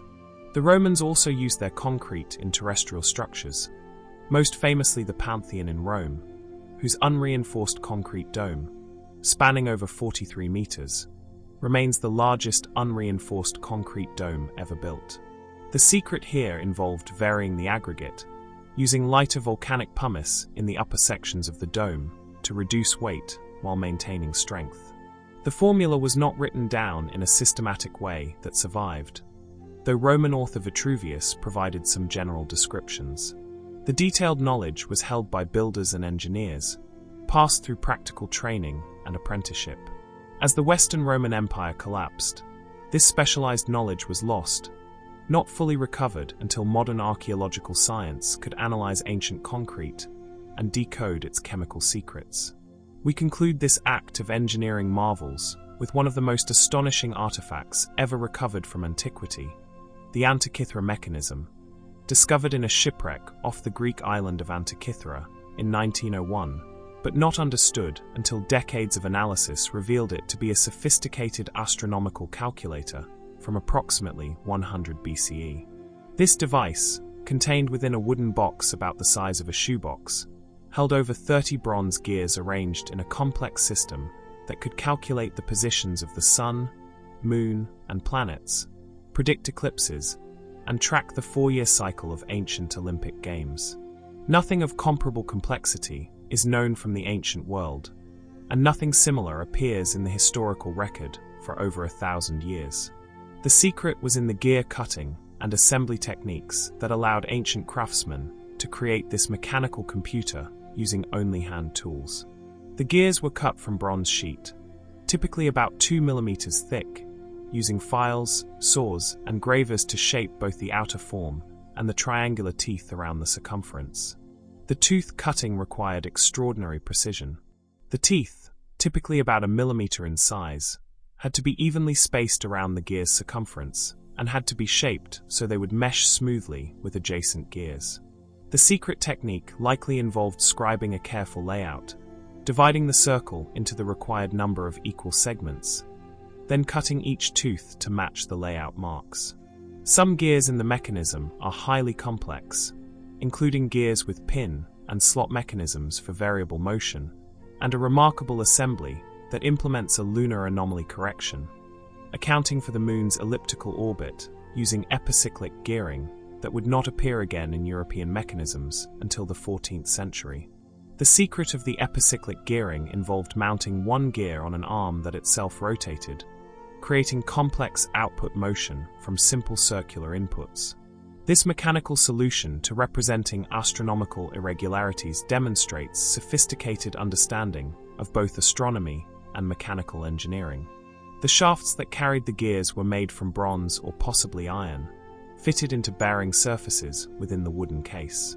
The secret technique for ensuring smooth rotation involved careful alignment and possibly the use of lubricants, though any organic lubricants have long since vanished. The assembly required building the mechanism from front to back, installing gears in sequence so they would mesh properly. The gear trains, some involving many gears in series, had to be calculated so the final output achieved the correct ratio for the astronomical relationship being modeled. The secret knowledge included understanding gear ratios.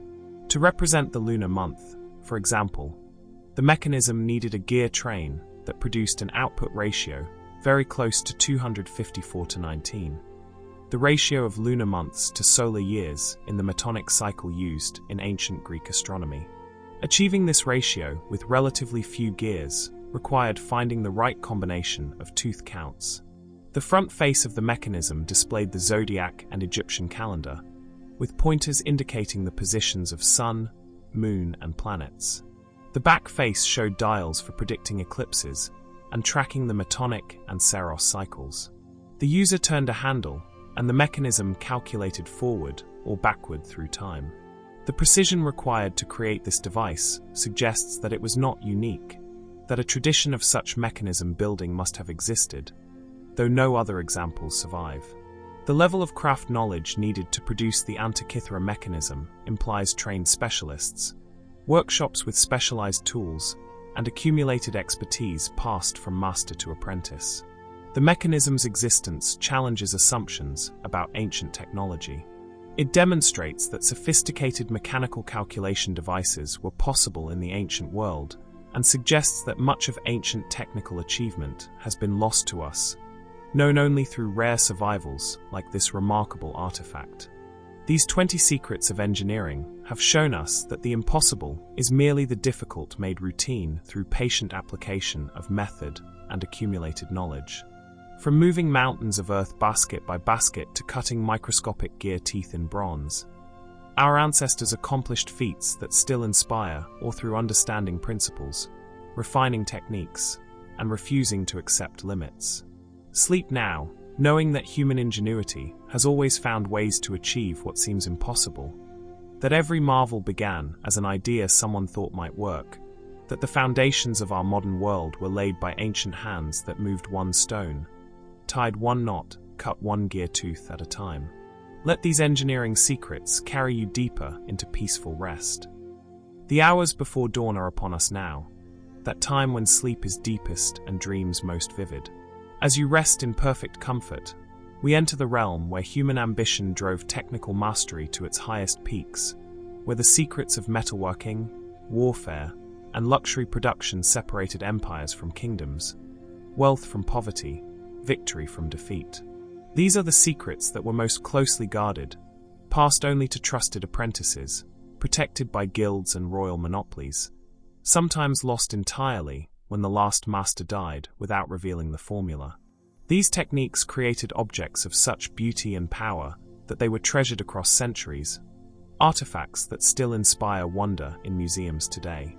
Let yourself drift in the twilight between sleeping and waking as we explore these master crafts, each one a pinnacle of human technical achievement, each representing years or decades of refinement, each worthy of a lifetime's devotion to perfection.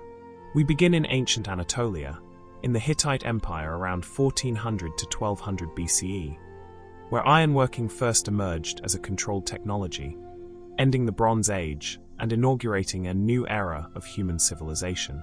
Iron ore is far more abundant than copper or tin, the components of bronze, but iron presented challenges that delayed its adoption for centuries after bronze working was perfected.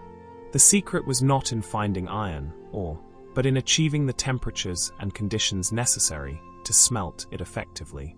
The bloomery furnace, the Hittite innovation that made iron practical, was a carefully designed structure quite different from copper smelting furnaces. The secret began with the furnace construction, typically a shaft made from clay or stone about a meter tall, wider at the base than the top, with openings for loading ore and fuel, and for introducing air. The ore preparation was critical. Iron ore, typically hematite or magnetite, had to be crushed into small pieces and roasted to drive off moisture and begin chemical changes. This roasting was done in open fires, the ore spread in layers between fuel, heated but not yet smelted. The furnace was loaded with alternating layers of charcoal and prepared ore. The secret was in the ratio, typically about 8:1, charcoal to ore, providing both fuel and the carbon-rich reducing atmosphere essential for iron smelting. The air supply was crucial. Unlike copper smelting, which could be achieved with natural draft, iron required forced air from bellows. The Hittites developed sophisticated bellows, likely bag bellows made from leather, worked by operators who pumped continuously throughout the smelting process. The temperature had to reach approximately 1200 to 1300 degrees Celsius, hot enough to chemically reduce the iron ore, but not hot enough to fully melt iron, which melts at 1538 degrees. This is the secret of bloomery smelting, producing iron in a semi-solid state called a bloom. As the ore reduced, the iron formed a spongy mass that absorbed carbon from the surrounding charcoal. The impurities in the ore, silica and other minerals, combined with flux materials deliberately added, forming liquid slag that dripped down through the furnace, leaving the purer iron bloom in the upper portions. The smelting process took many hours, requiring continuous fuel feeding, air pumping, and temperature monitoring.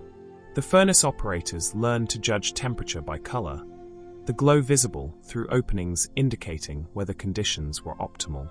When the smelt was complete, the furnace was broken open and the bloom extracted. This mass of iron, still filled with slag inclusions and impurities, was not yet usable metal. The secret of the next stage was the consolidation process. The hot bloom was transferred to an anvil and hammered vigorously. This hammering served multiple purposes. It consolidated the spongy iron into a denser mass. It expelled trapped slag as liquid that squeezed out under the hammer blows, and it welded the iron particles together into a coherent piece. This forging had to be done while the bloom was still hot from the furnace, working quickly before it cooled too much to be workable. The bloom would be reheated in a forge fire and hammered repeatedly, gradually transforming the spongy mass into solid wrought iron. The resulting iron was superior to bronze in hardness and ability to hold an edge, revolutionizing tools and weapons. But the Hittites recognized that iron technology gave them military advantage and tried to maintain monopoly control, forbidding the export of iron or the teaching of smelting techniques to foreigners. Despite these efforts, the knowledge spread, perhaps through escaped slaves, captured smiths, or deliberate espionage.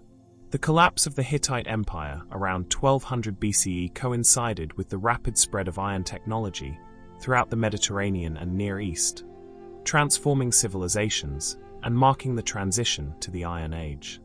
We journey to India during the Gupta period, roughly 300 to 600 CE, when Indian metallurgists developed Wootz steel, the legendary material that would later become famous as Damascus steel when imported to the Middle East.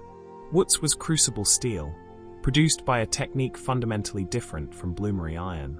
The secret was melting iron completely in sealed crucibles, allowing precise control of carbon content, and producing a steel of exceptional quality and distinctive internal structure. The process began with high-purity wrought iron, produced through careful bloomery smelting and extensive forging to remove slag. This iron was broken into small pieces and loaded into clay crucibles along with carbon-rich materials, typically with chips, leaves, or charcoal from specific plant species. The secret was in the crucible design and sealing. The crucibles, made from special refractory clay that could withstand extreme heat, were carefully shaped with thick walls to insulate the charge.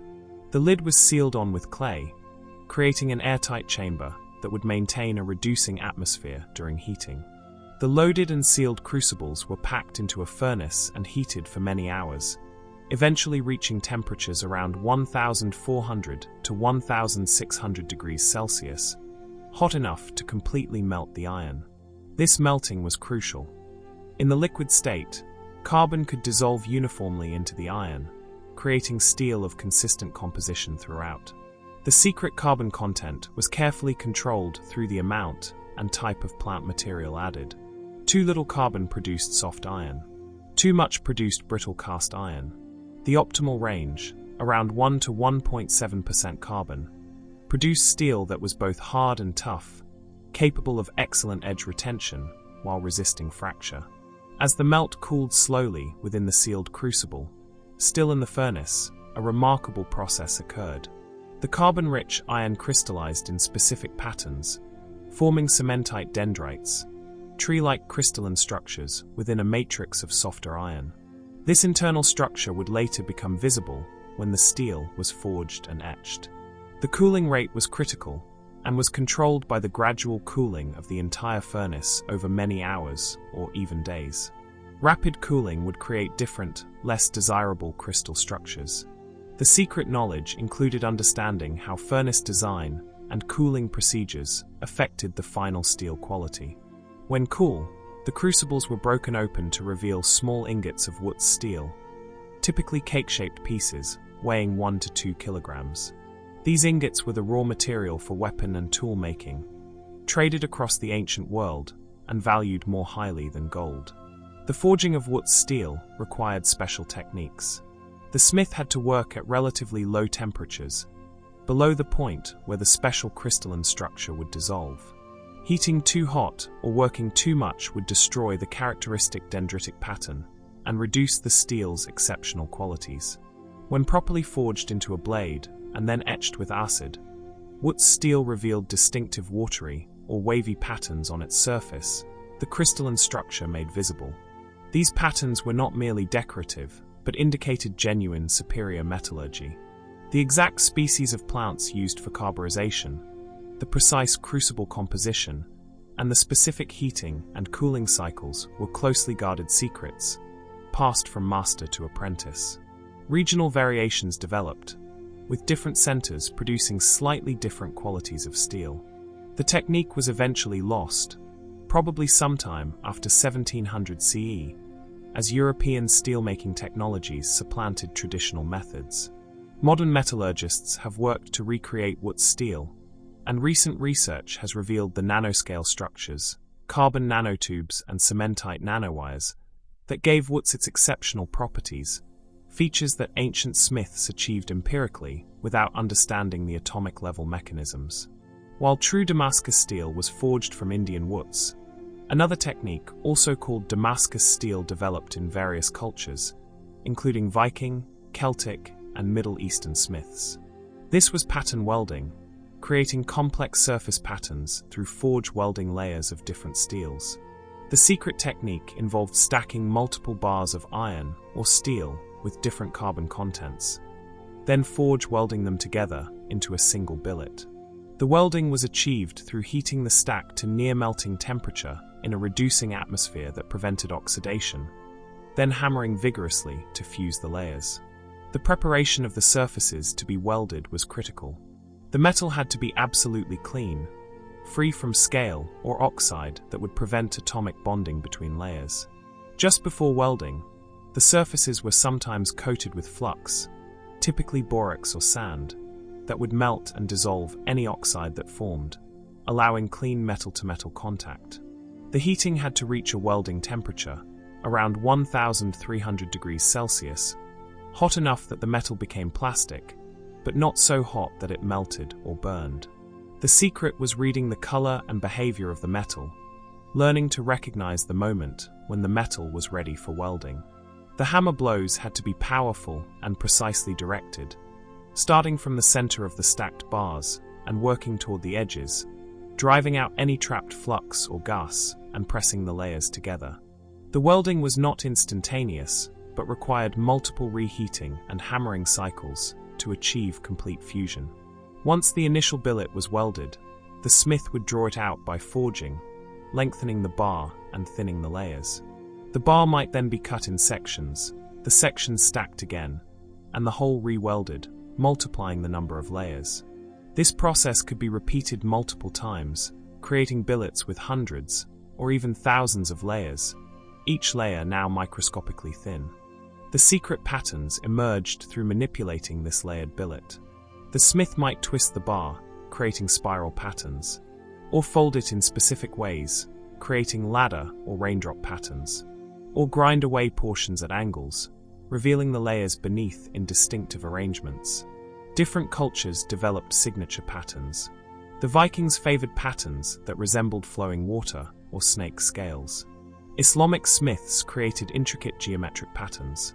Japanese smiths, working in similar traditions, developed patterns considered to hold spiritual significance.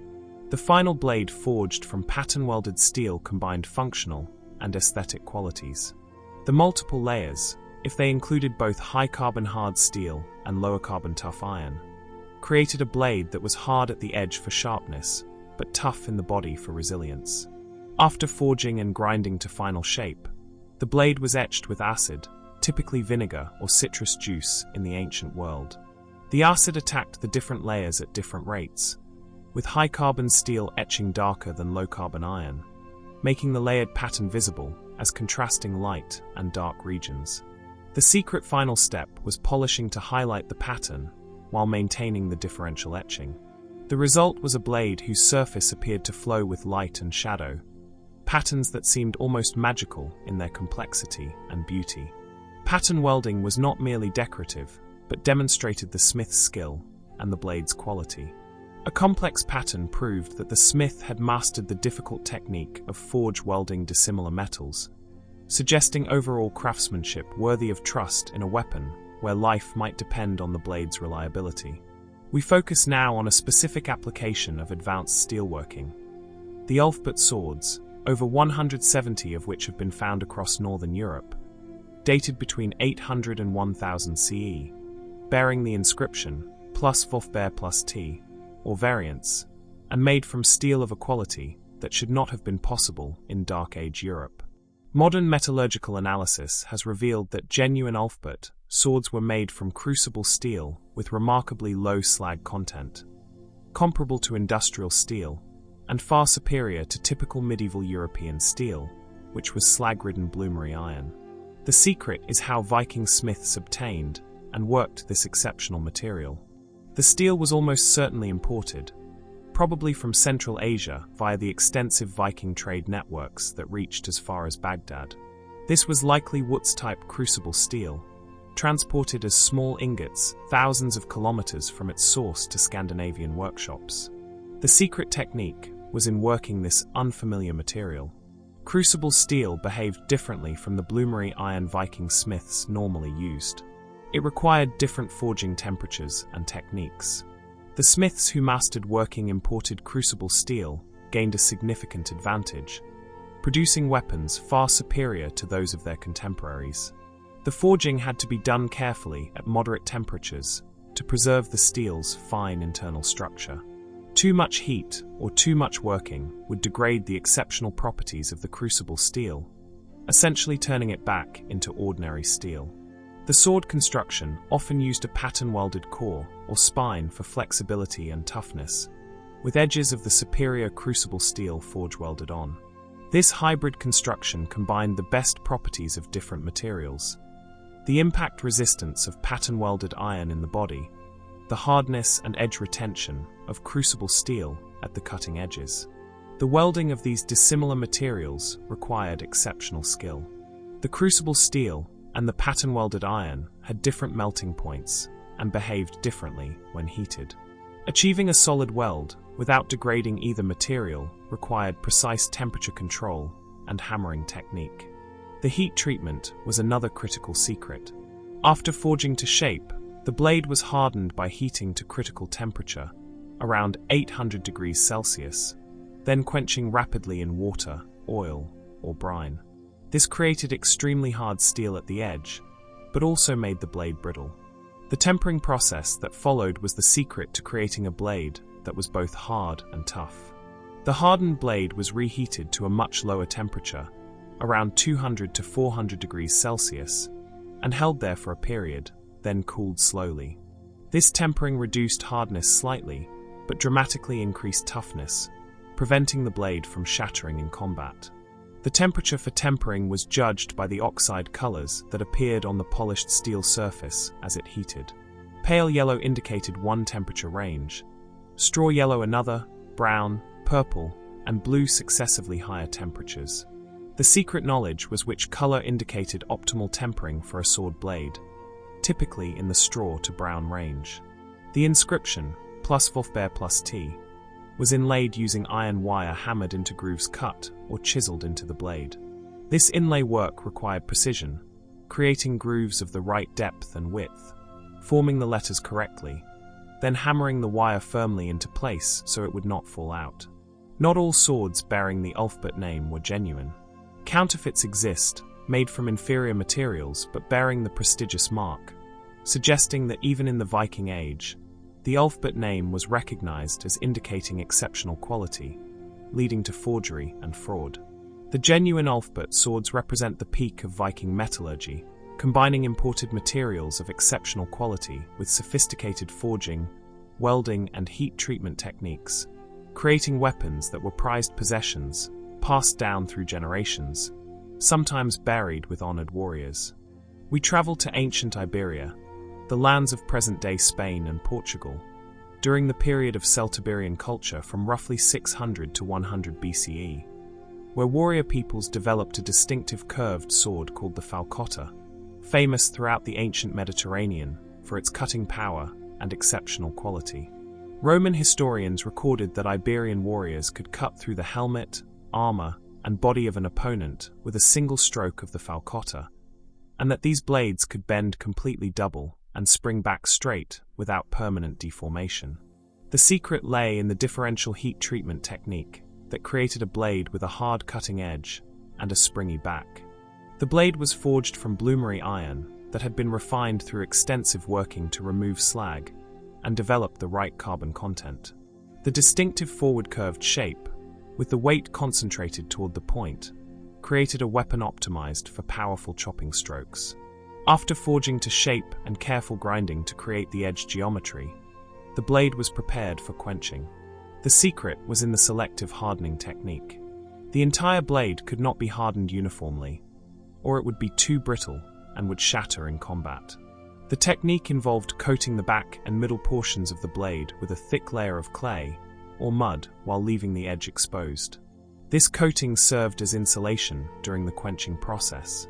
When the blade was heated to critical temperature and plunged into the quenching medium, the exposed edge would cool rapidly and harden, while the coated sections cooled more slowly and remained relatively soft.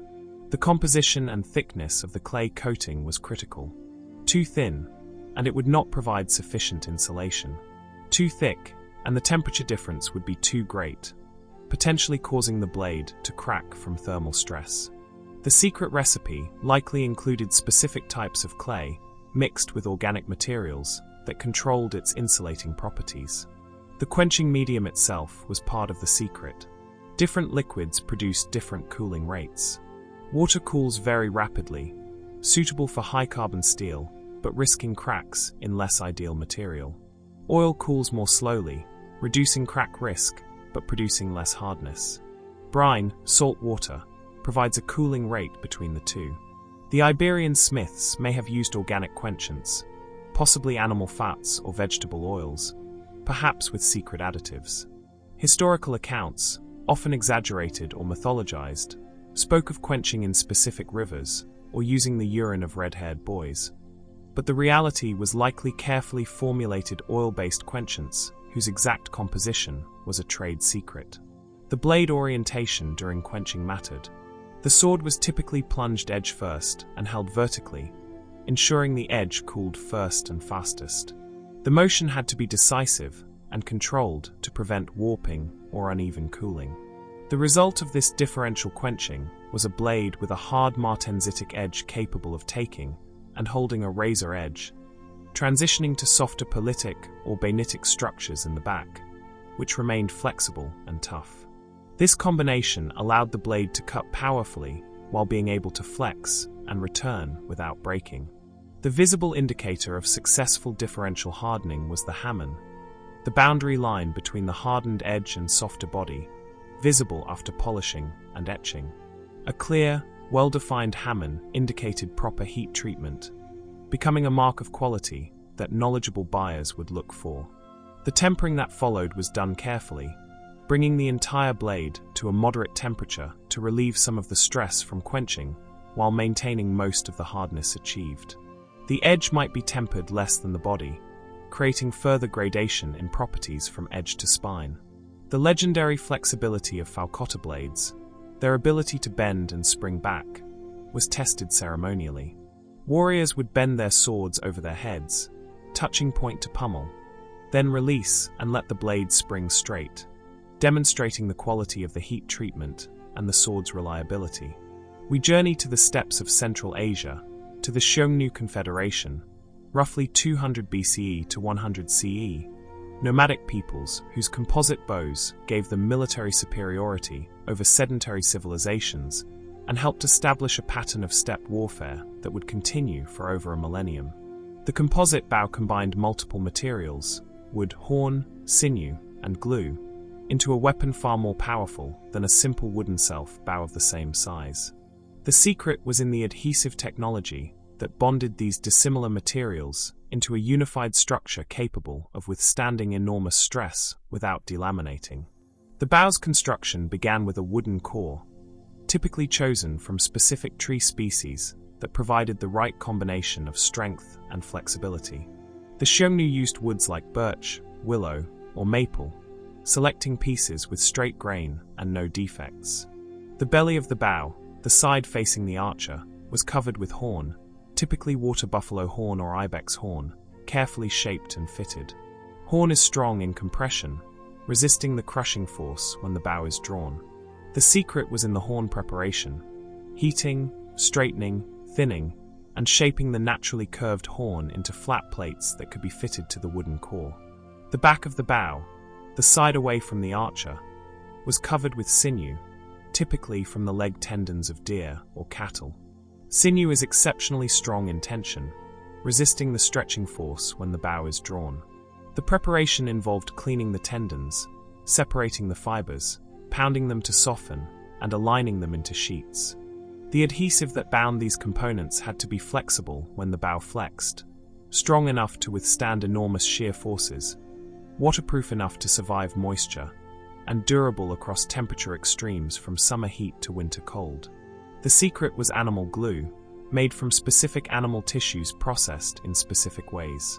The best bow glue was made from fish bladder, isinglass, or from tendon tissue, sometimes combined with hide glue. The processing involved extended boiling to extract collagen, then reducing the liquid through evaporation until it reached the right consistency. The glue quality could be tested by cooling a small sample and checking its texture and strength.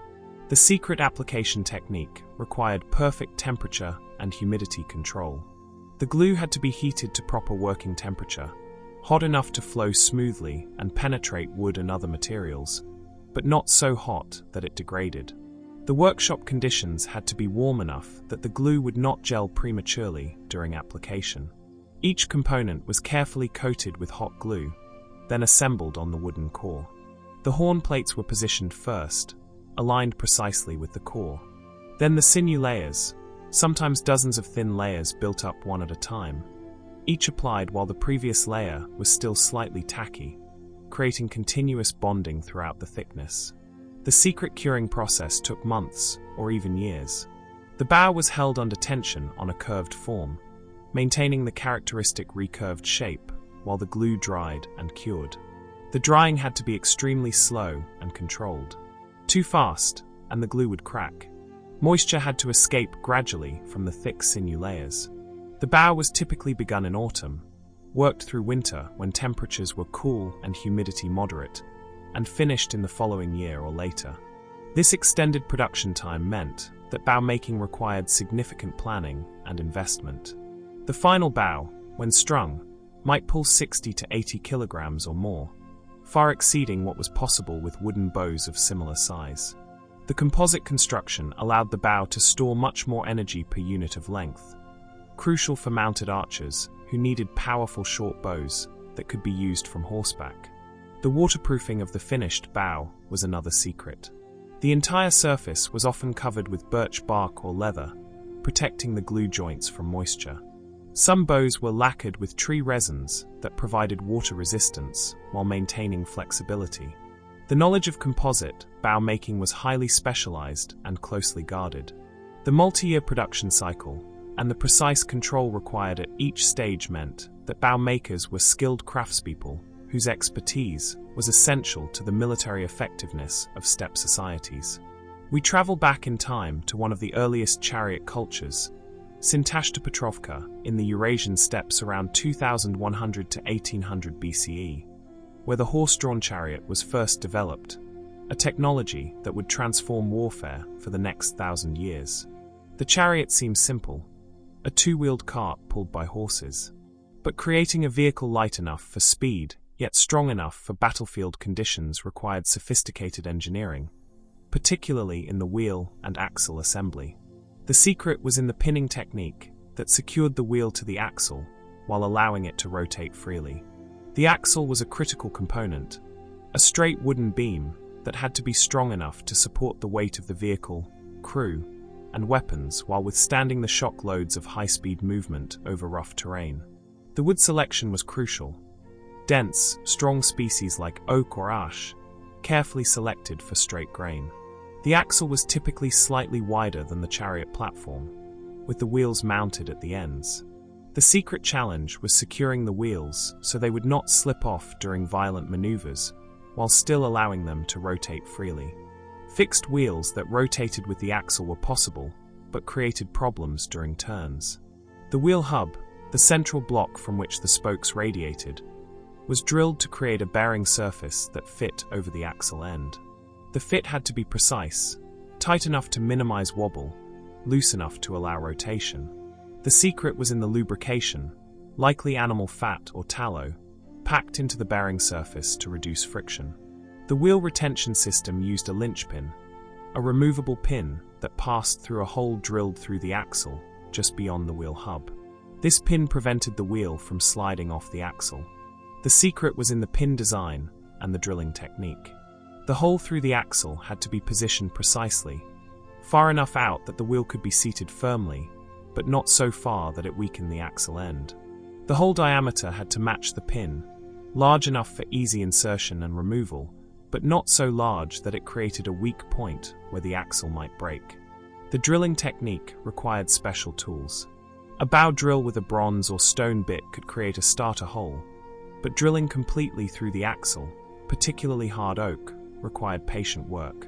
The secret may have involved drilling from both sides to meet in the middle, or using a red-hot metal rod to burn through the final section. The linchpin itself was carefully crafted, typically from bronze or hardwood, often with an expanded head or lanyard hole to prevent it from falling out during use. Some linchpins were elaborately decorated, serving as status symbols while performing their critical mechanical function. The wheel design integrated with the axle system. Syntashta chariots use spoked wheels, dramatically lighter than solid wheels, crucial for speed and maneuverability. The spokes, typically 4 or 6 per wheel, radiated from the hub to the rim, creating a structure that was strong in compression, supporting the vehicle weight, while remaining light. The assembly technique required building the wheel complete with hub, then sliding it onto the axle from the end, positioning it precisely, then drilling the linchpin hole and inserting the pin. This meant that wheel replacement required removing the pin, which could be difficult if it had become stuck or damaged. The secret maintenance knowledge included inspecting linchpins for wear or looseness, monitoring the axle hub bearing for excessive play or friction, and knowing when to replace worn components before catastrophic failure during combat or hunting. The chariot technology spread rapidly from its steppe origins throughout the ancient world, reaching Egypt, Mesopotamia, China, and beyond within a few centuries. The basic mechanical solutions, particularly the linchpin wheel retention system, remained standard for millennia, a testament to the soundness of the original Syntashta engineering. We remain on the steppes but move forward to the Sarmatian peoples, roughly 500 BCE to 400 CE, renowned for their heavily armored cavalry, the cataphracts, who wore scale armor that protected both rider and horse. Scale armor consists of many small plates, scales, overlapping like roof tiles or fish scales, laced together to create a flexible protective garment. The secret was in the lacing pattern and technique that held hundreds or thousands of individual scales in proper alignment, while allowing the flexibility needed for movement. The scales were typically made from iron, bronze, or hardened leather, shaped into small plates, roughly rectangular or rounded, usually about 2 to 5 centimeters long. Each scale had holes along the top edge, and sometimes along the sides for the lacing to pass through. The secret began with the scale preparation. The holes had to be positioned precisely so that when assembled, the scales would overlap correctly. Too much overlap was heavy and restrictive. Too little left gaps that reduced protection. The optimal overlap, about 1/3 to 1/2 of each scale, covered by the one above, balanced protection and flexibility. The lacing material was typically leather thong, sinew cord, or possibly bronze wire for the wealthiest warriors.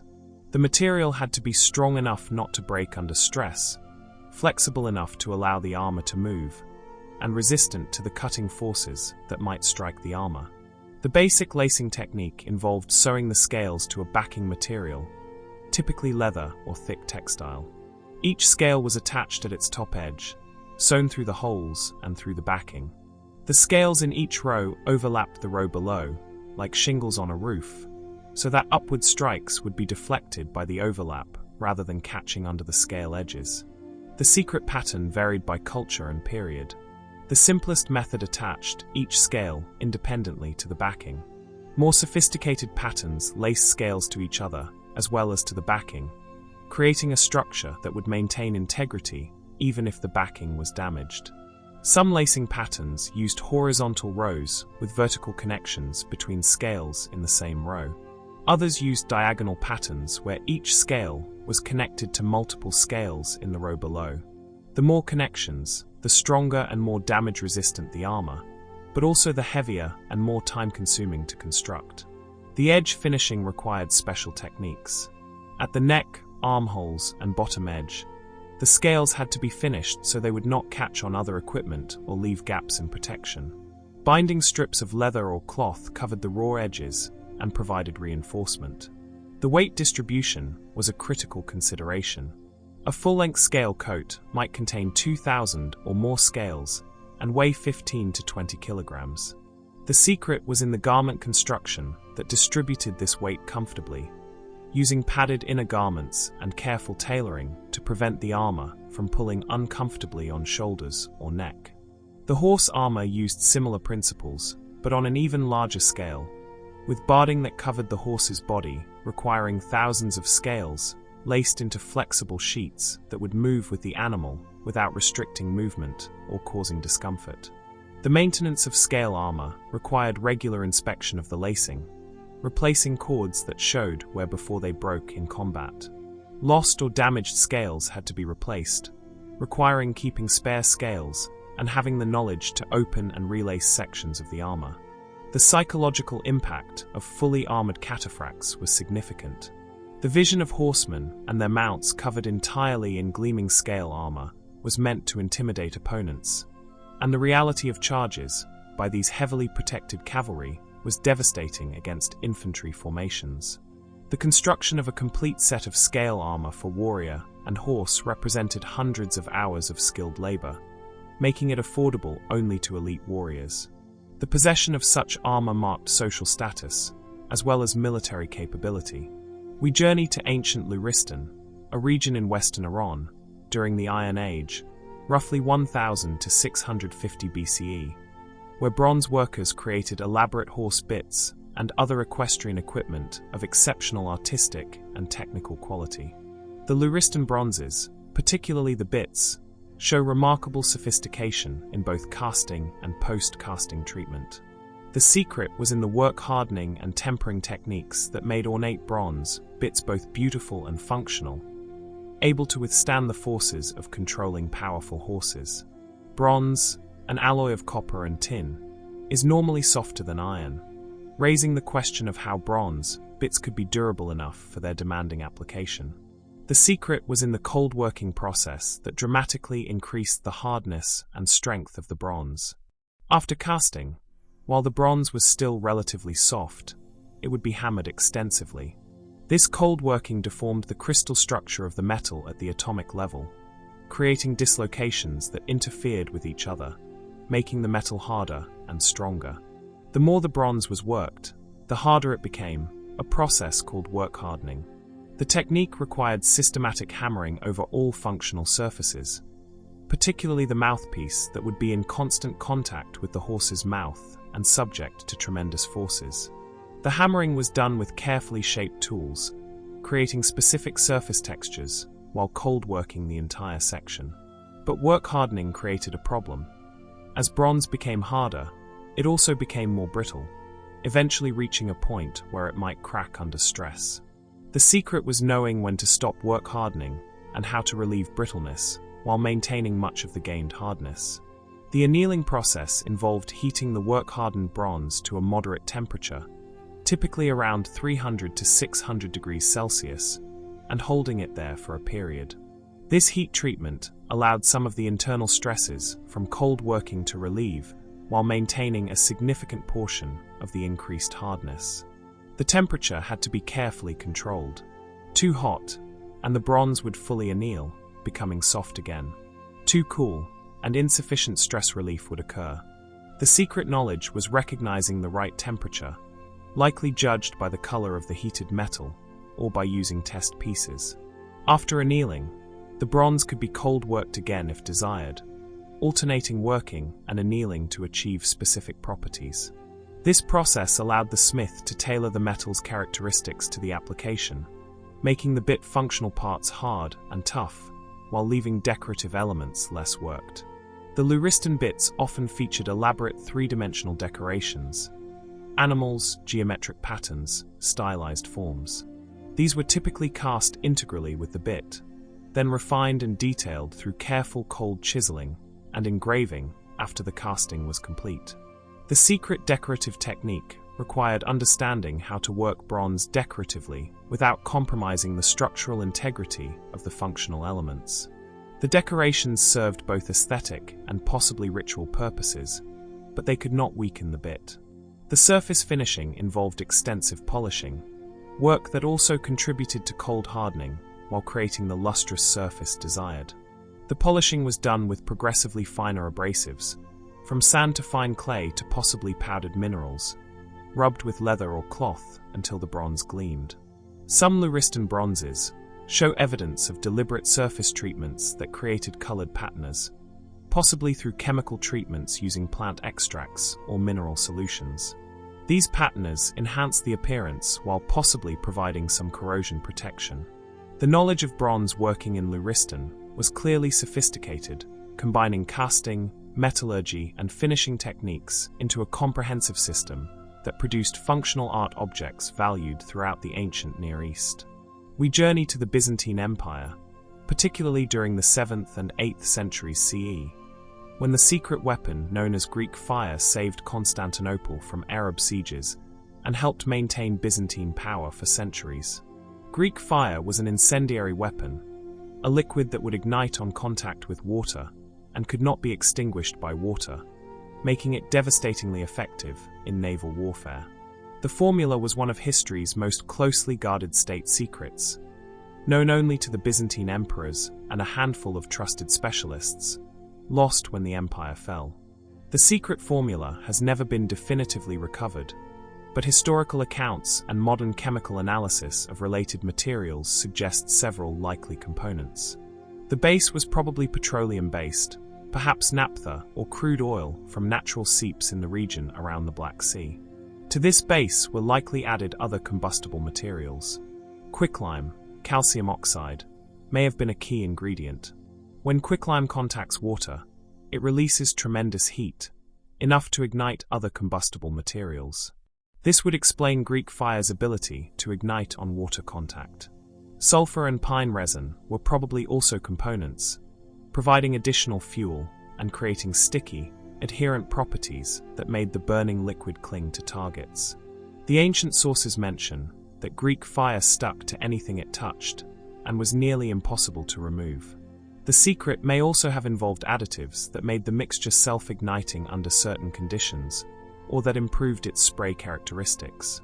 Possible components mentioned in various historical sources include saltpeter, potassium nitrate, though its availability and use in this period is debated. The preparation of the mixture required careful handling of dangerous materials. Quicklime had to be kept absolutely dry until use, as premature contact with moisture would trigger the reaction. The petroleum distillates were highly flammable and had to be handled with appropriate care. The mixing process was probably done in small batches as needed, combining pre-prepared components just before use. The exact proportions would have been critical, as too much of certain components might make the mixture unstable or difficult to deploy. The deployment system was as important as the formula itself. Greek fire was sprayed from tubes or siphons mounted on Byzantine warships, projecting burning liquid at enemy vessels. The secret mechanism likely involved pressurized vessels, possibly using compressed air or mechanical pumps to force the liquid through the delivery tube.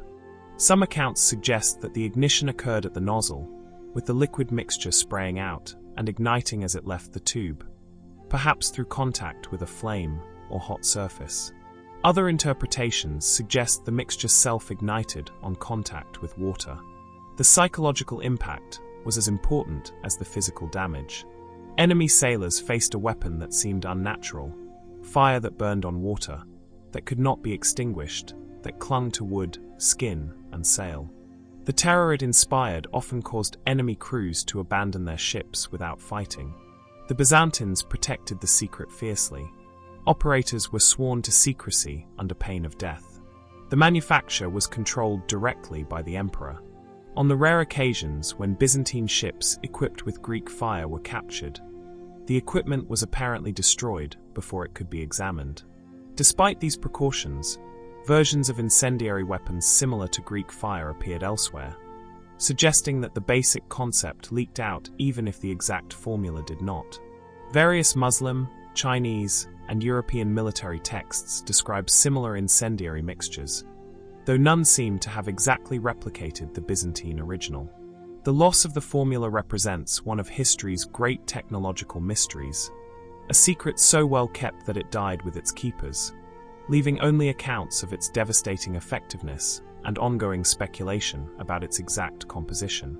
We journey to ancient Mesopotamia, though the exact date and culture are debated, where archaeological finds known as the Baghdad batteries present an intriguing mystery. These are clay jars containing copper cylinders with iron rods, arranged in a configuration that could function as galvanic cells producing electrical current. Whether these objects were actually used to generate electricity in the ancient world remains controversial. The secret we explore is how such devices could have functioned, and what techniques might have been used to create and utilize them if they were indeed primitive batteries. The basic construction involved a clay jar, about 15 centimeters tall, fitted with a copper cylinder inside. The cylinder was capped with a copper disc at the bottom and possibly at the top. Inside the copper cylinder was an iron rod, isolated from the copper by an asphalt or bitumen seal. The jar was likely filled with an acidic liquid, the electrolyte. The secret of the electrochemical reaction lies in the properties of dissimilar metals in the presence of an electrolyte. Copper and iron have different positions in the electrochemical series, meaning they have different tendencies to give up or accept electrons. When both are placed in an acidic solution, electrons flow from the iron, which corrodes, to the copper, creating a small electrical current. The electrolyte choice was crucial. A simple acidic liquid like vinegar or wine would work, both available in the ancient world. Alternatively, citrus juice, though its ancient availability in Mesopotamia is uncertain, would function effectively. The acid concentration affected the current output. Stronger acid produced more current, but also corroded the electrodes faster. The voltage produced by a single cell of this type would be modest, roughly half a volt to perhaps 1 volt, far less than a modern battery. The current capacity would also be limited. To achieve useful electrical output, multiple cells would need to be connected in series, increasing voltage, or in parallel, increasing current. The secret application, if these were indeed functional batteries, remains speculative. The most commonly proposed use is electroplating, depositing thin layers of gold or silver onto base metal objects. This would require connecting the object to be plated as one electrode and the plating metal as another, both immersed in a solution containing dissolved metal ions, with the battery providing current to drive the plating reaction. The electroplating technique would involve dissolving gold in a solution, possibly using cyanide compounds from crushed almonds or other plant sources, creating a plating bath. The object to be plated would be connected to the cathode, iron rod, while gold foil connected to the anode, copper cylinder, would dissolve, with gold ions depositing onto the object. Another proposed application is electrical stimulation for medical purposes, early electrotherapy. Weak electrical currents can indeed have physiological effects, and some ancient medical texts describe treatments that might be interpreted as using electrical stimulation, though this remains highly speculative. The secret challenge in using these devices would have been understanding what they were doing. The concept of electricity, as we understand it, did not exist in the ancient world. Any use would have been purely empirical, observing that certain arrangements of materials produced certain effects without understanding the underlying mechanisms. The construction technique required several skills: ceramic craft for the jar, metalworking for the copper cylinder, likely raised from sheet copper and seam soldered, and careful assembly to ensure the copper and iron did not touch directly, which would short-circuit the cell. The bitumen seal that insulated the iron rod from the copper had to be carefully applied, creating a waterproof barrier while holding the rod in the correct position. The asphalt would be heated to make it plastic, the rod positioned, then the asphalt allowed to cool and harden. The maintenance of such cells would require replacing the electrolyte as it was consumed by the chemical reactions, and eventually replacing the iron rod as it corroded away. Understanding this maintenance requirement would be necessary for sustained use. Whether the Baghdad batteries were actually used to generate electricity or served some other purpose entirely, some scholars suggest they were storage vessels for scrolls or other objects, remains debated. But they demonstrate that the physical principles for creating electrical current were technologically accessible to ancient civilizations, even if the theoretical understanding was lacking. We travel to ancient Lydia, in western Anatolia, around 600 BCE, where the first true coins were minted, an innovation that would transform economics and trade throughout the ancient world. The Lydian coins were struck from electrum, a natural alloy of gold and silver found in local rivers. The secret was not in obtaining the metal, but in the standardization and authentication techniques that made these small pieces of precious metal into trusted currency rather than mere bullion. The electrum was collected as alluvial nuggets and dust from streams, particularly the Pactolus River that flowed through the Lydian capital of Sardis. The natural electrum varied in composition, typically containing 50 to 70% gold with the remainder silver and trace amounts of copper. The secret first challenge was standardization of weight. For coins to function as currency, they needed to represent consistent values. The Lydian solution was the creation of precise weight standards and the manufacture of coins to those standards. The technique required accurate balances capable of weighing small amounts of precious metal. The balance beam design, with suspension from a central point and pans hanging at equal distances on either side, could achieve considerable precision if carefully made. Standard weights, carefully calibrated, allowed the mint workers to measure out exact amounts of electrum for each coin. The metal was heated to make it malleable, then shaped into small, roughly spherical blanks of the correct weight. These blanks were the raw material for striking into coins. The heating had to be controlled. Hot enough for workability, but not so hot as to oxidize or contaminate the precious metal. The striking technique used dies, hardened metal punches engraved with designs in intaglio, so they would appear in relief on the struck coin. The secret die making required exceptional skill in engraving tiny images into hard metal, often bronze or iron hardened through carburization. The lower die, the anvil die, was set into a secure base. The heated electrum blank was placed on this die. The upper die, the hammer die, was positioned over the blank and struck sharply with a heavy hammer. The force of the blow squeezed the soft electrum into the recesses of both dies, impressing the designs onto both faces of the coin simultaneously. The secret of consistent striking involved controlling the force of the blow, the temperature of the blank, and the positioning of the dies. Too little force produced weak, unclear impressions. Too much could crack the dies or thin the coin excessively. The temperature affected how the metal flowed. Too cool, and the impression would be incomplete. Too hot, and the metal might stick to the dies. The designs on Lydian coins were relatively simple initially, a lion's head representing royal authority, or geometric patterns. These served both as decoration and as authentication, proving the coin was official issue rather than a private forgery. The edge treatment was another subtle secret. The earliest coins had striated edges, parallel lines created by the edge of the dies, or possibly by a separate tool. These striations made it difficult to shave metal from the edges, a common form of coin fraud. The standardization of the electrum itself became important as coinage developed. The natural variation in gold-silver ratio meant that coins of the same weight might have different precious metal content. The secret of refining electrum to separate gold and silver was developed, allowing for coins of pure gold or pure silver with completely standardized value. The refining technique, called cupellation, involved mixing the electrum with lead and heating in a porous vessel. The lead would absorb the silver, leaving relatively pure gold. The lead-silver mixture could then be treated to recover the silver. This allowed the creation of gold and silver coins of reliable purity.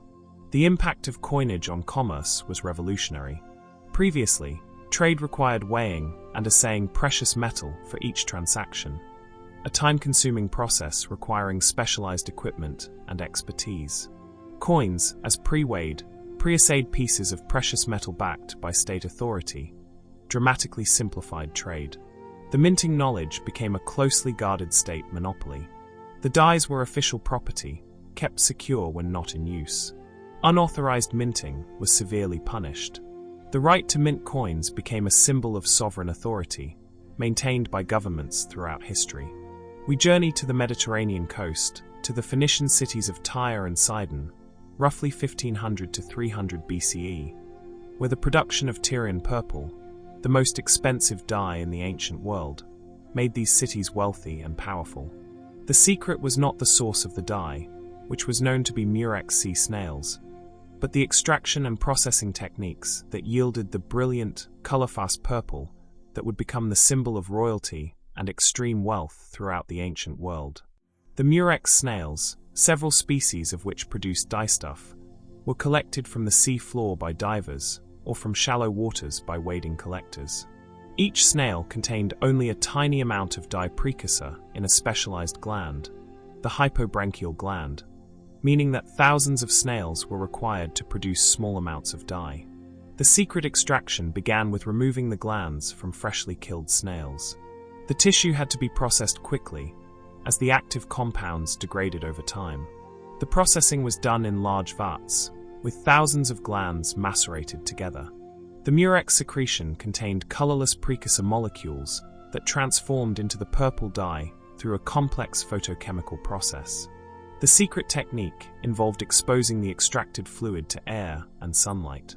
As oxygen reacted with the precursors and light catalyzed the transformation, the color changed from yellowish-green to blue-green to purple, deepening over hours or days.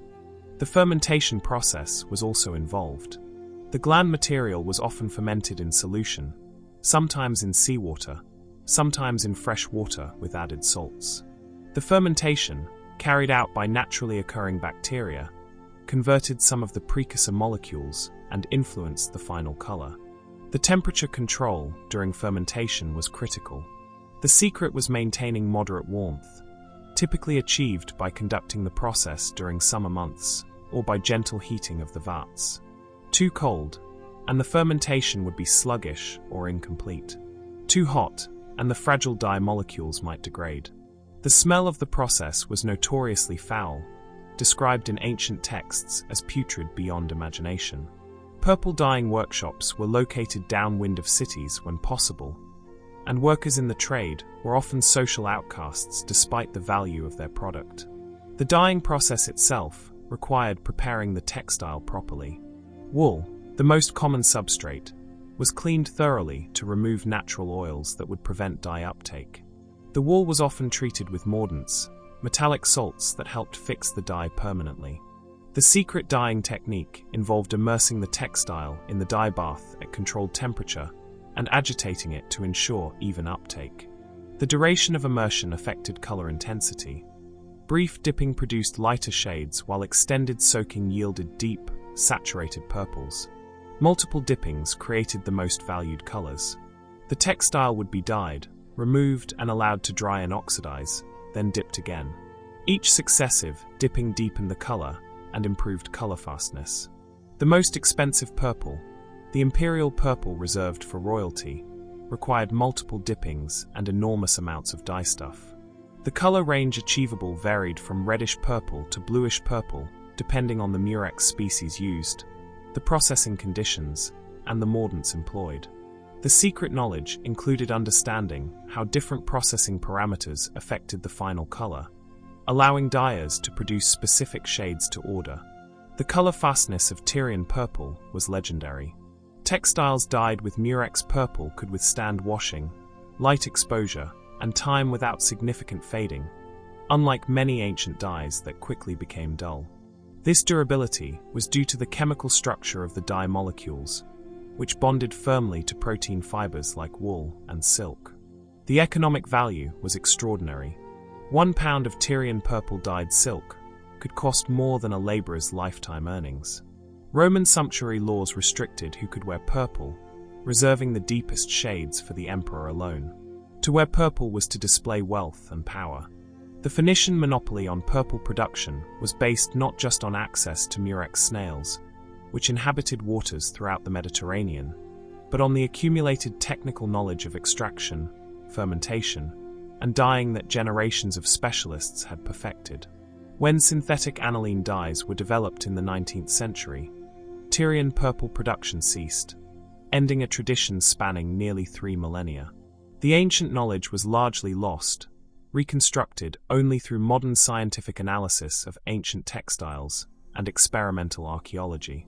We journey deep into the Sahara Desert to the ancient kingdom of the Garamantes, roughly 500 BCE to 600 CE, centered in the Fezzan region of present-day Libya, where a sophisticated civilization thrived in one of the most inhospitable environments on Earth.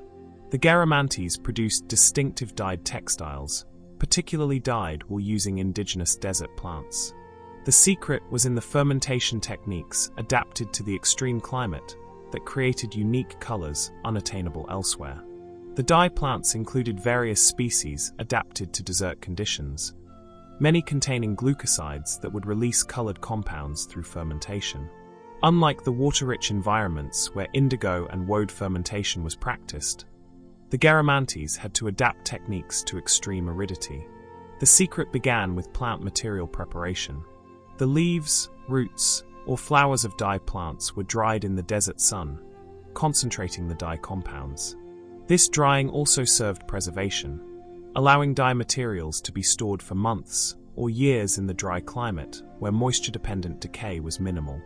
When ready to dye, the plant material was ground or pounded to release the dye compounds, then added to water, often from the underground aquifers the Garamantes ingeniously tapped through their fog-era tunnel systems. The fermentation process required creating an alkaline environment that would favor certain bacterial strains. The secret ingredient was urea, obtained from stale urine, which naturally becomes alkaline as bacterial action converts urea to ammonia. This technique was similar to that used in indigo fermentation elsewhere, but adapted to desert conditions. The fermentation vessels, typically large ceramic jars, were placed in locations where temperature would remain relatively constant. In the desert, this meant burying the vessels partially or placing them in underground chambers where the extreme daily temperature swings would be moderated. The secret knowledge included understanding the fermentation timing in the desert climate. The high temperatures could accelerate fermentation dramatically, but also risked killing the beneficial bacteria if it became too hot.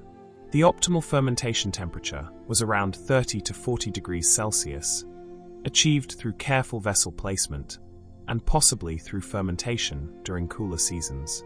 The dye bath preparation involved straining the fermented plant material, removing solids while retaining the dye-rich liquid. The wool to be dyed was prepared by washing in warm water mixed with saponins from desert plants that served as natural detergents. The secret dyeing technique required careful pH control. Too acidic, and the dye would not fix properly. Too alkaline, and the wool fibers could be damaged. The dyers learned to judge pH through experience, testing small samples before committing entire batches of wool. The color development often occurred after dyeing, as the wool dried in the intense desert sun. The ultraviolet radiation and oxidation in the dry air would transform the dye molecules, developing and fixing the final color.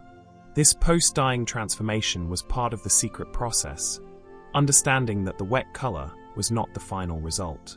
The Garamantian textiles, traded across the Sahara to Mediterranean markets and south to sub-Saharan Africa, were valued for their unique colors and excellent fastness. The extreme dryness of the climate actually aided in preserving and intensifying colors in ways that more humid environments could not match. The knowledge was preserved within specialist families who controlled the dye trade as one of the Garamantes' valuable economic resources, along with their agricultural products sustained by the remarkable underground irrigation systems. We journey to ancient China, where silk production was developed as early as 3000 BCE and maintained as a closely guarded secret for millennia, giving China a monopoly on one of the most desired luxury goods in the ancient world. The secret was not simply that silk came from silkworm cocoons, a fact that eventually leaked out, but the complete production cycle, the detailed techniques of sericulture that allowed Chinese producers to create silk of unmatched quality and consistency. The process began with the silkworm eggs, carefully preserved from the previous season. The secret timing involved hatching the eggs when the mulberry trees, the only food source for silkworms, were producing fresh spring leaves. The synchronization between silkworm development and food availability was crucial for successful production. The eggs were kept warm to initiate hatching, often carried in small pouches next to the body where human warmth provided consistent temperature. As the tiny caterpillars emerged, they were transferred to clean trays and immediately provided with fresh, finely chopped mulberry leaves. The secret feeding technique required providing the right leaf quality at each stage of silkworm development. Young caterpillars needed the tenderest young leaves, finely chopped. As they grew through successive molts, larger and coarser leaves could be provided, but the leaves always had to be absolutely fresh and dry, as wet or wilted leaves would cause disease. The rearing environment required meticulous control. The rooms had to be clean, temperature-controlled, and properly ventilated. The silkworms were extremely sensitive to noise, strong smells, and temperature fluctuations. The secret knowledge included maintaining optimal conditions at each developmental stage. The silkworms molted 4 times, growing dramatically between each molt. After the 4th molt, the caterpillars reached full size and began seeking locations to spin cocoons. The secret preparation involved providing suitable cocooning structures, typically small bundles of twigs or straw where the silkworms would anchor their silk. The silk production itself was remarkable. Each silkworm produced a single continuous filament, sometimes over a kilometer long, secreted from specialized glands and solidifying on contact with air. The silkworm wrapped itself in this filament in a figure-8 pattern, creating the protective cocoon within which it would metamorphose into a moth. For silk production, most cocoons had to be harvested before the moth emerged, as the emerging moth would break the silk filament, making it unsuitable for reeling. The secret timing involved identifying when the cocoon was complete, but before metamorphosis progressed too far. The cocoons were heated to kill the pupae inside, typically by exposure to steam or dry heat. This had to be done carefully to kill the pupae without damaging the silk. The secret temperature and duration had been perfected through millennia of experience. The reeling process, extracting the continuous filament from the cocoon, required remarkable skill. The cocoons were placed in hot water to soften the sericin, the natural gum that held the filament in place. The ends of several filaments were found and combined, typically 5 to 8 filaments twisted together to create a silk thread of useful thickness. The secret reeling technique involved maintaining perfect tension and twist as the filament was wound onto reels. The operator had to continuously monitor the thickness, adding or removing cocoons to maintain consistent thread diameter. The water temperature had to be just right. Too cool, and the sericin wouldn't soften. Too hot, and the silk would be damaged. The quality control at every stage was critical. Diseased silkworms were removed immediately. Defective cocoons were separated and used for lower-grade silk production. The finest silk required perfect cocoons from healthy worms fed optimal leaves under ideal conditions. The dyeing and weaving of silk were separate skilled trades, but they too involved secrets that contributed to Chinese silk's supremacy. The ability of silk to accept dyes brilliantly, the techniques for creating elaborate brocades and damasks, all represented accumulated knowledge passed through generations. China maintained its silk monopoly for over 3,000 years through strict control of information and severe penalties for revealing sericulture secrets or smuggling eggs, or silkworms out of the country. When the knowledge eventually spread, first to Korea and Japan, later to India and the Byzantine Empire, it enabled silk production elsewhere, but Chinese silk remained the gold standard for quality. We travel to ancient Bactria, the region spanning present-day Afghanistan and parts of Central Asia, during the Greco-Bactrian period around 250 to 125 BCE, where goldsmiths created jewelry featuring extraordinarily fine granulation, tiny golden spheres arranged in complex patterns and fused to gold surfaces. The secret of granulation is creating the tiny spheres of uniform size and then attaching them to the base metal without using solder that would be visible and without melting the granules themselves, which would destroy their perfect spherical form. The granule creation technique began with cutting gold into tiny fragments, as uniform in size as possible. These fragments were placed on a layer of charcoal dust or in charcoal-filled crucibles and heated. As the gold reached its melting point, surface tension would draw each molten droplet into a perfect sphere. The charcoal prevented the molten droplets from fusing together. The secret was in controlling the size. By carefully controlling the initial fragment size, the goldsmith could create granules of specific dimensions, ranging from barely visible spheres requiring magnification to see, up to granules a millimeter or more in diameter. Once created, the granules had to be arranged in the desired pattern on the gold surface. This was done while both granules and surface were cold, using a fine brush or pointed tool to position each tiny sphere. For complex patterns involving thousands of granules, this placement was extraordinarily tedious, requiring steady hands, excellent vision, and infinite patience. The secret attachment method is still debated by modern jewelers attempting to recreate ancient techniques, but the most likely method involved colloidal hard soldering using copper salts. The positioned granules would be treated with a solution containing copper compounds, possibly mixed with an organic adhesive to hold the granules in place. When heated, the copper would diffuse into both the granule and the base gold at their contact points, creating a localized eutectic mixture that would melt at a lower temperature than pure gold.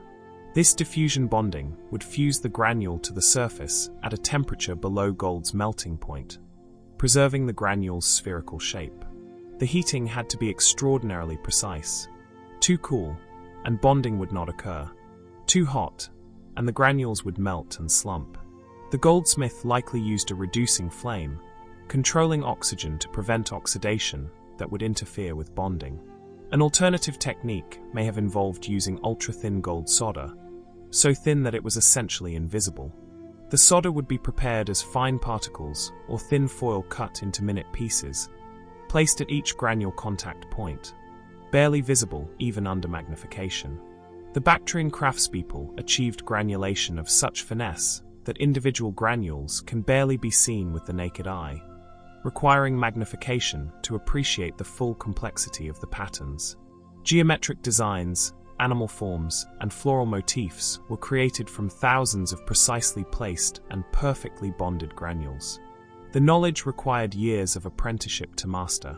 The hand-eye coordination, the understanding of gold's behavior at various temperatures, the patience for detailed work, all had to be developed through extensive practice under master guidance.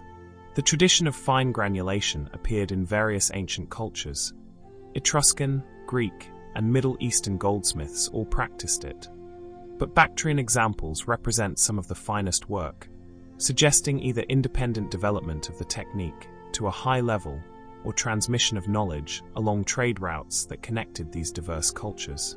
Modern attempts to recreate ancient granulation using historical techniques have achieved success, confirming that the methods described are viable, though the finest ancient work still challenges modern jewelers to match.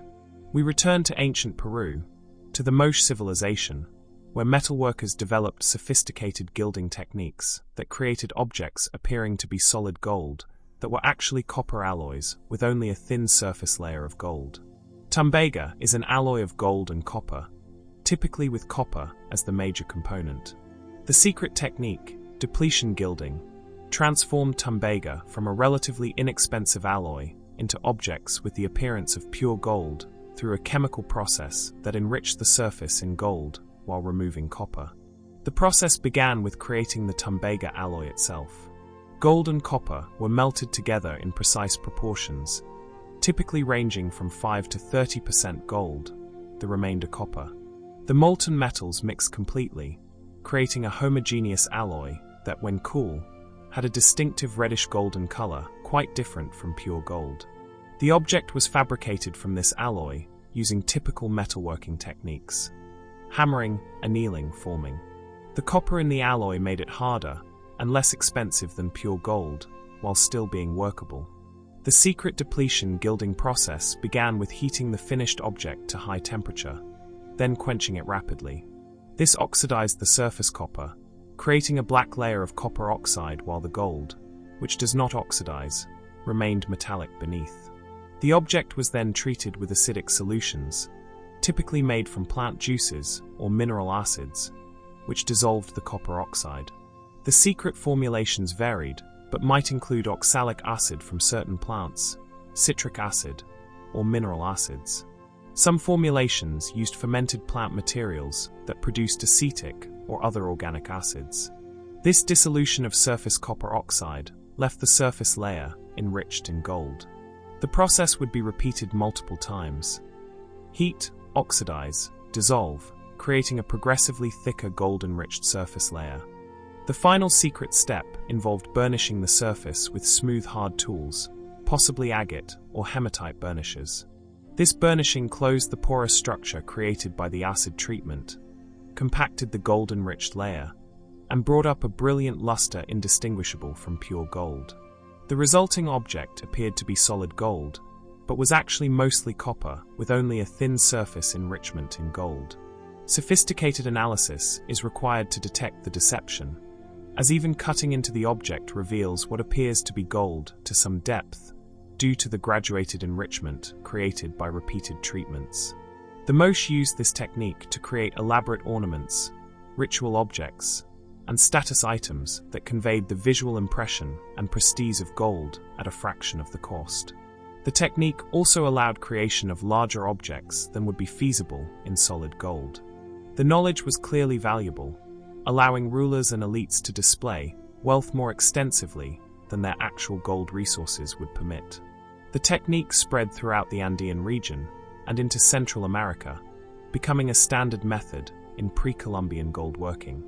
The Spanish conquistadores were often fooled by depletion-gilded objects, initially thinking they had found solid gold, only to discover the copper core when objects were melted down. This led to destruction of many masterpieces, as the Spanish sought to extract maximum precious metal value. Modern analysis of surviving pieces has revealed the sophistication of the process and the skill required to achieve the best results. The surface enrichment could extend surprisingly deep, sometimes tens of microns, through repeated treatment cycles. We travel to ancient Panama, to the cockle culture, roughly 500 to 1000 CE, where goldsmiths created elaborate ornaments using hammering techniques that transformed cast or native gold into thin sheets that could be formed into complex three-dimensional shapes. The secret was not merely in hammering gold, a straightforward process, but in the specialized anvil techniques that allowed creation of specific forms, particularly the elaborate nose rings, chest plates, and helmets for which cockle goldsmiths were famous. Gold is exceptionally malleable, able to be hammered into sheets so thin they're translucent, but it work hardens as it's hammered, becoming progressively harder and eventually brittle. The secret technique involved alternating hammering with annealing, reheating the gold to soften it, allowing the work to continue. The anvils were critical tools. For flat sheet creation, a simple flat anvil sufficed, but for three-dimensional forming, specialized anvil shapes were required. The secret was in creating and using stakes, small anvils with specific curved surfaces that matched the internal curves desired in the finished piece. The cockle smiths likely used stone anvils for much of their work, carefully shaped hard stones that provided the necessary forms. Some may have used wooden stakes for forming delicate pieces where metal anvils would be too hard and might mark the soft gold. The hammering technique for raising, transforming a flat sheet into a three-dimensional form, involved systematic hammering in concentric spirals, starting from the center and working outward, or from one edge, gradually forming the curve. Each hammer blow stretched the metal slightly, and the accumulation of many blows created the desired form. The secret was in the hammer control. The force of each blow, the angle of the hammer face relative to the work, the spacing of blows. Too hard, and the gold would thin excessively or tear. Too light, and insufficient forming would occur. The hammerer had to maintain rhythm and consistency over thousands of blows to create even, controlled forms. For complex shapes like the elaborate cockle nose ornaments, which featured raised decorated panels and curved forms, multiple stakes would be used in sequence, each contributing to a specific aspect of the final shape. The smith would move the work from stake to stake, alternating with annealing, gradually transforming the flat gold sheet into the finished ornament. The repoussé decoration, raised designs created by hammering from the back, required yet another set of specialized tools. The work would be placed face down on a yielding surface, traditionally a pitch block, a mixture of pitch, resin, and sometimes ash or brick dust that provided firm but slightly flexible support. The secret pitch recipe had to provide the right consistency, hard enough to support the gold without allowing it to sink in, soft enough to yield when hammered, allowing the gold to rise into relief. The pitch could be softened by gentle heating and hardened by cooling, giving the smith control over its properties. The punches used for repoussé work came in many sizes and shapes. Points, curves, flat faces, each creating different effects. The secret technique involved building up complex designs through many small worked areas, each section raised slightly, then refined, then blended with neighboring sections. The Cockle goldsmiths achieved remarkable delicacy in their work, creating pieces where the gold was hammered so thin it was flexible, yet maintained complex three-dimensional forms without tearing or developing weak spots. The finishing involved careful surface treatment, likely burnishing with smooth hard tools to compact the surface and create lustrous finish. Some pieces show evidence of chemical surface treatments that may have enhanced color, possibly removing trace copper to create purer golden tones. We journey to southern India, to the Chola dynasty, roughly 850 to 1250 CE, when bronze sculpture reached perhaps its highest artistic and technical achievement in the famous Chola bronzes, particularly the iconic dancing Shiva Natraja figures. The secret was in the lost wax casting process carried to extraordinary refinement, allowing creation of complex figures with elaborate details, multiple arms in dynamic poses, and perfect balance despite seemingly impossible weight distributions. The process began with the creation of a core, a rough form in the approximate shape of the intended sculpture, made from clay mixed with other materials like rice husks or sand. This core was carefully dried and sometimes fired to harden it. Over this core, the sculptor built up the actual sculpture in beeswax, adding wax in thin layers to create the exact form desired. This wax working required exceptional skill, as the wax model had to capture every detail of the final bronze, every fold of garment, every strand of hair, every ornament and gesture. The secret wax formulation combined pure beeswax with other materials to modify its properties. Resins might be added to make it harder and less prone to sagging. Fats could make it more workable. The exact mix was adjusted for ambient temperature and the specific requirements of each sculpture. The wax model was worked with heated tools, melting and smoothing, adding and removing material, until the sculpture was perfect. For complex multi-armed figures, each element had to be carefully proportioned and positioned, understanding how the finished bronze would balance. Wax rods were attached to the wax sculpture, creating channels through which molten bronze would flow and air would escape. The secret placement of these sprues and vents was critical. They had to reach all parts of the mold cavity without creating weak points or visible marks on the finished casting. The entire wax model was then coated with multiple layers of fine clay slip, building up a mold that captured every detail. The first layers used extremely fine clay that would pick up the finest details. Subsequent layers could be coarser, building up strength. Between layers, the mold was dried carefully. The secret was avoiding cracks as the clay dried and shrunk. Proper formulation of the clay slip and controlled drying prevented these defects. Organic fibers in the outer layers provided crack resistance. When the mold was complete and fully dried, it was inverted and heated. The wax melted and ran out, leaving a cavity between the core and the outer mold in the exact shape of the sculpture. This is the lost wax, for which the process is named. The mold was then buried in sand or placed in a pit furnace and heated to high temperature, both to harden the mold and to prepare it for receiving molten bronze. The secret temperature had to be high enough that the mold would not crack from thermal shock when molten metal was poured, but not so high that the mold itself would be damaged. The bronze, an alloy of copper with tin, and sometimes other metals like zinc or lead, was melted in a crucible. The secret alloy proportions affected the casting properties and the final color and hardness. Chola bronzes typically used an alloy with relatively high copper content, around 90 to 95% copper, giving them their distinctive warm golden tone. The pouring required perfect timing and technique. The bronze had to be at the right temperature, hot enough to flow into all details of the mold, but not so hot that it would damage the mold or create porosity defects. The pour had to be smooth and continuous, filling the mold completely before the metal began to solidify. After cooling, the mold was broken away, revealing the bronze sculpture. The core material was removed from any openings. The sprues and vents were cut off, and the attachment points ground smooth and finished. The final secret was in the surface finishing. The bronze was filed, scraped, and polished to perfect the surface, remove any casting imperfections, and bring up the lustrous finish. Some Chola bronzes received additional surface treatments, possibly chemical patination, to create specific colors. The knowledge was preserved within families of bronze casters who passed their secrets through generations, maintaining standards of quality that have rarely been equaled in any tradition.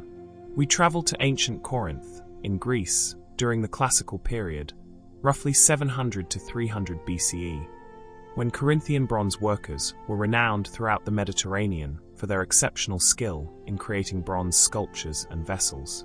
After the casting of bronze objects, extensive finishing work was required. The secret technique of chasing transformed rough castings into refined artwork through careful surface work with specialized tools. Chasing is the refinement of cast metal surfaces by cutting, scraping, and forming using hardened steel tools. The secret began with tool creation. Chasing tools had to be harder than the bronze being worked, requiring iron or steel tools that were carefully shaped and hardened. The tools came in dozens of forms: flat chisels for cleaning surfaces, curved tools for creating flowing lines, pointed punches for details, matting tools for creating textured backgrounds. Each tool had a specific purpose, and master chasers might have hundreds of tools, each shaped for particular effects. The secret technique involved securing the bronze work firmly, traditionally on a pitch block or in a wooden clamp, allowing the chaser to work with both hands free, one holding the tool, the other wielding the small chasing hammer. The hammer blows had to be carefully controlled, light taps that moved metal without removing it or creating unwanted marks. The secret was in the rhythm, maintaining consistent force and spacing, creating smooth curves or crisp details through hundreds or thousands of small controlled blows. For large sculptures, areas might be worked from both front and back, using repoussé from behind to create raised forms, then chasing from the front to refine the surfaces and add details. This alternating work required understanding how moving metal from one side affected the other side. The Corinthian bronze workers were particularly famous for their surface textures and for the ability to create contrasting areas of polished and textured bronze within a single piece. The secret techniques for creating these effects involved specialized tools and careful work sequences. For hair and other fine details, the chaser would use fine liners, narrow chisels that cut thin, precise grooves. The work had to be done freehand, following the curves and flows natural to the form, creating hair that seemed to blow in wind or drapery that appeared to move. The background areas might be textured using matting punches, small tools with textured faces that created uniform dotted or dimpled surfaces when tapped across an area. This texture provided contrast to polished raised areas and could create effects of depth and shadow. The surface finish required systematic work with files, abrasives, and finally burnishing. The secret filing technique involved using curved files and scrapers to fair surfaces, removing tool marks and creating smooth flowing forms. The final polishing used progressively finer abrasives, from coarse sand to fine powders, rubbed with leather or cloth. Some areas might be left with matte finish, while others were polished to mirror brightness, creating dramatic contrasts. Corinthian bronze became so famous that it was treasured across the ancient world. Roman collectors paid vast sums for authentic Corinthian bronze pieces, and the term Corinthian bronze became almost generic for high-quality bronze work, even when produced elsewhere. The secret that made Corinthian bronze distinctive may have included special alloy formulations that produced particular colors or surface qualities. Some ancient sources suggest that Corinthian bronze contained small amounts of gold or silver, creating a distinctive reddish or silver-tinged tone, though this remains uncertain. The knowledge of these finishing techniques was the mark of master craftspeople. An apprentice might learn basic casting in a few years, but mastery of chasing could require decades of practice, developing the hand-eye coordination, aesthetic judgment, and technical skill required to transform cast bronze into art. We travel to ancient Etruria, in central Italy, roughly 700 to 400 BCE, where Etruscan potters created a distinctive black pottery called bucero, with a lustrous black surface quite unlike any other ancient ceramic. The secret was not in the clay itself, but in the firing technique that transformed ordinary clay into deep black pottery with a surface that could be polished to almost metallic luster, imitating the appearance of expensive metal vessels, but at a fraction of the cost. The clay preparation involved selecting fine-grained clays and mixing them with minimal temper, creating a dense, smooth body. The forming was typically done on the potter's wheel, creating thin-walled vessels with sharp profiles that emphasized the metal-like qualities. Before firing, the vessels were refined by scraping and burnishing while leather-hard. The secret burnishing technique used smooth, hard tools, possibly polished stones or bone, rubbed over the entire surface to compact the clay and create a pre-polish. The firing was where the magic happened. The secret was reduction firing, creating an atmosphere in the kiln that was starved of oxygen. In the absence of oxygen, the iron compounds naturally present in the clay could not oxidize to their red forms, but instead remained in reduced state, creating black iron compounds that colored the entire clay body black.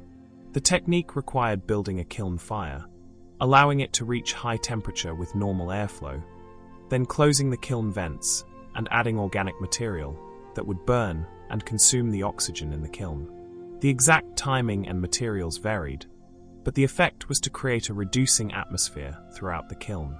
The organic material added might include green wood, sawdust, leaves, or other vegetation.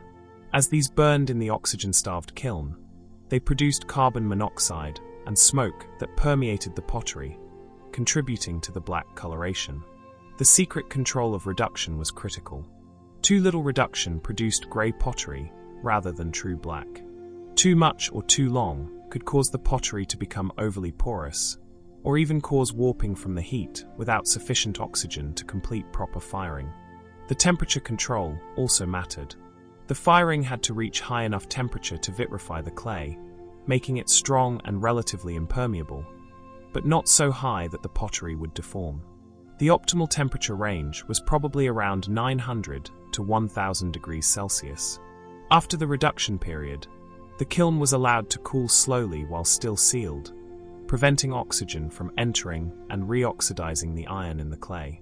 When finally opened and the pottery removed, the vessels emerged deep black throughout their thickness. The final secret was in the post-firing polishing.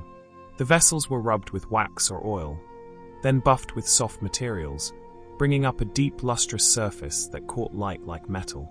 This polish was not merely surface decoration, but enhanced the entire aesthetic effect of metal imitation. Some Bacchero vessels were decorated with incised or stamped patterns before firing, creating designs that showed against the black surface. Others were left plain, relying on pure form and surface quality for their beauty. The technique allowed creation of elaborate vessels, figurative pieces, and even sculptural works, all in the distinctive black ceramic. Bacchero became a hallmark of Etruscan material culture, traded throughout the Mediterranean. The knowledge was eventually lost as Etruscan culture was absorbed into Roman civilization. Later cultures occasionally produced black pottery through various techniques, but the specific character of Etruscan Bacchero was not replicated until modern studio potters, studying ancient fragments and experimenting with reduction firing, recreated the process. We travel to early medieval Europe, to the Frankish kingdom of the Merovingians, roughly 450 to 750 CE, where gold jewelry decorated with cloisonné enamel and inlaid garnets represented the height of barbarian goldsmith art. Cloisonné is a technique where thin metal strips, typically gold, are soldered on edge to a metal base to create compartments, cloisons, which are then filled with colored glass or enamel. The secret was in creating these delicate cells and filling them without melting the underlying gold structure. The base plate was typically gold sheet, hammered thin and shaped to the desired form of the brooch, buckle, or other ornament. The design was carefully planned to create a pattern of cells that would contain the different colors. The cloisons were made from extremely thin gold ribbon, sometimes less than 0.5 millimeter wide and only a fraction of that in thickness. Creating such a delicate ribbon required repeatedly hammering gold, annealing, hammering again, until the desired thickness was achieved. The secret assembly involved cutting these ribbons to length and bending them to form the pattern, then soldering them on edge to the base plate. The solder had to be minimal, just enough to hold the cloisons in place without showing or flowing into the cells. The soldering technique likely used fine gold solder and an extremely controlled heat source, possibly a blowpipe creating a narrow flame. The cells were filled with either colored glass, ground into powder, or true vitreous enamel, complex colored glass formulations. The Merovingians often used red garnet stones cut to fit specific cells, combining stone inlay with glass or enamel fill in different areas of the same piece. For glass or enamel cells, the secret filling process involved packing the powdered glass into each cell, adding a tiny amount of water or gum to hold the powder in place. The piece was then fired in a kiln at temperatures high enough to melt the glass, but below the melting point of gold, around 700 to 900 degrees Celsius. The temperature control was critical and is one of the great secrets of the technique.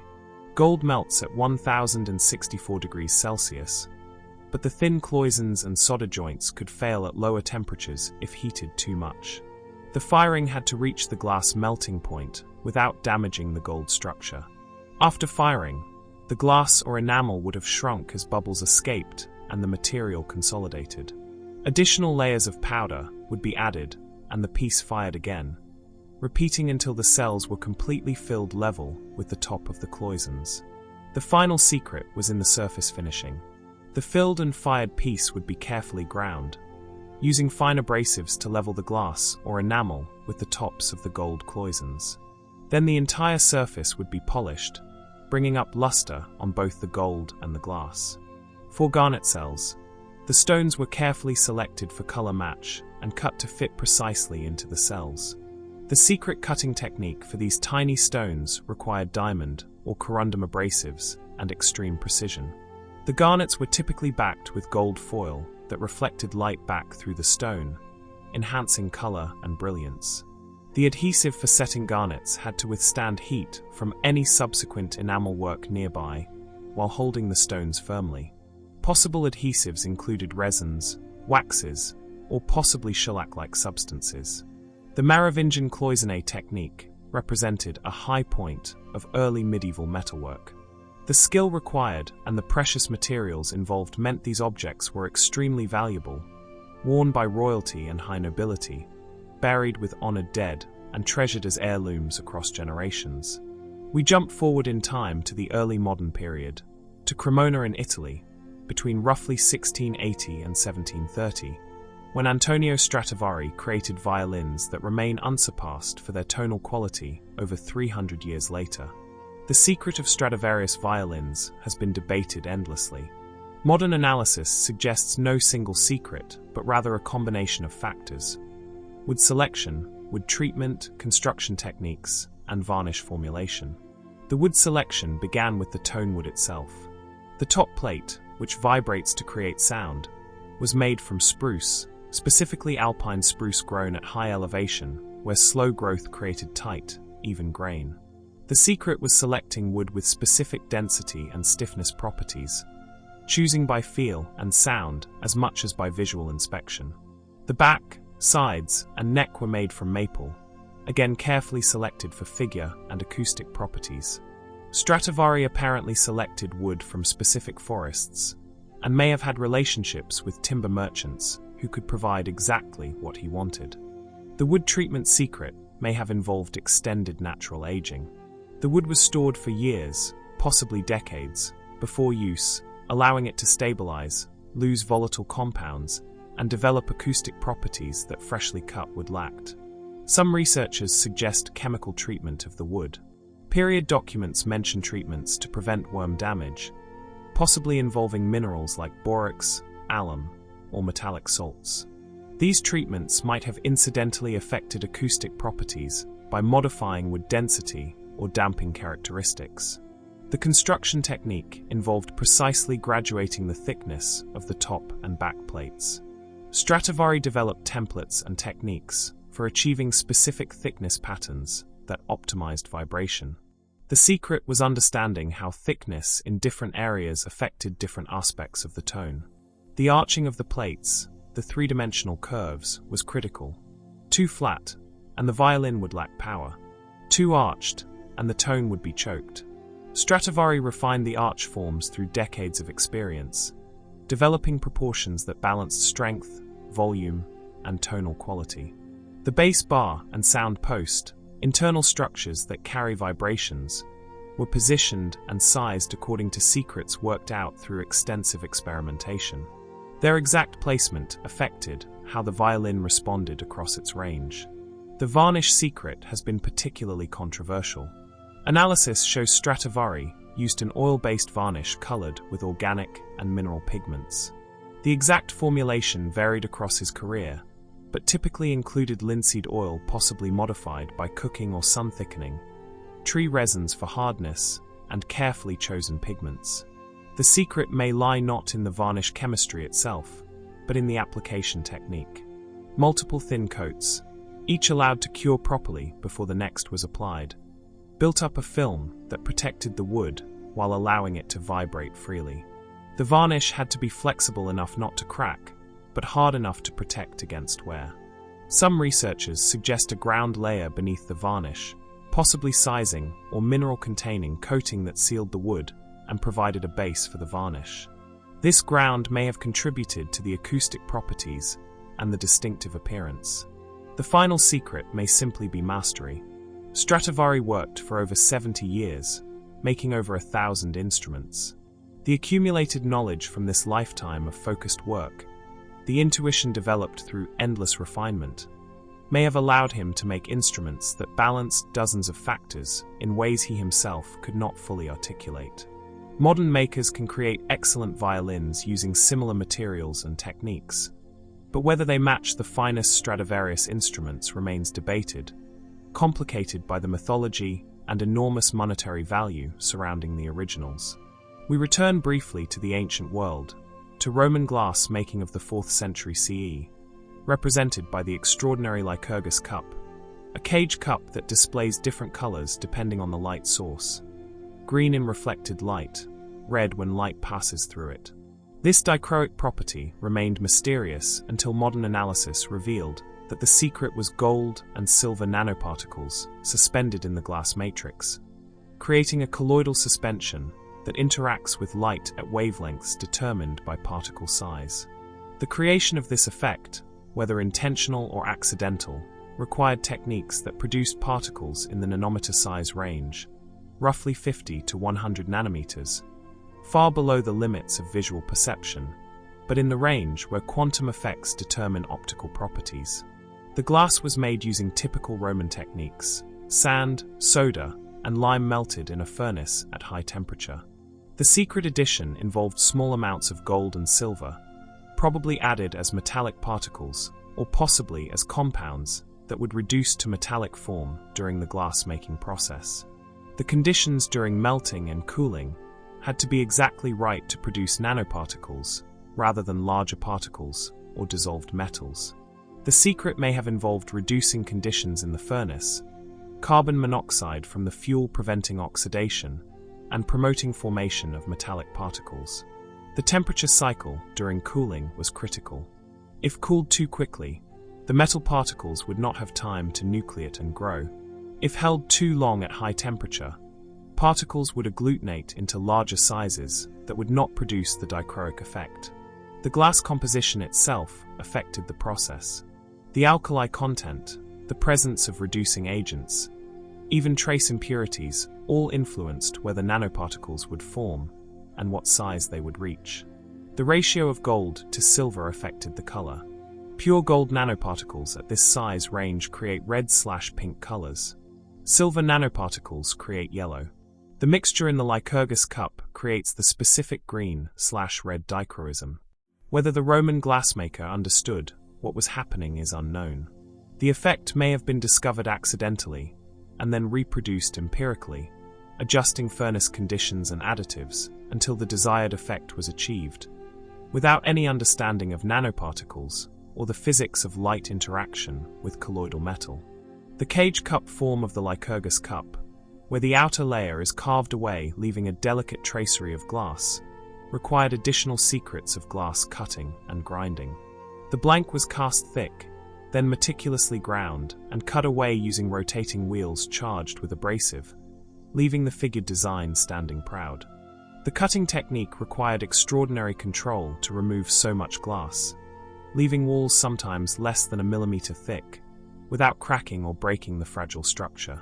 The cutters worked slowly, constantly monitoring for stress cracks, annealing if necessary to relieve stresses. The Lycurgus cup represents a remarkable synthesis of different advanced techniques: formulation of dichroic glass, casting of the blank, and extreme relief cutting. The combination in a single object demonstrates the peak of Roman glass-making technology. We conclude this act at Teotihuacan in central Mexico, roughly 100 to 650 CE, where one of Mesoamerica's largest pre-Columbian cities flourished. Among the remarkable artifacts found at Teotihuacan are mirrors made from iron pyrite, and more mysteriously, evidence of mercury in quantities and contexts suggesting technological applications. The Mercury mystery centers on discoveries of mercury in sealed chambers and evidence of mercury processing. The secret we explore is how mercury might have been used to create reflective surfaces or in other technologies. Mercury is liquid at room temperature, a unique property among metals. It can be obtained by heating cinnabar, mercuric sulfide, a red mineral found in various locations in Mesoamerica. When heated to around 350 degrees Celsius, cinnabar decomposes, releasing mercury vapor that can be condensed to liquid metal. The secret extraction technique required controlling the heating to avoid losing mercury through evaporation while ensuring complete decomposition of the cinnabar. A retort system with a condensation chamber could capture the mercury vapor and convert it to liquid. One proposed use is in creating amalgam mirrors. Mercury readily dissolves many metals, including tin and silver. A mercury amalgam applied to a backing surface would create a reflective coating. However, mercury amalgam is soft and would not be practical for permanent mirrors, suggesting this is unlikely. The pyrite mirrors actually found at Teotihuacan were made from iron pyrite carefully shaped and polished.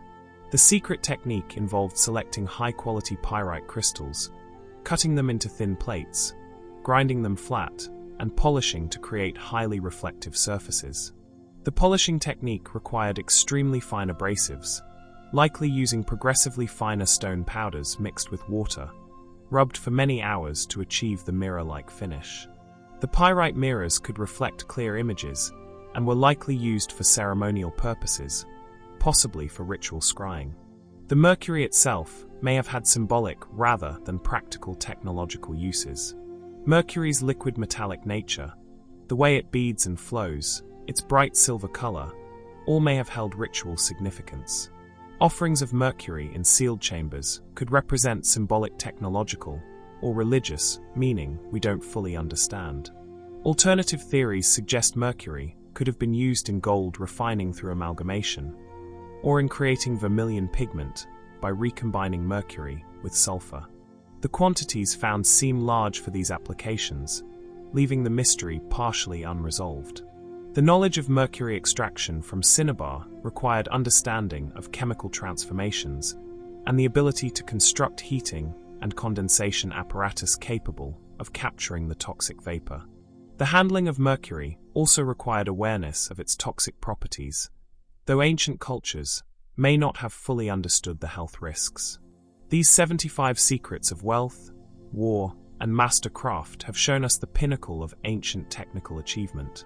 From iron smelting that ended the Bronze Age to nanoparticle engineering in Roman glass, from the closely guarded formulas of Greek fire to the patient perfection of a Stradivarius violin, these secrets represent human ingenuity at its finest, knowledge worth kingdoms, techniques worth lifetimes of devotion to master. Rest now in deep sleep, knowing that the beautiful and terrible objects created through these master crafts still speak to us across millennia, that the blades still hold edges, the jewelry still dazzles, the instruments still sing, all testament to the extraordinary capabilities of human hands and minds when knowledge, patience, and skill unite. Let these secrets of the masters carry you into the deepest rest, where dreams may show you the workshops and forges, the anvils and kilns, where these miracles were made. The night grows thin now, approaching the edge of dawn, and as you rest in perfect tranquility, we enter the realm of meaning itself, where ancient peoples encoded their stories, their histories, their very identities in objects and systems designed to preserve memory across generations.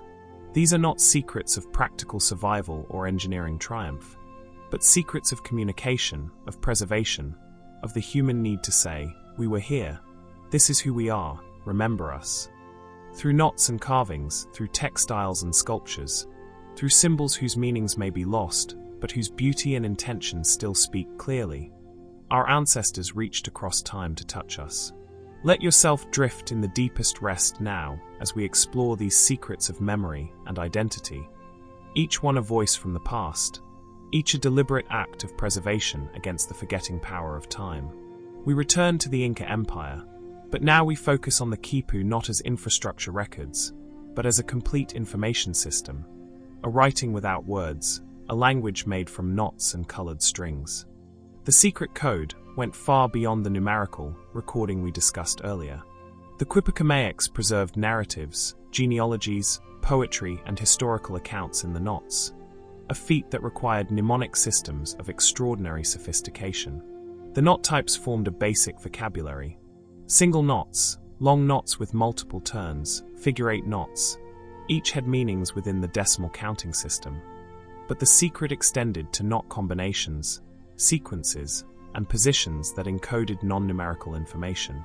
The color coding was a language itself. Natural fiber colors, white, beige, brown, and black from different camelid fibers, were supplemented with dyed chords in red, yellow, green, blue, and combinations. The secret was that color could indicate category, topic, or even phonetic elements. Some researchers believe colors represented concepts. Red for war or the Inca himself, yellow for gold or the sun, green for agriculture or conquered lands. The combinations of colors might create compound meanings, building a symbolic language of considerable complexity. The direction of the chord's spin, whether S-twist or Z-twist, carried additional information. The secret was that this structural property, invisible in casual observation but distinct to touch, provided another dimension of encoding. The attachment point of pendant chords along the primary chord might indicate relationships. Chords grouped together related to the same subject. The spacing between groups divided the quipu into chapters or sections. The secret reading involved understanding these spatial relationships. Some pendant chords had subsidiary chords, sometimes multiple levels of subsidiaries creating branching tree structures. The secret hierarchical organization mirrored the Inca administrative system, with each level of subsidiary representing a lower level of categorization. The distance of a knot from the top of its pendant chord might encode additional information. The secret positional system used the chord length as a timeline or sequence indicator, with knots at different heights representing events in chronological or logical order. The finishing of chord ends, whether cut, knotted, or tasseled, may have indicated whether the account was complete or ongoing, whether the information was verified or provisional. The secret terminal markers provided metadata about the quipu's status. The preservation of quipus required specific storage techniques. The chords were kept dry to prevent rot and moth damage. The secret storage method involved wrapping completed quipus and keeping them in dedicated storage buildings, organized by category and accessible only to authorized quipukamaics. The reading of complex quipus was not a simple decoding, but an active reconstruction. The quipukamaic used the physical quipu as a mnemonic trigger, the knots and colors prompting recall of detailed information memorized through intensive training. The secret was that the quipu and the trained reader were inseparable components of the system. The training of quipukamaics began in childhood, learning first the decimal counting system, then progressing to complex color and knot combinations, finally to creating and reading narrative quipus. The secret curriculum took years, possibly decades, to complete. The Spanish destruction of quipus as pagan objects and the death of trained quipukamaics without the transmission of knowledge to a new generation means that much of the quipu code remains lost. Modern researchers can decode the numerical aspects, but the narrative quipus remain largely mysterious, their secrets still locked in the patterns of ancient knots. Before the Inca, the Wari Empire, roughly 500 to 1000 CE, also used quipu, the Wari term for the knotted chord devices the Inca called quipu. Recent discoveries show the Wari system may have been even more complex than the Incan version. The secret of the Wari quipu was in its mathematical sophistication. The Wari developed the decimal positional notation system that the Inca would later inherit, but Wari quipus show evidence of additional mathematical operations embedded in the knot patterns. The decimal system used position along the chord to represent place value. Ones closest to the free end, tens above that, hundreds higher still, and so on. The secret was in the knot encoding of 0, represented by the absence of a knot at a position where the other place values had knots. The concept of 0 as a positional placeholder represents sophisticated mathematical thinking.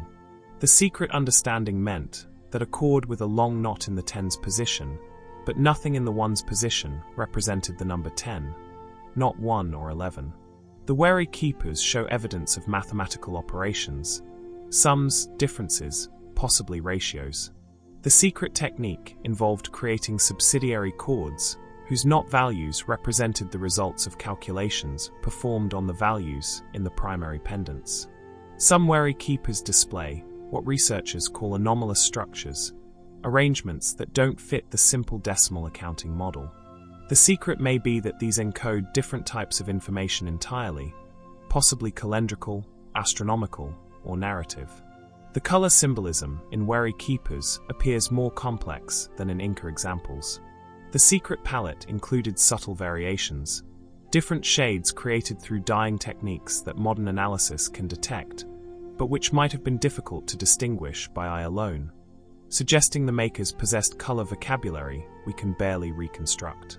The Wari practice of creating quipus in matching pairs has been documented, where two quipus show identical or complementary data.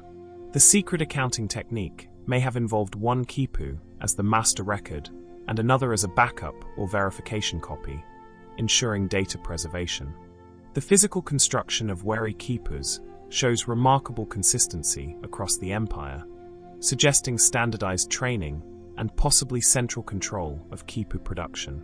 The secret quality control meant that keepers from different regions could be read by any trained Kipakameok, enabling information flow across vast distances. The integration of keepers into wary administrative structures meant that provincial centers sent regular Kipu reports to the capital, creating an information network that allowed central control of a geographically dispersed empire. The secret infrastructure of knowledge tied the empire together more firmly than roads or military force. The collapse of the Wari Empire scattered the Kipakameoks, but the knowledge survived, passed to successor states, and eventually to the Inca, who systematized and expanded the tradition. The secret continuity of the Kipa tradition across cultures and centuries testifies to its fundamental utility. We travel to the Paracas culture of coastal Peru, roughly 800 BCE to 100 CE, famous for their extraordinary textiles, some of the most complex and beautiful ever created, found preserved in the dry desert environment where they were buried with the elite dead. The secret of Paracas textiles was not merely technical virtuosity, though they wove with threads as fine as human hair and created fabrics with thread counts exceeding modern high-quality textiles. The secret was the symbolic content woven into elaborate embroidered designs.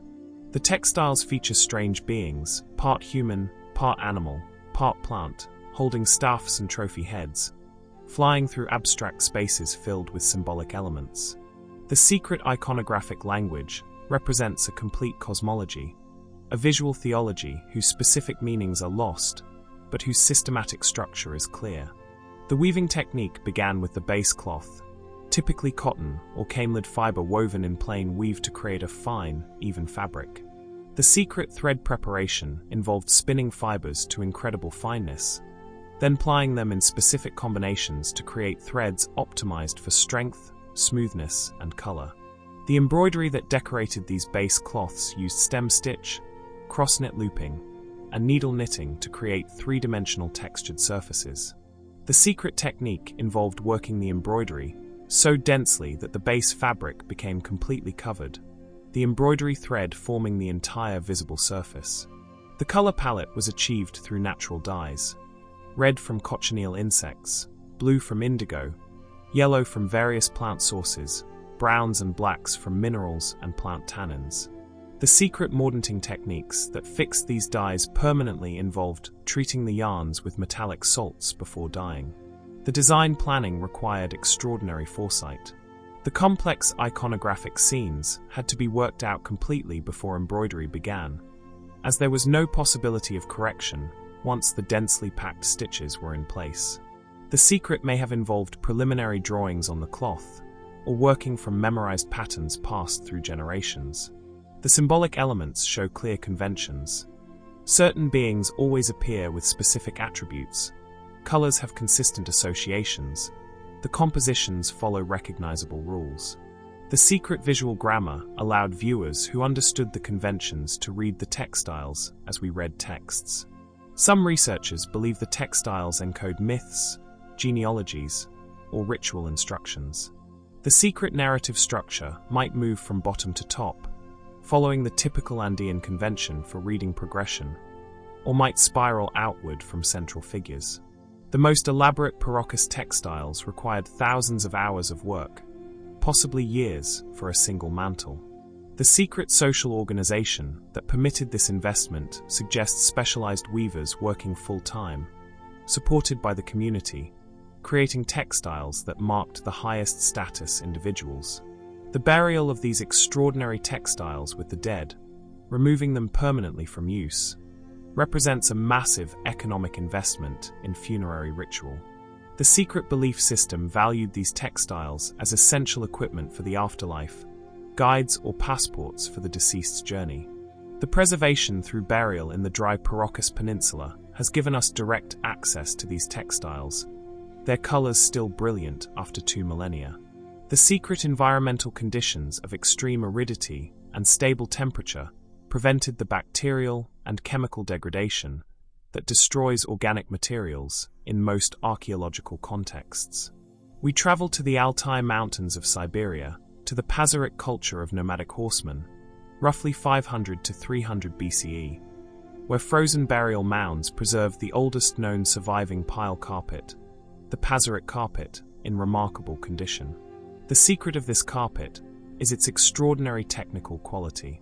The knot density, approximately 360 knots per square inch, exceeds many modern carpets and suggests a highly developed weaving tradition that must have stretched back centuries before this example. The carpet construction used the Gjord's knot, also called the Turkish or symmetrical knot, where each knot is tied around 2 warp threads.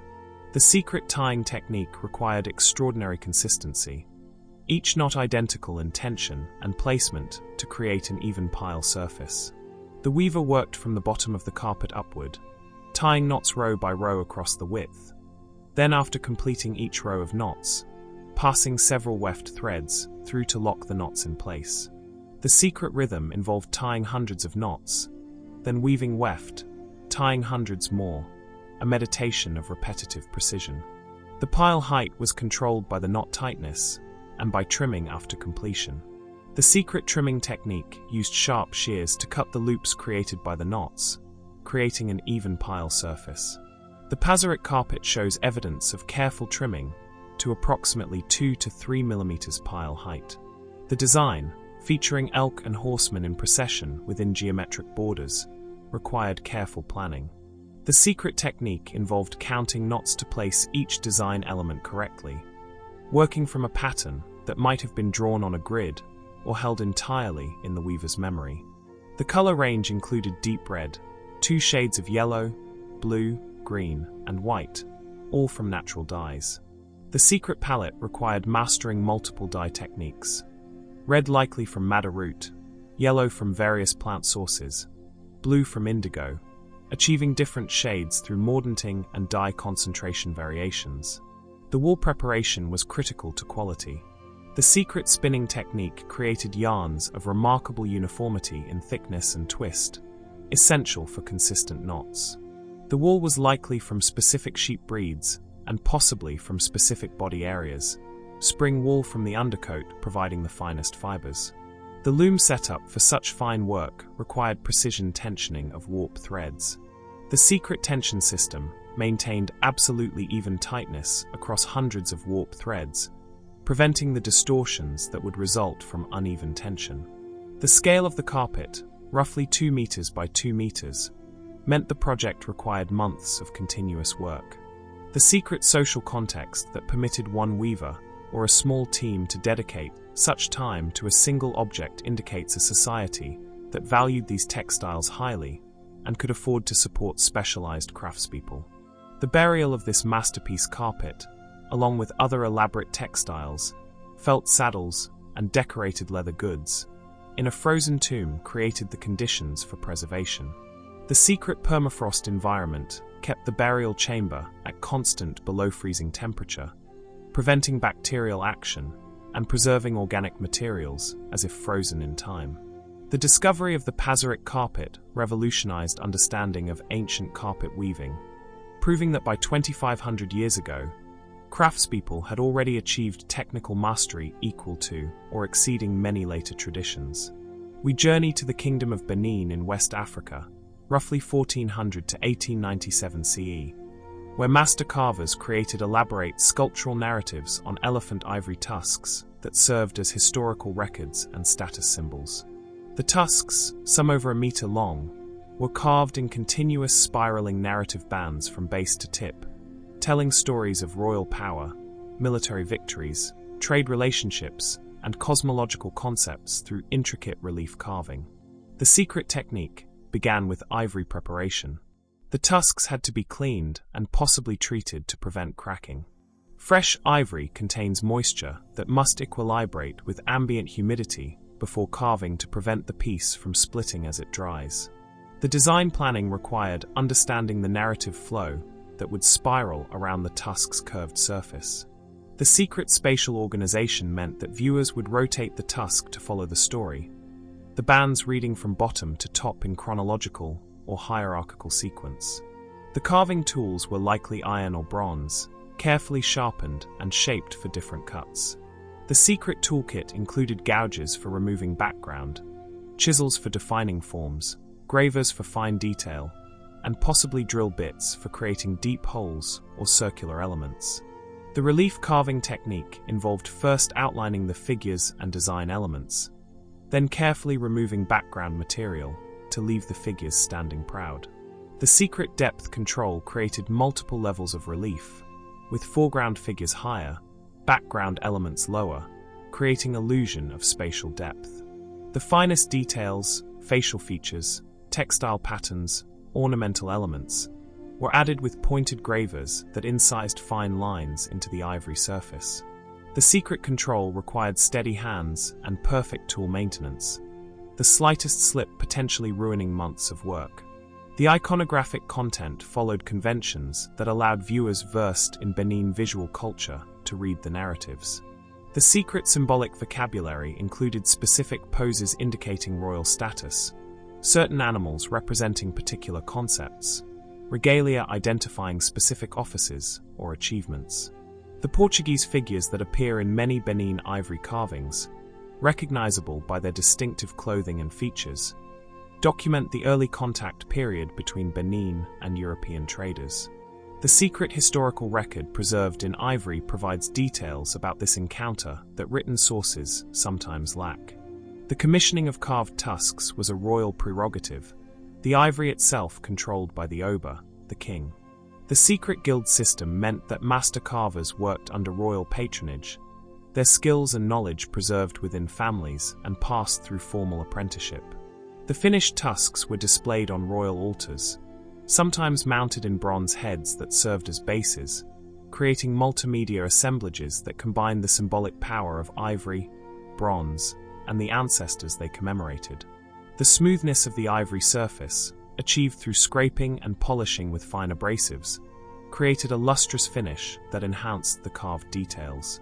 The secret polishing technique likely used progressively finer materials, possibly including plant materials or leather charged with fine powders.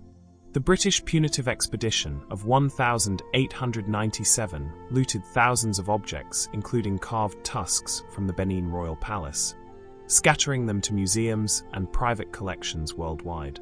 This violent dispersal destroyed the context that gave the objects their full meaning within Benin cultural and political systems.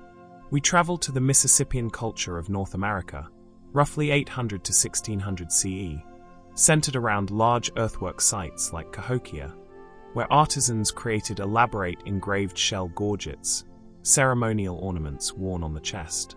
The shells used were typically from large marine mollusks, particularly the lightning whelk from the Gulf of Mexico, traded hundreds of kilometers inland to Mississippian sites. The secret began with shell selection, choosing pieces large and flat enough to create the gorget form. The preparation involved cutting the shell disc from the larger shell using abrasive sawing. The secret sawing technique used cord or leather charged with sand, drawn back and forth through patient work to cut the hard shell material without cracking it. The disc was then ground flat and smooth on both sides using sandstone abraders.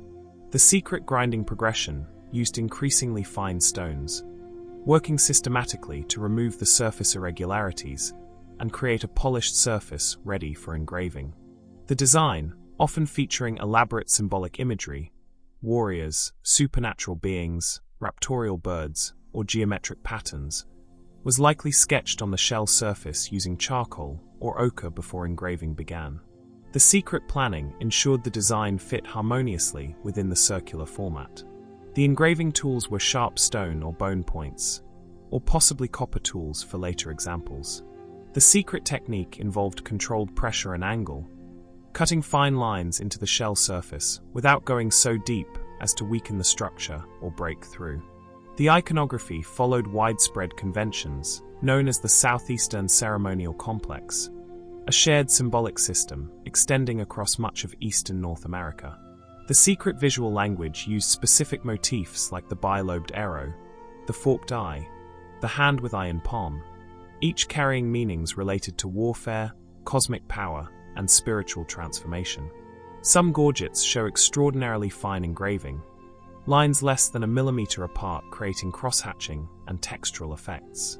The secret control required perfect tool sharpness and steady hands, maintaining consistent line width and spacing across the entire design. The drilling of suspension holes, typically 2 holes near the top edge, required special techniques.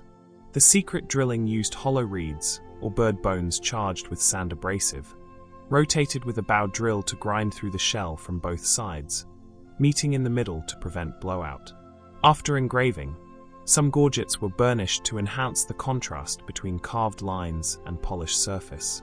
The secret finishing might have included rubbing pigments into the engraved lines, though organic pigments would rarely preserve archaeologically.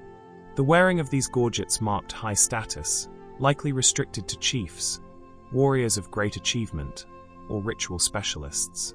The secret social meaning designated the wearer as a person of power and importance, connected to the cosmic forces represented in the imagery. The widespread distribution of similar imagery across vast areas suggests either trade in finished gorgets, movement of artisans, or sharing of symbolic knowledge through elite networks. The secret communication system linked Mississippian centers into a cultural sphere, sharing fundamental religious and political concepts.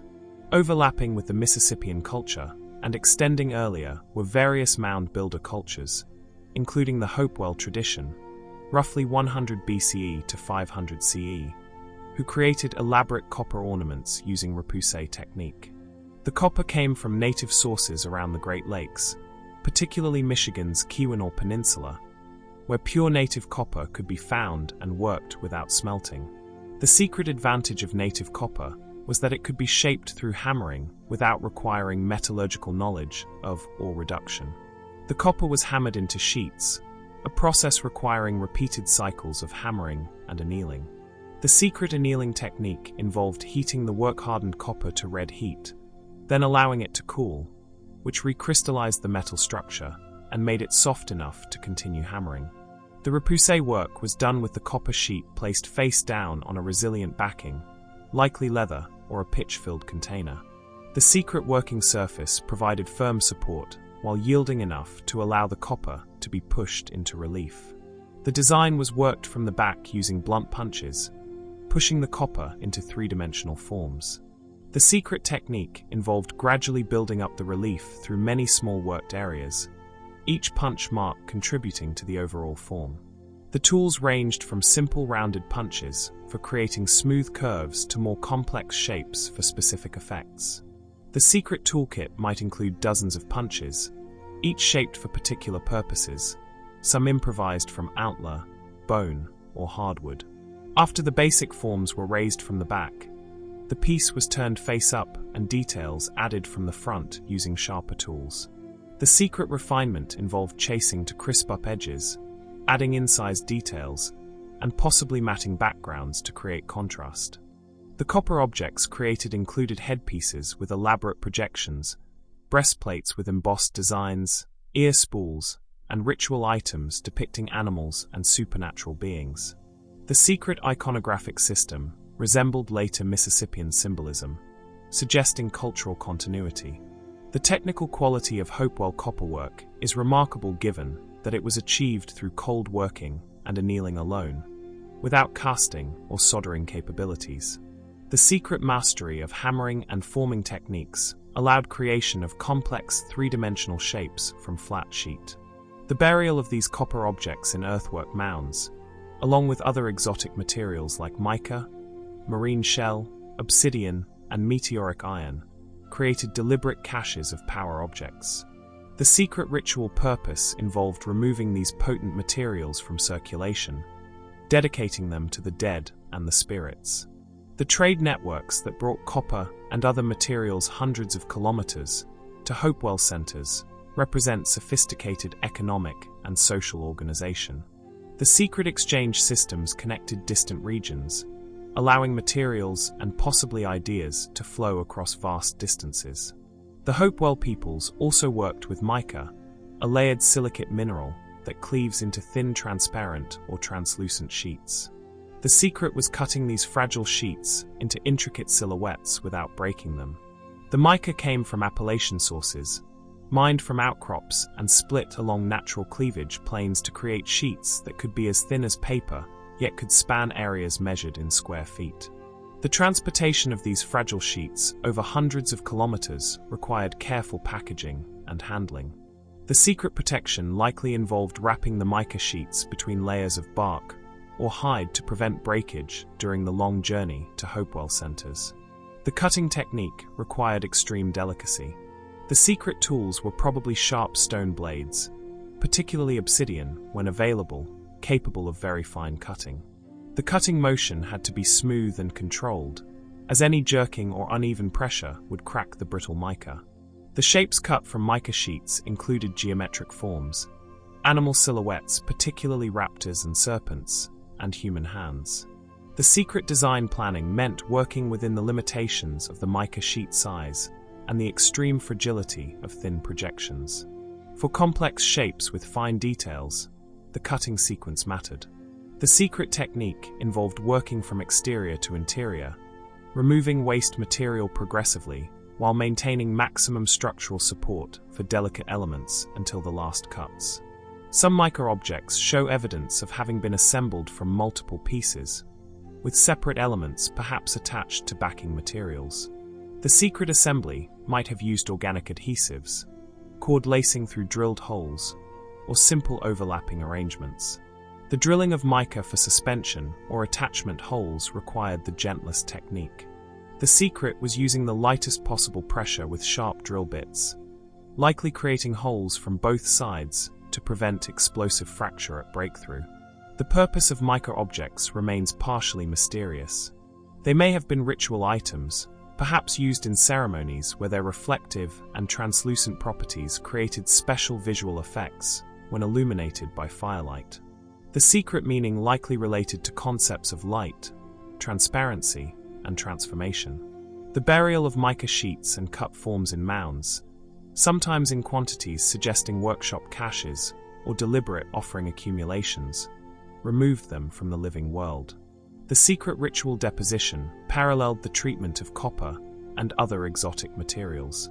The modern discovery of Hopewell mica work provides tangible evidence of the aesthetic sensibilities and technical capabilities of these ancient peoples. The secret artistic tradition revealed through archaeological excavation demonstrates that sophisticated visual culture flourished in pre-Columbian North America. We journey across the Pacific to the Lapita culture, roughly 1600 to 500 BCE, the ancestral culture of modern Polynesians, Micronesians, and some Melanesians, known for their distinctive dentate-stamped pottery and extensive maritime trade networks. Among Lapita artifacts are tiny shell beads, some barely 2 millimeters in diameter, drilled with holes for stringing. The secret was creating these minute beads and drilling them without breaking the fragile shell. The shells used included various small species, but also larger shells cut into small pieces. The secret cutting technique used stone or coral abrasives to saw and grind the shell into bead-sized pieces, working the material patiently to avoid cracking. The shaping of tiny beads required systematic grinding on fine-grained stones. The secret technique involved holding the small shell piece between fingers and rotating it against the abrasive surface, gradually achieving the desired form. The drilling was the most challenging aspect. The holes, sometimes less than a millimeter in diameter, had to pass through beads barely larger. The secret drill bits were made from hardened materials, possibly shell, bone, or stone shaped to fine points. The drilling technique likely used a hand-rotated method for the smallest beads, the drill bit held between the palms and rotated by rubbing the hands together. The secret was maintaining perfect alignment and gentle pressure, allowing the abrasive action to gradually grind through without cracking the shell. For slightly larger beads, a bow drill might have been used, providing faster rotation. The secret control came from experience, feeling the resistance and adjusting pressure to prevent the bit from binding or the shell from splitting. The drilling from both sides, meeting in the middle, prevented blowout fractures that would ruin the bead. The secret technique required calculating the correct angle and position, so the two holes would meet accurately in the center of the tiny bead. The stringing of these minute beads created ornaments of remarkable delicacy. The secret threading materials were probably fiber cords twisted to extreme fineness, threaded through the tiny holes with the aid of needles or stiffened cord ends. The production of standardized beads in quantity suggests specialized bead makers, craftspeople who devoted significant time to this exacting work. The secret skill level required years to develop, learning to work efficiently while maintaining quality. The trade in lapita beads across vast ocean distances demonstrates their value. The secret exchange networks that moved these tiny objects hundreds or thousands of kilometers connected island communities across the Pacific, creating social bonds through gift exchange and trade. The symbolic meanings of different bead types, colors, and arrangements likely followed conventions that marked identity, status, relationships, and affiliations. The secret visual language of personal ornament communicated information about the wearer to those versed in reading the symbols. We return to North America, to the Adena culture, roughly 1000 to 200 BCE, centered in the Ohio River Valley, where artisans carved elaborate effigy pipes from stone, representing animals and humans with remarkable naturalism. The pipes were functional smoking pipes, with a bowl for tobacco or other substances, and a stem hole for drawing smoke. The secret integration of functional requirements with sculptural art created objects that served both practical and ceremonial purposes. The stone selection favored relatively soft, fine-grained stones that could be carved with available tools. The secret materials included pipestone, limestone, and siltstone, each offering different working properties and finished appearances. The rough shaping began by pecking with harder stone hammers to remove bulk material and establish basic proportions. The secret technique involved systematic reduction, constantly checking proportions and adjusting the form to achieve the desired sculpture. The drilling of the bowl and stem hole required precision. The secret drilling technique used hollow reeds or bones charged with sand abrasive, rotated with a bow drill or hand drill. The bowl was drilled from the top down, the stem hole from the side, the two holes meeting at the bowl's bottom. The alignment of the two holes was critical for function. The secret technique likely involved carefully planning the angles before drilling, possibly marking the stone to guide placement, and drilling with constant checking to ensure proper meeting. The sculptural detailing was added through patient scraping, grinding, and incising. The secret tools included sharp stone flakes for cutting, abrasive stones for grinding, and possibly bone or antler tools for smoothing. The animal effigies show careful observation of nature. The secret knowledge of animal anatomy, proportions, and characteristic poses informed the carving, creating recognizable depictions of birds, mammals, amphibians, and reptiles. Some pipes feature human figures, often depicted in poses suggesting ritual action or shamanic transformation. The secret iconography likely related to spiritual practices involving tobacco or other plants, the pipe serving as a conduit between mundane and spiritual realms. The polishing of the finished pipe created a smooth, lustrous surface. The secret technique used progressively finer abrasives, possibly finishing with soft leather and fine powders, bringing out the stone's natural color and texture. The use of pipes in ceremonial contexts involved elaborate rituals of tobacco sharing, creating social bonds and marking important occasions. The secret protocols governing pipe use, who could smoke, in what order, under what circumstances, regulated social interactions and expressed hierarchical relationships. The burial of pipes with the dead suggests they were personal possessions of high value, possibly clan heirlooms, or marks of specific ritual offices.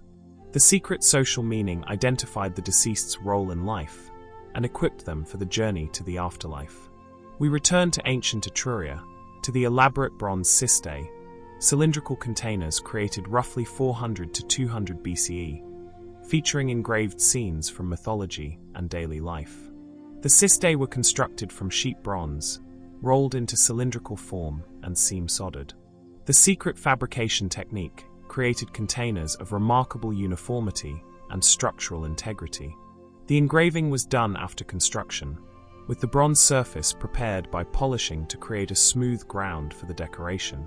The secret surface preparation might have involved coating with wax or another material that allowed preliminary design work before permanent engraving. The engraving tools were hardened bronze or iron gravers, sharpened to fine points and cutting edges. The secret tool maintenance involved frequent resharpening to maintain the ability to cut clean lines through the bronze. The designs often depicted complex narrative scenes with multiple figures, landscape elements, and decorative borders. The secret composition required planning the arrangement of elements around the cylindrical surface, ensuring the narrative flowed coherently as the eye traveled around the vessel. The engraving technique used a combination of line types.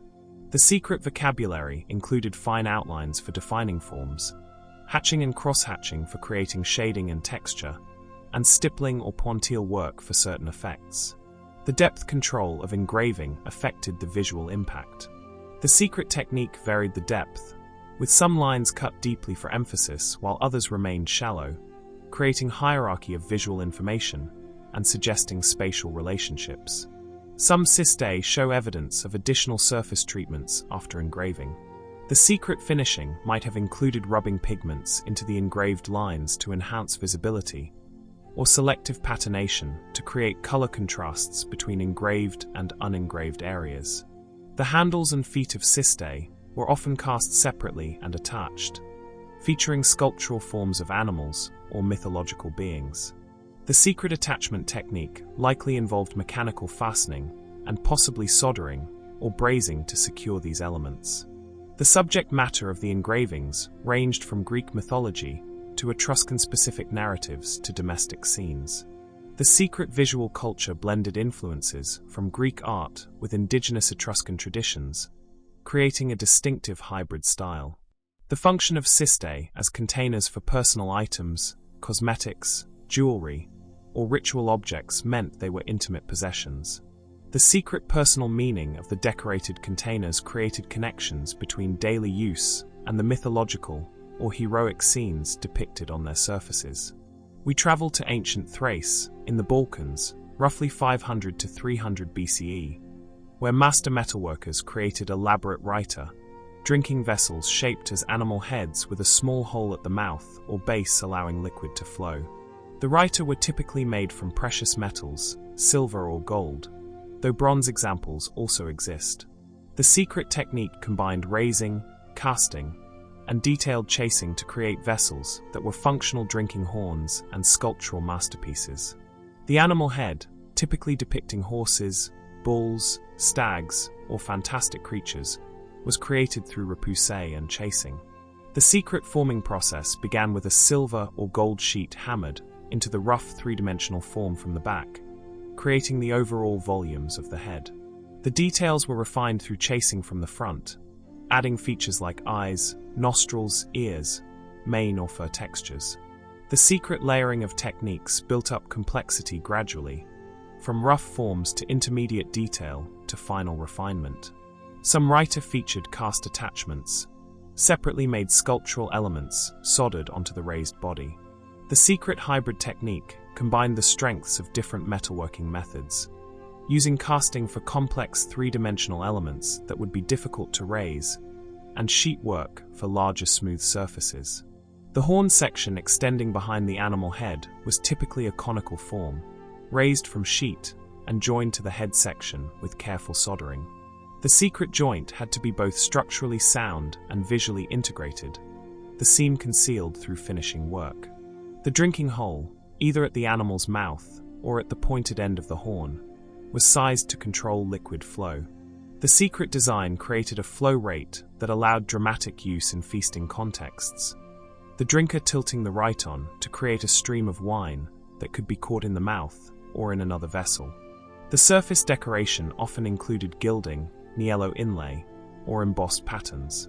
The secret gilding technique for silver writer might have involved mercury amalgam application or mechanical foil attachment, creating bright golden accents on silver bodies.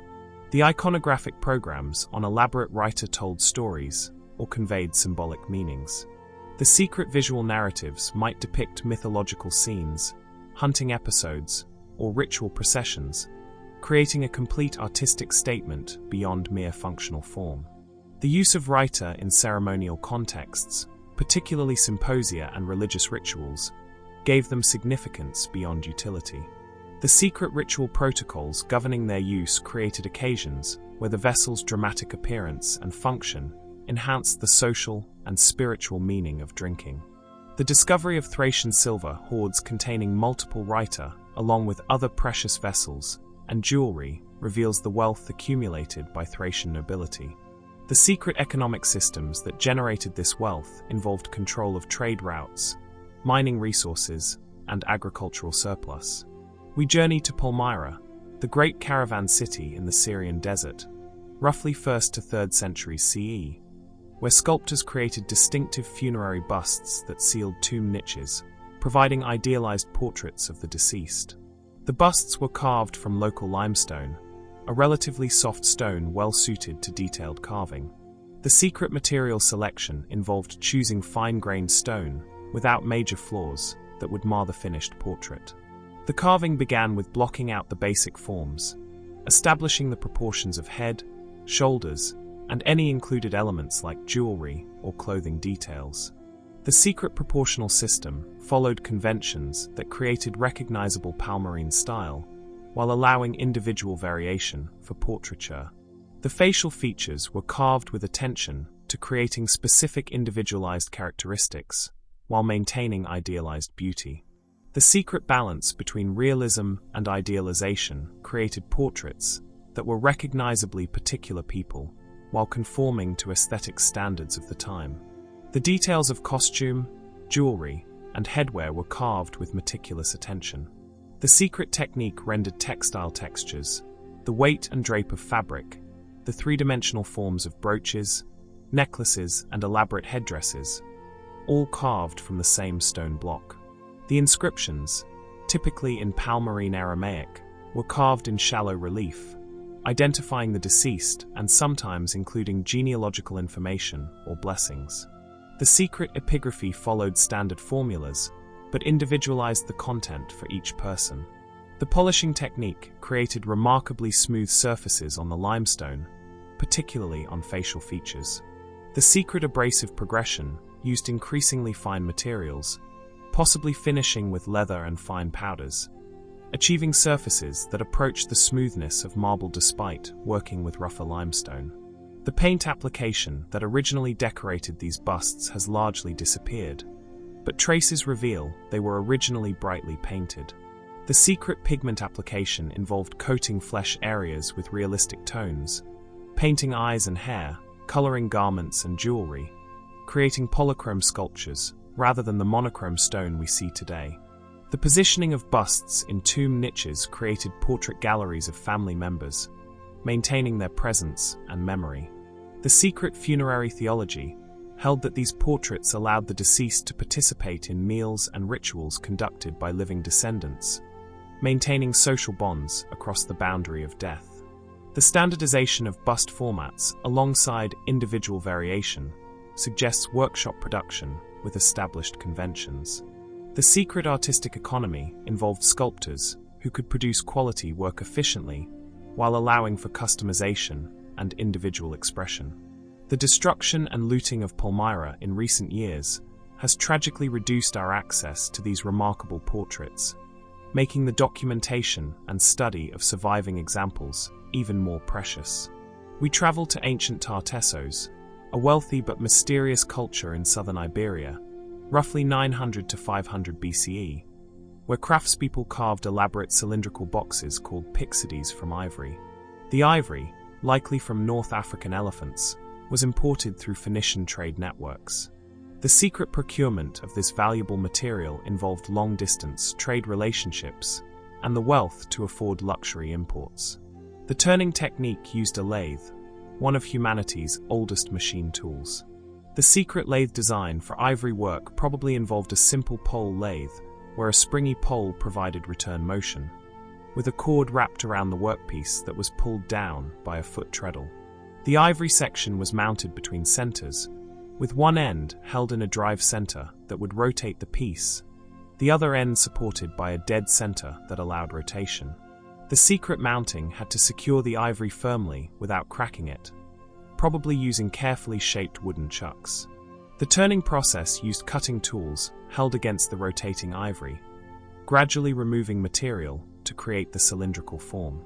The secret tools were bronze or iron chisels and scrapers, sharpened to specific geometries for different cuts.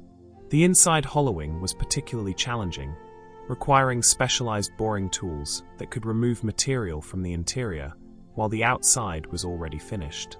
The secret internal work created uniform wall thickness, making the pyxis light and elegant while maintaining structural integrity.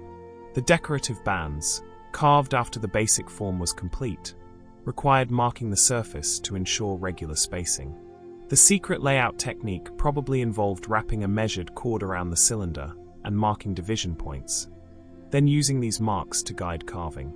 The relief carving on the pyxis surfaces depicted animals, geometric patterns, and occasionally human figures in styles showing Near Eastern influence. The secret iconography blended local Tartessian traditions with imported motifs from Phoenician and Greek sources. The lid fitting required precise tolerances. The secret carpentry-like joinery created lids that fit snugly enough to stay in place, but could be removed without force, possibly using slight taper fits or internal flanges. The polishing of the finished pyxis created lustrous ivory surfaces. The secret finishing used fine abrasives and possibly organic materials like oils or waxes to enhance the natural beauty of the ivory while protecting it. The use of pyxides for storing precious items, cosmetics, jewelry, or ritual objects made them valued possessions. The secret social meaning of owning elaborately decorated ivory containers marked status and wealth. The archaeological recovery of Tartessian ivories from tombs and sanctuaries reveals their importance in ritual and mortuary contexts. The secret cultural practices surrounding these objects involved their dedication to gods or their inclusion in burials as markers of elite identity. We conclude this act in the Cycladic islands of the Aegean Sea, during the early Bronze Age, roughly 3200 to 2000 BCE, where sculptors created remarkably abstract marble figurines, most depicting simplified female forms. The marble came from local island quarries, particularly Naxos and Paros, sources of fine white marble ideal for sculpture. The secret material knowledge involved understanding how different marble qualities affected carving and finishing. The roughing out was done with stone hammers and punches, pecking away excess material to establish the basic form. The secret technique created the characteristic flattened proportions and simplified anatomy of Cycladic style, while working within the limitations of relatively soft tools on hard stone. The proportional system followed conventions that created remarkable consistency across thousands of figurines. The secret canon dictated specific relationships between head size, body length, limb proportions, creating the distinctive Cycladic aesthetic. The arms were typically folded across the body, carved in relief rather than fully three-dimensional. The secret technical choice avoided the structural weakness of freestanding arms while creating the characteristic pose. The facial features were minimal or absent, with only the nose modeled in relief, the eyes and mouth sometimes indicated by paint. The secret abstraction created enigmatic figures whose lack of detailed features gives them a timeless, universal quality. The shaping of the back of the figure received as much attention as the front, creating sculptures meant to be seen from all angles. The secret finishing care extended to surfaces that might not be immediately visible, suggesting aesthetic standards that valued completeness over expedience. The polishing technique used progressively finer abrasives, probably including emery available from Noshian deposits, one of the hardest natural abrasives. The secret final polish used the finest possible abrasives, creating surfaces of remarkable smoothness and luster. Some figurines retain traces of paint, typically red and blue pigments, suggesting they were originally decorated with details not carved in stone. The secret painted decoration might have included facial features, hair, jewelry, or textile patterns, transforming the appearance from the plain white marble we see today. The size range from miniatures a few centimeters tall to rare examples over a meter in height required adapting techniques. The secret scale adjustment maintained stylistic consistency while dealing with different structural challenges in tiny versus large sculptures. The purpose of these idols remains debated. The secret meaning might relate to fertility, ancestor veneration, votive offerings, or funerary practices. Their discovery in graves suggests connection with death rituals, but their exact role remains mysterious. The influence of Cycladic sculpture extended beyond the islands, with examples found throughout the Aegean and beyond. The secret trade networks that distributed these figurines connected island communities and spread Cycladic aesthetic ideas. The modern rediscovery of Cycladic sculpture profoundly influenced early 20th century artists like Brancusi and Modigliani, who saw in these ancient abstracted forms kindred spirits of modernist aesthetics, creating a dialogue across 4,000 years between ancient and modern abstract art. These 15 secrets have shown us how memory and identity were encoded in objects designed to outlast their makers. From the knotted cords that recorded Inca history to the marble idols that embodied Cycladic beliefs, from the engraved shells that marked Mississippian identity to the funerary portraits that preserved Palmyrene presence, each secret reveals the human drive to create lasting meaning. To say, "This is who we are, this is what matters, remember." Rest now in the deepening peace before dawn, knowing that the symbols and systems our ancestors created still speak across the gulf of centuries, still communicate their hopes and beliefs, their triumphs and sorrows, their very humanity reaching out to touch ours. Let these secrets of memory and identity carry you through the last hours of night toward the threshold of morning, where one final act remains. The first light of dawn begins to touch the edges of the sky now, and as you rest in the profound stillness that comes before waking, we enter the final realm of our journey, the realm of endings. These are the secrets that were lost, the knowledge that died with its last keeper, the techniques forgotten when civilizations fell, the mysteries that remain unsolved despite centuries of searching. These final secrets remind us that knowledge is fragile, that the chain of transmission from master to apprentice can be broken by conquest, disaster, or simply the changing of times when old ways are abandoned. Yet even in their loss, these secrets teach us about impermanence, about the precious nature of accumulated wisdom, about our responsibility to preserve and pass on what we know. Let yourself rest in the quiet before waking as we explore these final mysteries, honoring what was lost while celebrating what fragments remain. We begin at the Library of Alexandria, the greatest repository of ancient knowledge, founded around 300 BCE in Ptolemaic Egypt and declining over centuries before its final destruction, the exact date and manner of which remains itself a historical mystery. The secret we seek is not what was in the library, though that loss is incalculable, but how the library organized its vast collection. At its height, the library may have contained 400,000 to 700,000 scrolls, representing the accumulated knowledge of the ancient Mediterranean world. The organization system had to allow scholars to locate specific works among hundreds of thousands of scrolls.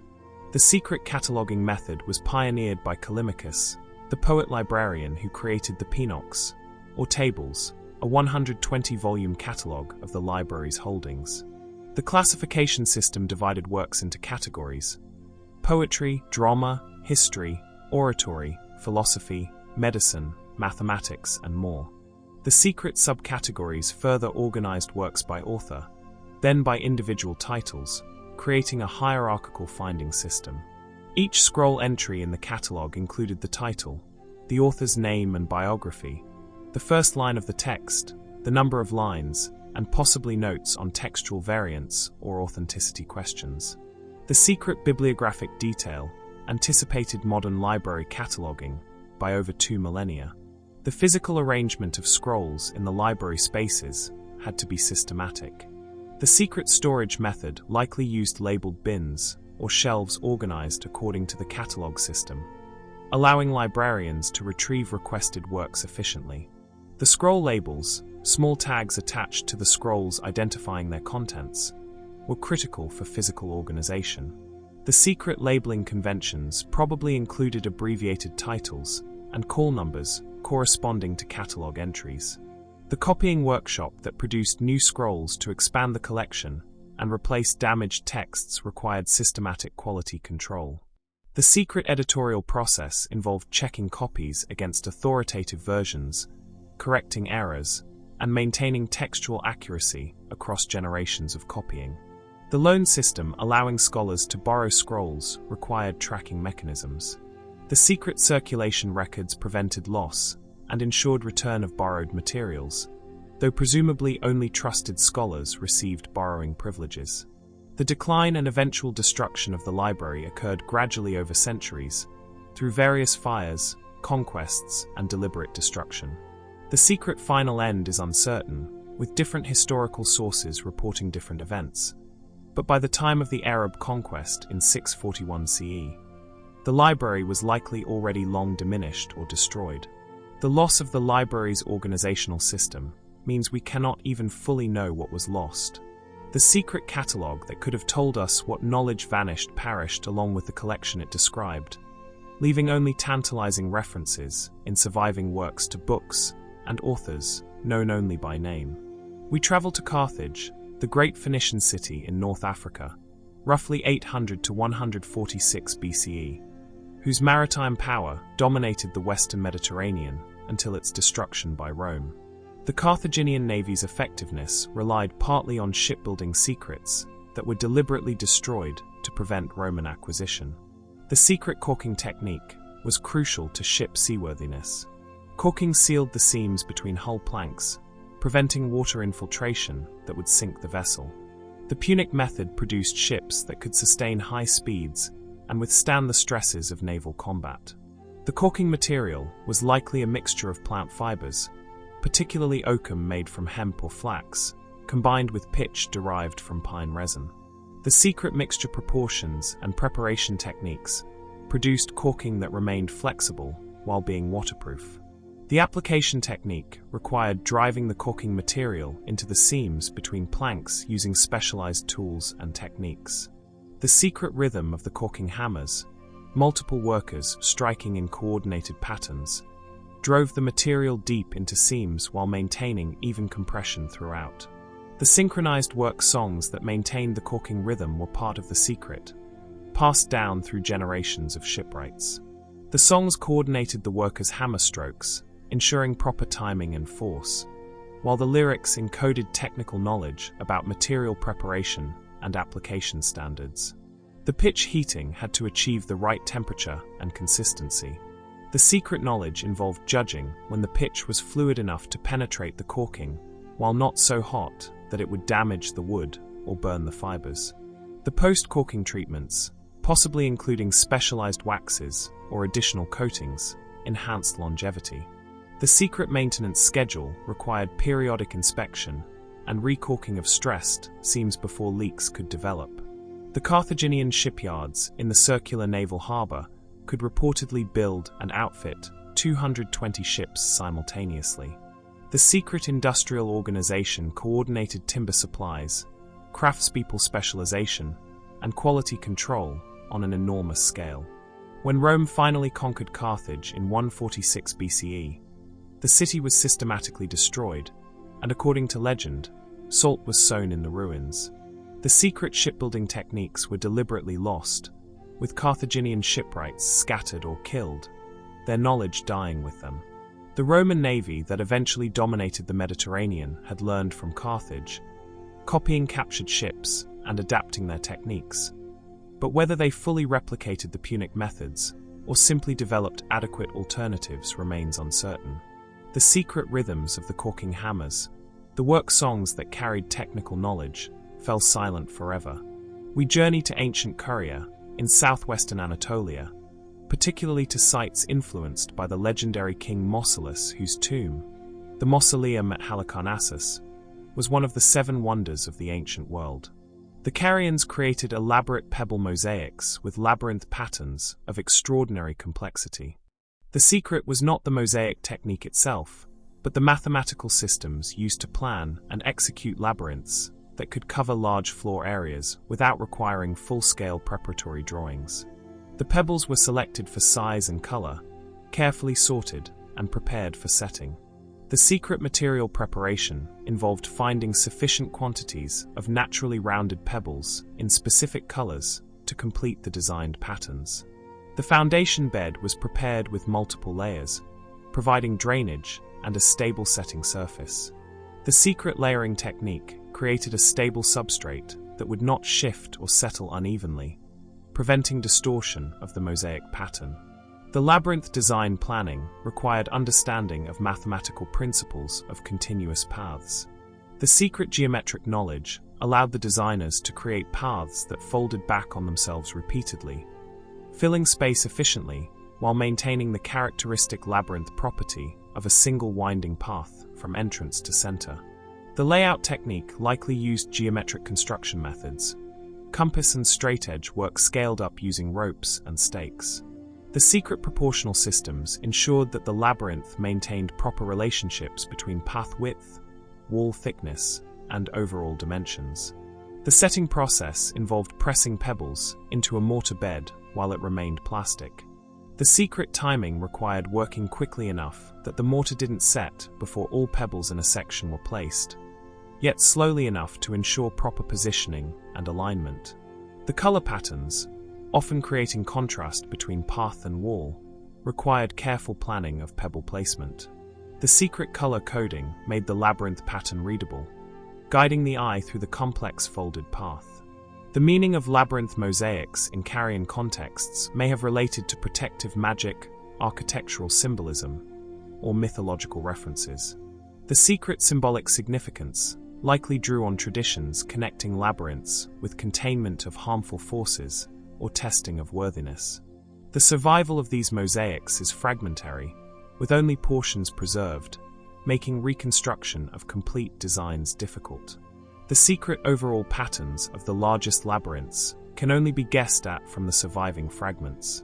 The technique declined as mosaic art evolved towards smaller tessera and more pictorial rather than geometric designs.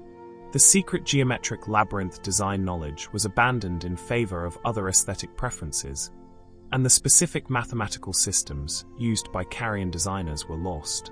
We travel to ancient China, to the Liangzhu culture, roughly 3300 to 2250 BCE, where jade workers created objects of astounding precision, particularly the tsong, rectangular tubes with circular inner bores, requiring drilling techniques of remarkable accuracy. The jade, typically nephrite, is among the hardest stones, extremely difficult to work with Neolithic tools. The secret techniques that allowed Liangzhu craftspeople to create perfectly circular holes through thick jade sections represent one of the great technical achievements of the ancient world. The drilling tools were likely hollow tubes, possibly made from bamboo or bone, charged with abrasive slurry. The secret was not the tool material, but the technique of maintaining perfect alignment and consistent pressure throughout the drilling process. The abrasive was probably quartz sand, the only readily available material harder than jade. The secret slurry preparation involved mixing the sand with water to the optimal consistency, thick enough to carry abrasive particles effectively, but fluid enough to be constantly replenished. The bow drill mechanism provided rotation, but for deep drilling through thick jade, the secret technique required drilling from both sides, the two holes meeting in the middle with extraordinary precision. The alignment had to be perfect, or the two holes would not meet properly. The drilling speed was necessarily slow, possibly removing only millimeters per hour, even with optimal technique. The secret patience required days or weeks of continuous work to drill through a single tsong, maintaining focus and consistent technique throughout. The interior corners of tsong tubes, where the circular bore meets the rectangular exterior, are perfectly crisp, requiring removal of jade in corners where circular drilling could not reach. The secret technique for achieving these sharp interior corners remains debated, possibly involving specialized grinding tools. The surface decoration of Liangzhu jades, particularly the characteristic mask motifs with complex geometric elements, was achieved through fine sawing and engraving. The The secret precision of these surface techniques matched the drilling accomplishment, creating decorations with line widths less than a millimeter. The purpose of tsong tubes in Liangzhu culture was likely ritual, possibly related to cosmological concepts, where the square represented Earth and the circle represented heaven. The secret symbolic meaning invested enormous labor in creating these objects, suggesting they held spiritual significance, justifying the extraordinary effort. The collapse of Liangzhu culture around 2250 BCE, possibly due to catastrophic flooding, meant the disruption of the jade working tradition. The secret techniques were lost, and while later Chinese cultures continued jade working, whether they fully replicated Liangzhu precision remains questionable. Modern attempts to recreate Liangzhu drilling techniques using Neolithic tools have achieved partial success, but struggle to match the precision and efficiency evident in ancient examples, suggesting elements of the secret technique remain unknown. We return to ancient China, to the Shang dynasty, where oracle bone divination created the earliest known Chinese writing. While the script itself survived in evolved form, becoming modern Chinese characters, the secret we explore is the interpretive knowledge of crack reading that was lost when the Shang fell. The oracle bone inscriptions record the questions asked and sometimes the answers received, but they don't explain the secret method of interpreting the cracks themselves. The knowledge of reading cracks as divine messages was held by specialist diviners whose tradition ended with the Shang collapse. The crack patterns resulted from the controlled heating of prepared hollows in the bone. The secret interpretation involved recognizing meaningful differences in crack length, direction, branching patterns, and relationships to the prepared hollows. The taxonomy of crack types must have been extensive and sophisticated. The secret classification system distinguished subtle variations that determined whether the answer was favorable or unfavorable, certain or uncertain, immediate or delayed. The training of diviners required years of apprenticeship, learning to read cracks with consistency and authority. The secret curriculum involved not just crack reading, but understanding of protocols, proper questioning techniques, and the theological framework that legitimized divination. The recording of divinations on the bones themselves created an archive of precedents. The secret interpretation may have involved consulting these archives, comparing new crack patterns to previously recorded cases and their outcomes. The political power of the divination system, with the king consulting the ancestors through oracle bones before major decisions, meant divination knowledge was closely controlled. The secret access was restricted to the elite, preventing widespread distribution of the interpretive techniques. When the Shang dynasty fell to the Zhou around 1046 BCE, the oracle bone divination system was abandoned in favor of different divination methods, particularly the I Ching hexagram system. The secret Shang crack reading knowledge, lacking written codification and restricted to specialists, died out within a generation or two.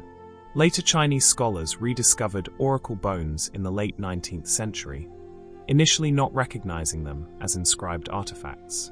The secret decipherment of the writing system was achieved through linguistic analysis, but the crack interpretation knowledge was irretrievably lost.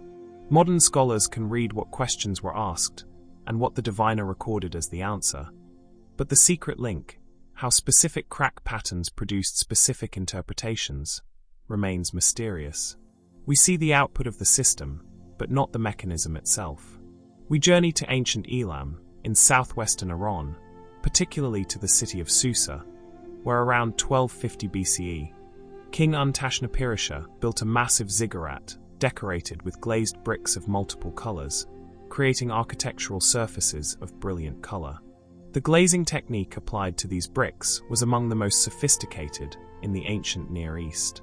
The secret formulations created stable, durable glazes in blue, green, white, and other colors that adhered permanently to the brick surface. The glaze composition required precise mixtures of minerals. The secret base was likely a silicate glass containing soda or potash as flux, with metallic oxides providing color. Copper oxide produced blue and green. Tin oxide created white. Iron yielded yellows and browns. The brick preparation before glazing was critical. The secret surface treatment ensured proper adhesion between the porous fired clay and the glassy glaze layer. The bricks may have been given a preliminary coating, a slip or primer layer that promoted bonding.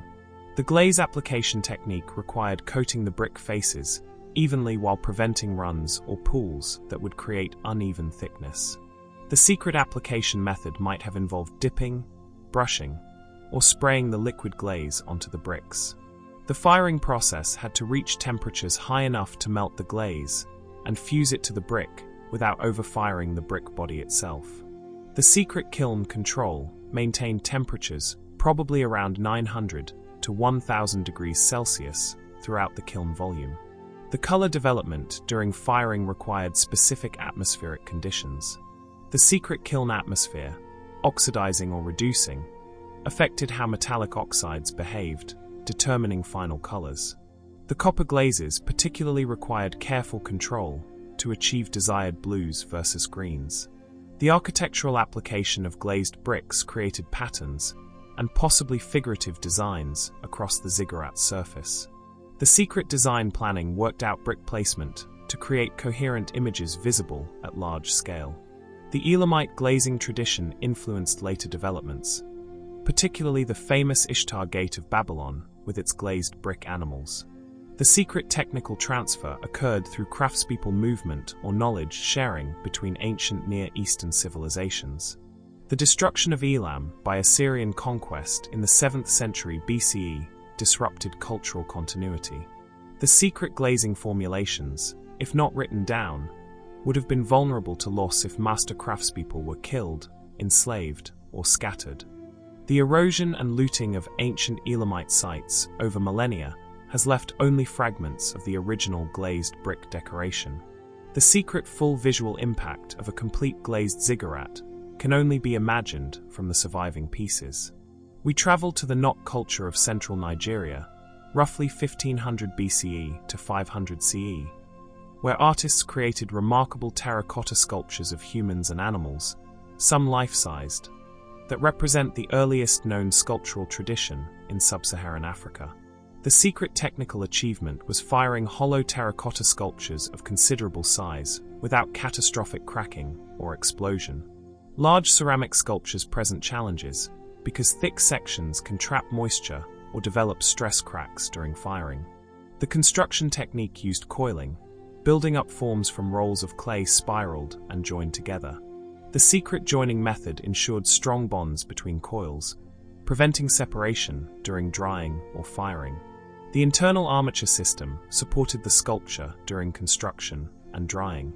The secret support structures, possibly made from organic materials like straw or sticks, would burn out during firing, leaving the sculpture hollow and lighter. The deliberate hollowing of sculptures, particularly the characteristic cylindrical holes visible in heads and bodies, served both technical and possibly symbolic purposes. The secret venting prevented pressure buildup during firing, while perhaps representing features like eyes or ears. The drying process had to be extremely gradual for large sculptures. The secret controlled drying, possibly taking weeks or months in sheltered locations, prevented shrinkage cracks that would doom the piece before firing even began. The firing technique likely used open-pit firing or simple updraft kills. The secret fuel arrangement and temperature control brought the sculptures to sufficient temperature to permanently harden the clay without subjecting them to thermal shock. The temperature monitoring during firing would have been done empirically.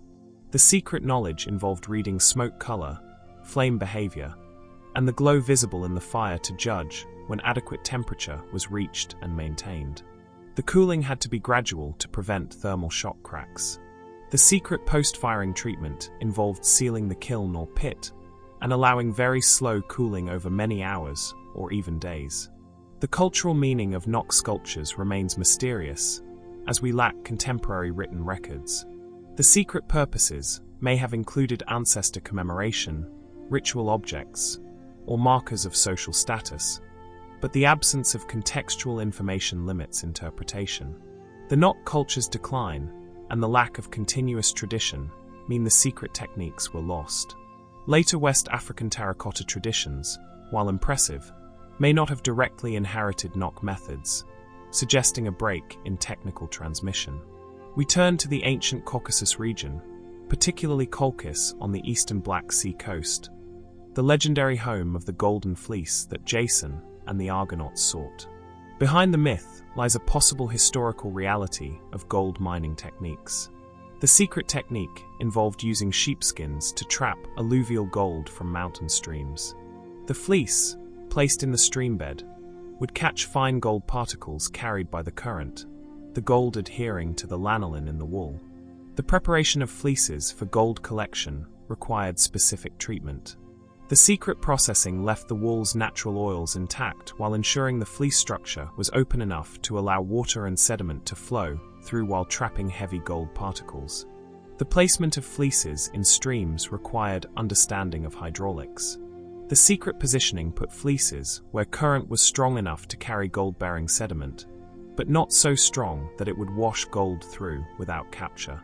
The collection cycle involved leaving fleeces in place for periods, then removing, drying, and burning them to recover the concentrated gold. The secret timing balanced maximum gold accumulation against loss from theft or flood damage. The gold recovery from the ash after burning used water, washing to separate heavy gold from lighter ash. The secret panning technique, possibly similar to methods still used in placer mining, isolated the gold particles for melting and refining.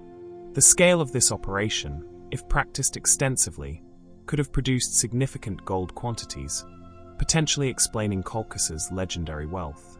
The secret economic foundation of the golden fleece myth might have been a real and productive mining industry. The environmental knowledge required understanding seasonal variations in stream flow and sediment loads.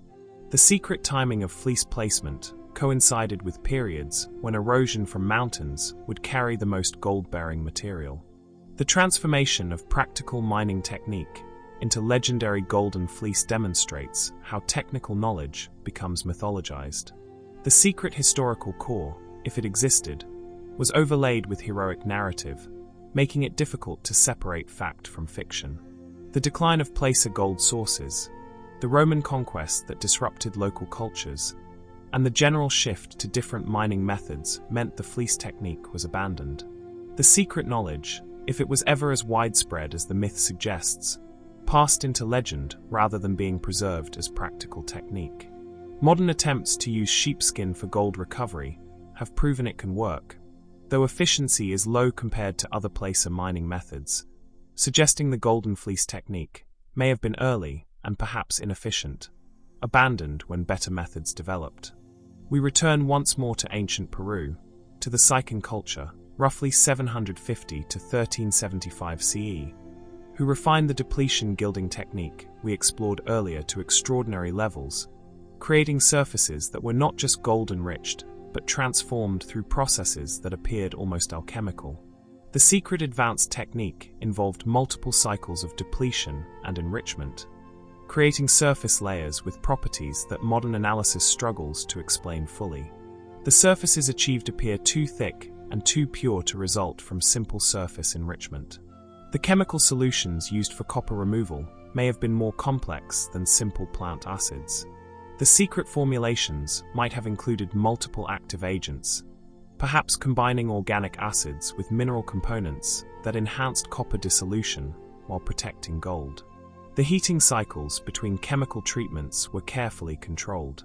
The secret temperature sequences, different at each stage, affected how the surface restructured, possibly causing gold migration from deeper layers toward the surface through solid-state diffusion. The mechanical surface treatments, burnishing between chemical treatments, may have played crucial roles. The secret work hardening of the surface layer, combined with heat treatments, could have created unusual metallurgical structures, not achievable through simple processing. Some Sycan pieces show surface compositions that appear anomalous, with gold percentages higher at the surface than can be explained by removal of copper alone. The secret technique might have included actual gold addition, perhaps by rubbing gold-rich materials onto the surface during processing. The final surface colors achieved ranged from pale yellow to deep reddish gold, controlled through the specific sequence and duration of treatments. The secret color control represented sophisticated understanding of how processing parameters affected the final appearance. The integration of these techniques into complete objects, masks, vessels, and ceremonial items required planning the entire fabrication sequence. The secret production planning had to account for how each stage would affect later stages and the final result. The psychometallurgical knowledge represented the culmination of thousands of years of Andean experimentation with copper-gold alloys. The secret tradition drew on accumulated knowledge from earlier cultures, refined through generations of specialized practice. The Spanish conquest disrupted the transmission of this knowledge. The secret techniques, never written down and held within small groups of specialists, died with the last masters as the colonial system destroyed indigenous craft traditions and converted precious objects into bullion. Modern metallurgical analysis of Sycan surfaces reveals they were created through sophisticated processes, but replicating the exact techniques remains challenging. The secret sequences and formulations, the subtle variations in processing that produced specific results, remain partially mysterious despite scientific investigation. We end our journey where we began an earlier exploration, at Rapa Nui, Easter Island. But now we examine not what was achieved, but what was lost in one of history's most dramatic knowledge collapses. The Easter Islanders created a complex society that carved and erected the famous Moai statues, developed the Rongo-Rongo script, built elaborate ceremonial platforms, and sustained a population that may have reached 15,000 to 20,000 at its peak around 1500 CE. The secret agricultural system that supported this population involved sophisticated techniques adapted to the island's limited resources. Rock mulching, Manavai garden enclosures protecting plants from wind, and coastal sweet potato cultivation represented accumulated knowledge about maximizing production from marginal land. The forest management knowledge was critical to early Rapa Nui society. The secret understanding of the island's palm forests included knowing harvest rates, regeneration patterns, and the multiple uses of palm products for construction, food, and toolmaking. The stone working expertise required to carve moai represented generations of accumulated technique. The secret knowledge included quarry management, selecting and extracting stone, carving methods, and the famous walking transport technique. The construction knowledge for Oahu platforms, massive stone structures requiring precise engineering, demonstrated sophisticated understanding of stonework. The secret fitting techniques created stable structures from irregular stones without mortar. The astronomical knowledge encoded in Oahu orientations and possibly in Rongo-Rongo texts included understanding of solar and lunar cycles, star positions, and possibly more complex calendrical calculations. The secret knowledge system integrated practical navigation and timekeeping with cosmological understanding. The social organization knowledge maintained cooperation and resource distribution in a closed system. The secret political and ritual structures prevented or resolved conflicts, enforced resource management rules, and coordinated the massive labor required for statue projects. The Rongo-Rongo writing system, if it was indeed functional writing rather than mnemonic art, encoded linguistic information in a script that combined logographic and phonetic elements. The secret reading knowledge was held by specialists, the Rongo-Rongo men, Tangata Rongo-Rongo. The collapse began probably in the 17th century and accelerated through the 18th. Deforestation, whether from overuse for statue transport and other purposes, or from rats eating palm seeds preventing regeneration, removed the forest resource base. The secret sustainable harvest rates, if they existed, were exceeded. Soil erosion following forest loss reduced agricultural productivity. The secret techniques that might have maintained soil fertility without forest cover were either never developed or proved inadequate.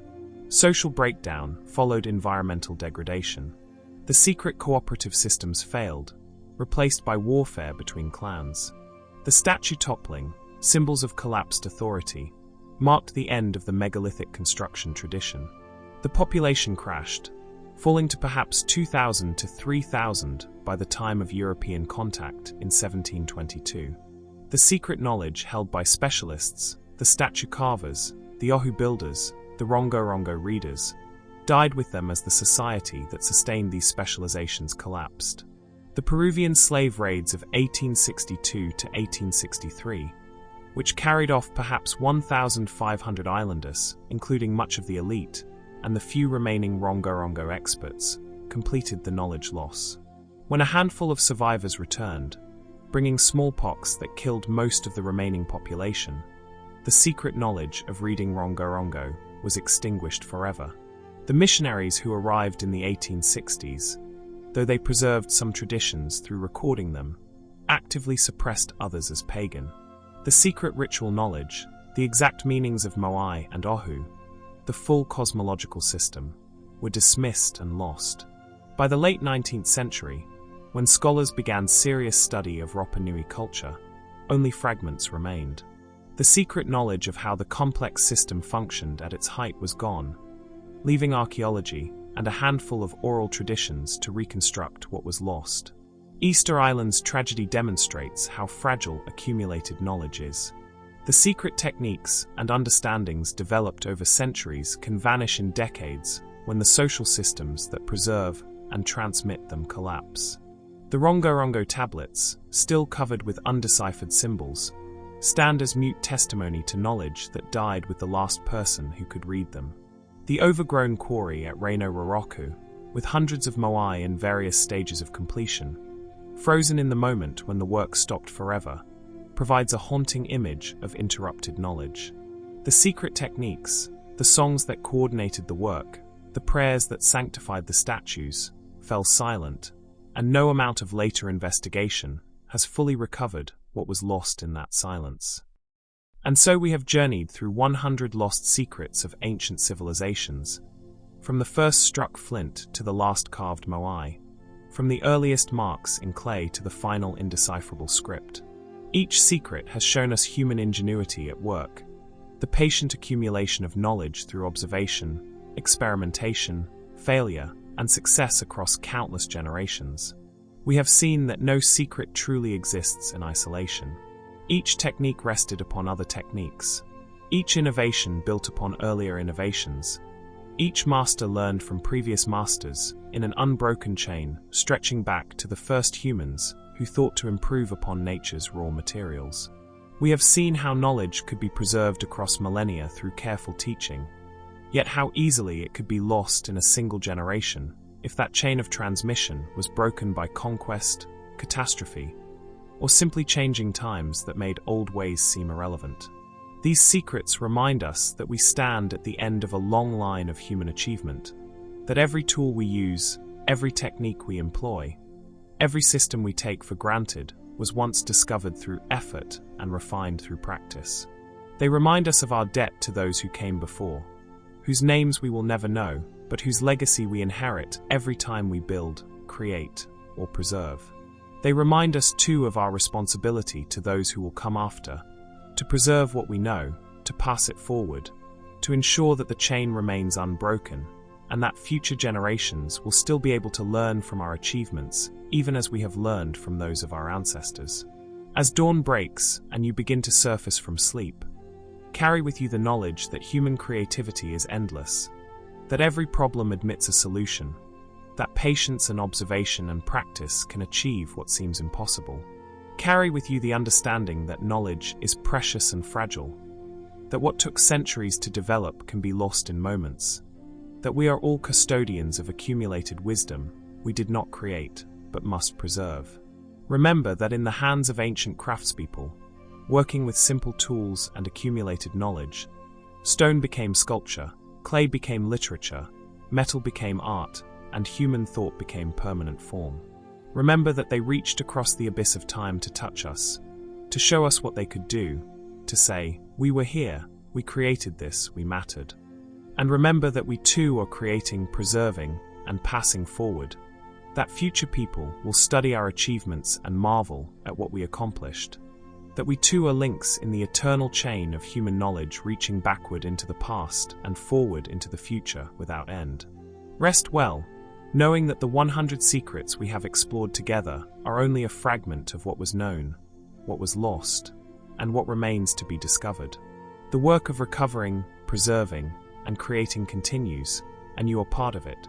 Sleep now, and when you wake, carry forward the flame of knowledge that has burned through all the ages of human history and must not be allowed to go out. Good night, and have a great, relaxing sleep.